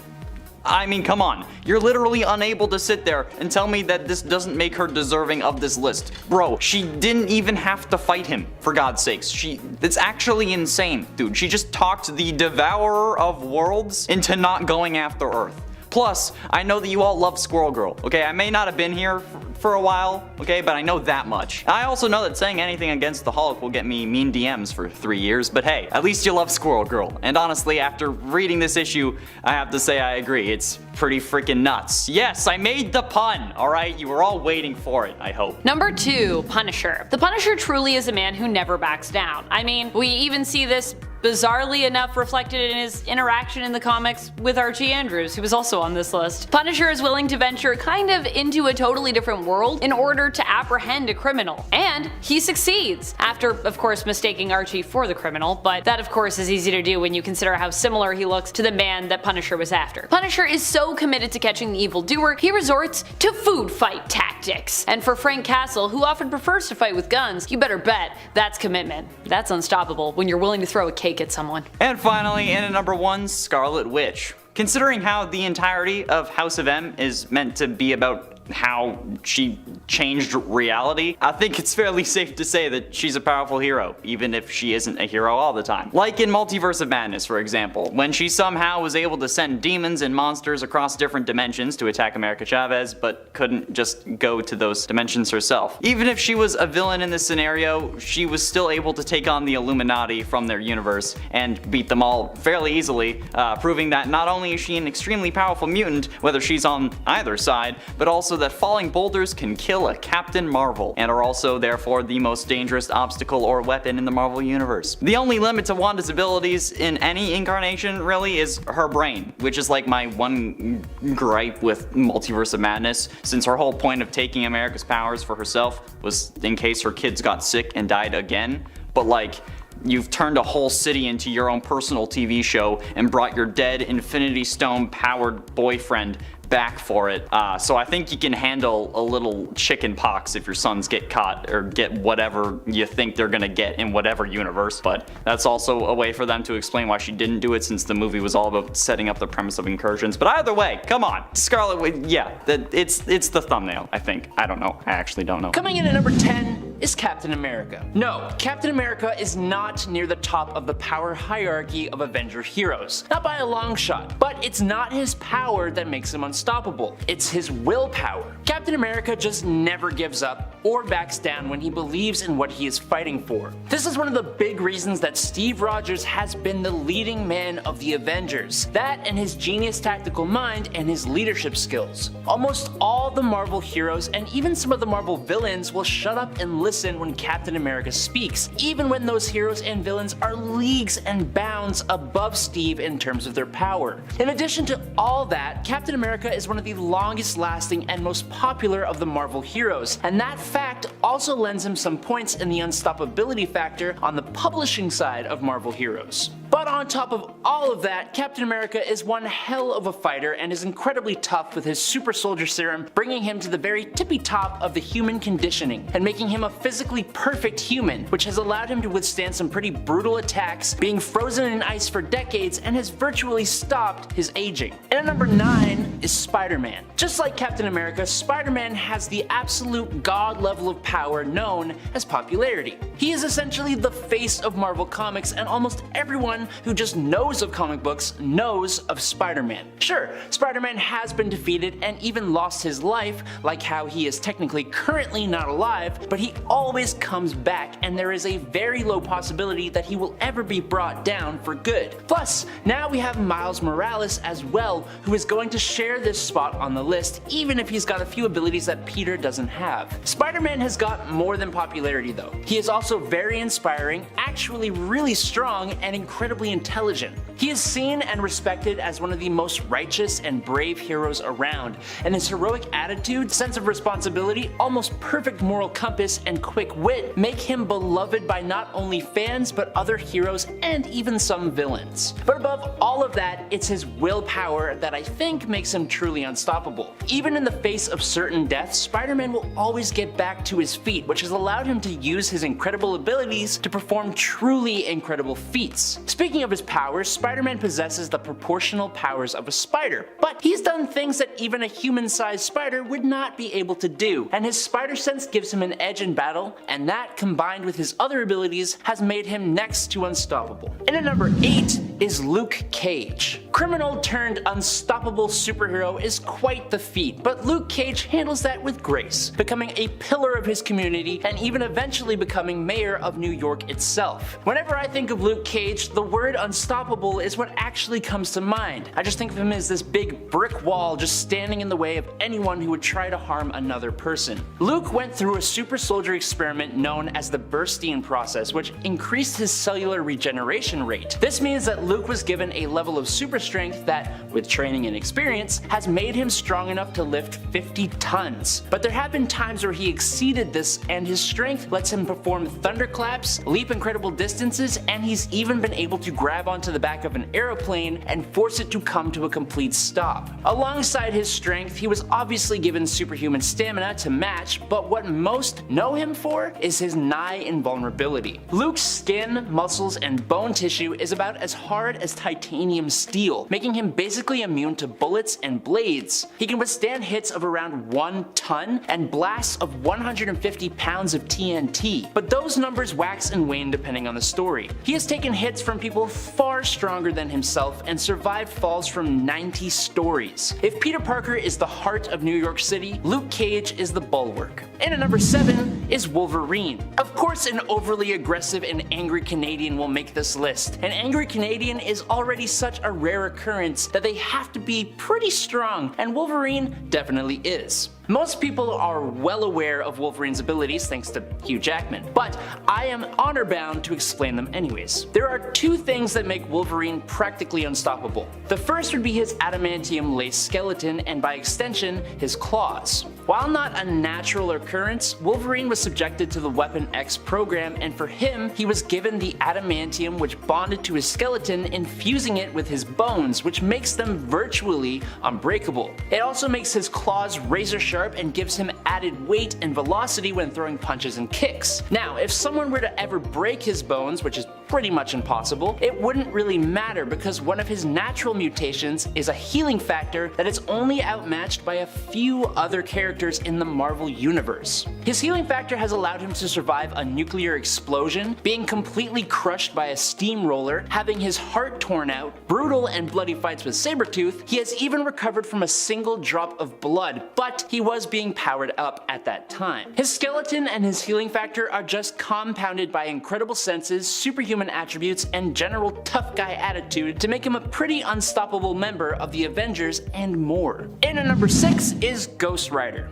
Everybody loves Ghost Rider. Doesn't matter who it is, a flaming skull and a flaming mount is just always cool. But not only is he really cool, he's quite a hardy fella. He is essentially impervious to almost all forms of normal damage, or the damage he has sustained, like having his head completely obliterated, didn't actually matter since he just instantly reformed it and didn't even feel it. The Ghost Rider has tanked hits from the Hulk on multiple different occasions and was one of the main heroes called in when Hulk returned for his vengeance on the Illuminati. Since his body becomes a flaming skeleton, most projectiles just pass straight through him or bounce off of his incredibly strong bones. The only things that have ever been shown to actually hurt him are heaven-forged or blessed weapons. Also, because of the divine or demonic energies that empower him, he can basically feel no fatigue or pain of any kind, and if anything were to actually damage him, he can recover from his injuries insanely quickly, almost instantly. But all that combined with his hellfire, soul, and sim manipulation, demonic magic, fallible penance stare, and other insane abilities makes Ghost Rider someone who most villains, and even heroes, fear even on their best days. At number 5 is Carol Danvers. Whether you love or hate Carol Danvers, there is no denying this energy-wielding superhero is an absolute powerhouse. Carol was the head of security at NASA when she was accidentally subjected to the Psyche Magnetron machine, which imprinted her with energy from Mar-Vell's Kree negabands. This basically means she was given superhuman strength that allowed her to support the weight of a dead celestial, super stamina that lets her exert herself for 24 hours before getting tired, superhuman durability to withstand planet-destroying explosions, superhuman agility and reflexes that are next to instant, a regenerative healing factor that exceeds Wolverine's and can be extended to others, self-propelled flight at 3 times the speed of sound, even in the vacuum of space, and flash precognition that allows her to randomly subconsciously anticipate the moves of her opponents. But all of this is somewhat secondary to what is arguably her main power, the ability to control, absorb, and manipulate energy of a whole bunch of different kinds. This extends to let her project her spirit, manipulate molecules, and transmute matter. She can create energy constructs and even boost up her already OP abilities. And at number 4 is the Hulk. It's almost a requirement that the Hulk show up on this list. The gamma-powered Green Goliath has been around for a long time, and ever since he showed up, there are only a small handful of people who have ever been able to stop him without using some kind of magic or reality warping. His infinite strength has a lot to do with that. A strength that grows based on his anger and has never ever really reached a cap, allowing him to destroy entire planets, be a threat to entire galaxies, and being able to shake the multiverse with his punches. It also has a lot to do with his basically limitless dynamic durability, which has allowed him to survive attacks from enchanted weapons, powerful blasts of energy, stronger than Ground Zero nuclear explosions, the Human Torch's Nova Blast, and he could stand up to forces that could crush adamantium and destroy entire planets. But now, thanks to Immortal Hulk, we know that the Hulk actually literally cannot die, coming back from the below place through green doors. Actually, in that story we even get to see an alternate future where the One Below All uses the Hulk to destroy literally everything in existence. And the Hulk is still showing more and more of his potential, with the reveal of the Titan personality that was able to fire energy blasts and is utter nightmare fuel. And at number 3 is the Scarlet Witch. As a natural conduit of one of the most powerful forms of dark magic, chaos magic, the Scarlet Witch, Wanda Maximoff, is one of the most terrifyingly powerful beings in Marvel Comics. Using her chaos magic, Wanda has the very powerful ability to alter reality, which she has used to create her own children, bring the Avengers to their knees and even completely end a few of them, and even rewrite all of reality to make mutants the dominant species for a while before wiping a ton of them out. When she was born, Wanda had a natural affinity for magic. Now this was boosted up by the gift or curse of chaos magic given to her by Chthon, the old god of chaos, which was then boosted up again by the experiments of the High Evolutionary at Wundagore Mountain, which gave her an even deeper connection to magic. She can channel energy from other dimensions and from entities like Chthon, Sidorak, and Morrigan, and is considered to be the nexus being of the universe. Most magic users could make this list, but few of them can do what the Scarlet Witch can do. And at number 2 is Thor. Thor, Odin's son, the Asgardian god of thunder, is one of the most powerful heroes on the Avengers roster. Whenever anyone talks about Avengers level threats, one of the key elements of that is whether Thor can handle the situation alone. In both the comics and the MCU, Thor and the Hulk are repeatedly given reasons to not be able to show up so that certain storylines can actually be compelling. Specifically, I'm talking about Civil War, where Thor had to deal with Ragnarok back home on Asgard. And that was all because if he was on Earth during Civil War, whoever had him on their side would automatically win. Being the son of Odin the Allfather and Gaia, an old god, Thor has all the incredible powers of the Asgardians, but boosted to a whole other level thanks to his mom. As the god of strength as well as thunder, he is one of the strongest Marvel characters, being able to either defeat or stalemate astronomically strong beings like the Midgard Serpent, the Hulk, the Silver Surfer, Gladiator, and Hercules. His stamina lets him basically fight forever, and he's next to completely invulnerable. Not to mention his weather and energy manipulation and the use of his hammer. Even when he isn't in the possession of his hammer though, and is just Thor Odin's son, he is still a force to be reckoned with, and, especially recently, he keeps getting more and more power boosts, like when he was Rune King Thor, or now that he's Allfather Thor, which gives him the Thor Force. And he's gone even beyond that when he became the Herald of Galactus. There's a lot more to Thor, but I think I've said enough. And finally, in at number 1 is the Sentry. With the power of 1,000,000 exploding suns, Robert Reynolds, the Sentry, is not just another Marvel version of Superman. In my opinion, he is even cooler than Superman, and you can get at me in the comments for that. The Golden Sentry Serum gave Robert Reynolds more than just the highest level of strength in the universe, the ability to move and fly faster than the speed of light or just straight up teleport, and near invulnerability. The Sentry also has molecular manipulation abilities that have allowed him to defeat the Molecule Man, photokinesis which allows him to shine brighter than the sun, turn completely invisible, and produce blasts of light from his hands and eyes that could burn the Hulk's skin and level whole city blocks. He also has psionic abilities that he uses to hold himself together, implant his memories in others, erase memories, and stop the Hammer of Thor. He also has biokinesis abilities that have let him heal others, resurrect himself, reconstitute his molecules, and as the Void, give others cancer. Speaking of the Void, that is a whole other dark side to this hero that is intrinsically tied to his existence, which is not only incredibly powerful in its own right and makes the hero 10 times more interesting, but when the Sentry combined with the Void, this godlike being somehow got a huge power boost. And in at number 10 is Superman. We are kicking off this list with what everyone would expect to see, because it's just not interesting to have him any lower. That's my reasoning and I'm sticking to it. Superman is the baseline. He is what we compare almost all other DC superheroes to when we are talking about power. Superman at his base level can destroy planets, tank hits from just about anyone including Darkseid himself, and he has a whole plethora of abilities that some are even forgotten when writers use Superman in a story. But the thing about Superman is that he almost has no upper limit. If this guy wants to, he will fly into not only our sun, but multiple suns throughout the universe to drink up their radiation in order to gain a massive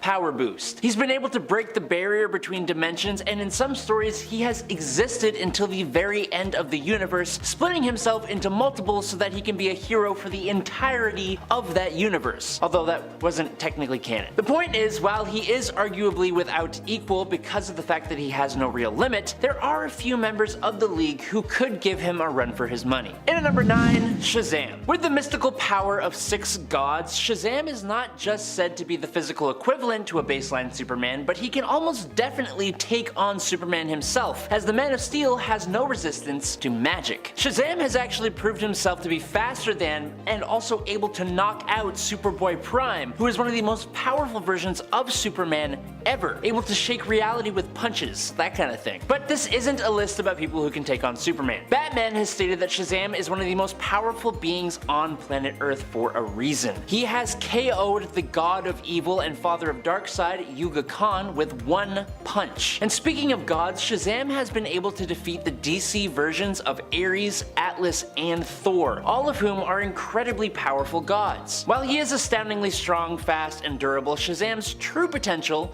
I think, comes from his natural affinity for magic, which can potentially allow him to do almost anything, which I know to be true because of another magic-wielding leaguer. Number 8, Zatanna. A lot of people sleep on Zatanna, and that's a mistake. Zatanna is part of the Homo Magi race, giving her a genetic talent for magic that makes her one of the greatest magic users in the multiverse. Zatanna was born with magic, but she's not limited by that. With the addition of learned magics, Zatanna can cast a whole multitude of spells that allow her to do things like travel dimensions, summon objects and beings, perform telekinesis and advanced telepathy, redirect and return attacks, mess with the weather or even time of day, manipulate her own size or transform into basically anything, become intangible and manipulate magical versions of the elements. But that's all the basic stuff. She can cast spells that can manipulate reality, alter the molecular structure of objects, and move forward, backwards, and freeze time itself. And that's not even getting into what she could do with black magic. Sure, she may not be as physically capable as some other characters on this list, but she has the potential to make child's play of most of them despite that fact. If you guys are enjoying this list so far, make sure to drop a like and subscribe here at Top 10 Nerd. And make sure to let us know any topics for videos you want to see in the future. But coming in at number 7 is Wonder Woman. As 1/3 of DC's Trinity, Wonder Woman has to make this list. Where Superman is a being of raw power, that, plus his outstanding moral character, are what makes him so unstoppable. But then we have Wonder Woman, who is almost equal in terms of strength, speed, and durability to the Man of Steel, but she's leagues and bounds above the guy in terms of her skill. In a melee fight, she will outmatch pretty much anyone, and she will be quicker than almost anyone, including Superman, because she doesn't even need to think when fighting. She's just a natural. I don't think we can actually show it, but my favorite Wonder Woman panel, which I think comes from Injustice, is literally her snapping Superman's arm using her elbow while he screams in pain, and Harley Quinn is in the background like rooting her on. It's fantastic. But even in regular continuity, she's been able to last a hot minute against a mind-controlled Superman who was not holding back, and she could have even taken him down if she wanted to. And then we talk about Death Metal, where Wonder Woman got powered up to the point she was taking on beings of cosmic levels of power using a magical chainsaw. Then she went on to Valhalla, of all places, but even managed to get out of there and come back to Earth. And that's the other thing.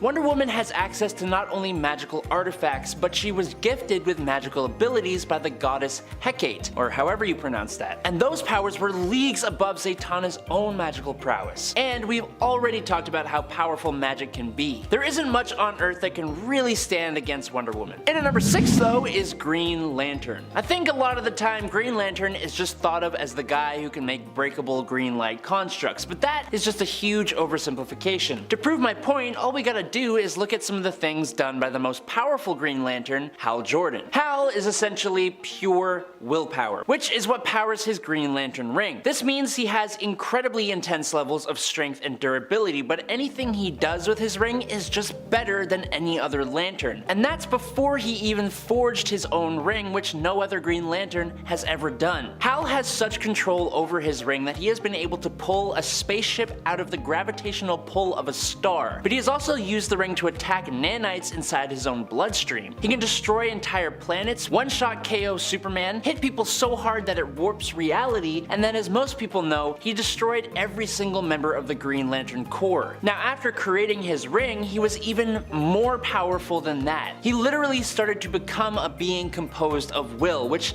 doesn't even really make sense, but means he can't really die. He obliterated Sinestro, who was powered up by Parallax. He moved so fast he broke the Speed Force barrier, tanked a massive blast from Mogo, who was a Green Lantern that's a planet, and Mogo was being boosted up by hundreds of other lanterns when that happened. And he created hard light constructs that were actually alive and couldn't be beaten by the Green Lantern and Sinestro Corps combined. Absolutely insane. Halfway through, in at number 5, Bloodstorm. A street thief living in the streets of Egypt, the mutant Ororo Munro sealed her fate when she attempted to pickpocket a man who turned out to be Dracula. She eventually managed to free herself from the vampire's control and found a new purpose among the X-Men. Unfortunately, her thirst for blood overpowered her, which resulted in her killing at least both Beast and Professor X. Scott and Ororo developed romantic feelings for each other, but Scott was hesitant to act on them since he expected to return to his proper time along with the rest of the young X-Men. But also, you know, she's a vampire. This ain't Twilight. During a date though, Storm started to convince Scott to pursue his feelings, but the couple was attacked by Ahab and his hounds. During the ensuing fight, Bloodstorm was impaled by Ahab with his silver-coated spear. Fueled by rage, Scott got the upper hand, forcing Ahab to retreat, but Scott ended up having to carry Bloodstorm's corpse, and his arms dissolved into dust. Yeah. In addition to the powers of Storm from Earth 616, Bloodstorm can also shapeshift into a mist or a flock of bats, and can hypnotize people into doing her bidding with only a gaze, cause, you know, female vampires. She also feeds on a consenting Scott in an attempt to satiate her hunger and prevent her from going dark again. Only feed on those who consent. And at 4, New Exiles Rogue. Rogue's powers can be difficult to explain. Actually, not really. Simply put, Rogue's powers allow her to absorb powers from other people, even people who aren't super. She absorbs like memories and stuff. But she isn't really able to control it. She has slight control over her powers, but not enough to make her scary OP. However, the same cannot be said for the Rogue introduced in New Exiles, since this version of Rogue has complete control over her powers, technically speaking, since she can only absorb powers through skin-to-skin contact on her hands rather than her whole body, so if she just wears gloves, she's fine. She can also recall powers from people that she has already touched, which sounds weird now that I'm thinking about it, but still, this is freaking nuts. Imagine just like going around to like a mutant prison or whatever in the raft and just like high-fiving every villain there. You'd gain their abilities, right? And then just boom, you're basically a god. Even if you did that with the X-Men or the Avengers, but like not the Hulk, because I don't want to be like a giant green behemoth. But like maybe I would just like, I wouldn't have to turn into one, I'd just like have his super strength while he's in Hulk form. And I don't know how that would realistically work, okay? But it still sounds wicked. Getting close to the end, into number 3, Mutant X Professor X. Charles Xavier of Earth 1298 believed in harmony between man and mutant, formed along with his friend Magus the X-Men, and led the team towards that peaceful goal. However, the day they fought the Shadow King, everything changed. The good in Xavier was corrupted, and he left the team to explore his powers further. When he returned, it was during an attack by the Juggernaut. Xavier fired a blast at Juggernaut, but it missed and killed Magneto's lover instead. Xavier left the X-Men for good after that, and traveled the world seeking out telepaths who he captured and incarcerated around the globe, because of course he would. Xavier was also able to take over S.H.I.E.L.D. and absorbed a load of telepaths' powers into himself. This, in combination with the corruption from the Shadow King, amplified Professor X's powers to an unknown extent. But I think it's safe to say that that's pretty damn terrifying. Man, imagine Rogue absorbing those powers. Man, she should have been higher on the list, the hell? But ultimately, in number 2, X-Men The End, Jean Grey. To say that the X-Men stories revolve around Jean Grey would be a slight overstatement, but in essence they always seem to at some point be trying to fight off the Phoenix Force from corrupting Jean or having to deal with her evil version. However, the version of Jean from the X-Men The End is the most powerful version we've seen, having fully embraced the Phoenix Force and merged with her evil doppelganger or clone or whatever the hell it is. The End stories revolve around various characters meeting their end or having some stories come to an end, which we can see when Cassandra Nova attacks the X-Men and the Shi'ar Imperial Guard. She then begins to erase Xavier's mind. Marvel Girl summons her residual Phoenix Force energies and engages Cassandra in psychic battle, but Jean Grey, once again the Phoenix, uses her powers to heal Cable when suddenly she and Cyclops are killed by a psionic blast fired by a mind-controlled Marvel Girl. So, RIP. Cassandra's astral form leaps out of Marvel Girl's mind and merges with the Phoenix Force, and there's a whole lot more to the story though, so if you're interested in it, I highly recommend reading it because that will do it way more justice than I can. Oh, damn. Finally, in number 1, Brother Mutant. Brother Mutant was created in the Exiles universe of Earth 127 and made his first appearance in Exiles number 85 from 2006. Brother Mutant was an amalgamated being created when the Scarlet Warlock tried to imbue Magneto with the adamantium-laced skeleton of Wolverine and failed, causing Wolverine, Magneto, Quicksilver, Mesmero, and Scarlet Warlock to merge into a single being, which is ironic because that ends up in essence giving Magneto an adamantium-laced skeleton, since Brother Mutant was capable of using the combined powers of all 5 characters who inhabited him, which is absolutely nuts considering how a gender-bent Scarlet Witch was combined with Quicksilver, Magneto with Wolverine's healing factor and claws. So yeah, I'm sure you can see why this guy is number 1. Various James Howletts from other realities were dispatched by the Timebreakers to stop Brother Mutant, but were unsuccessful, only defeating him when the Exiles and one last group of Wolverines just wrecked him, I guess. Imagine Rogue absorbing these powers. The Rogue should have been number 1. What am I...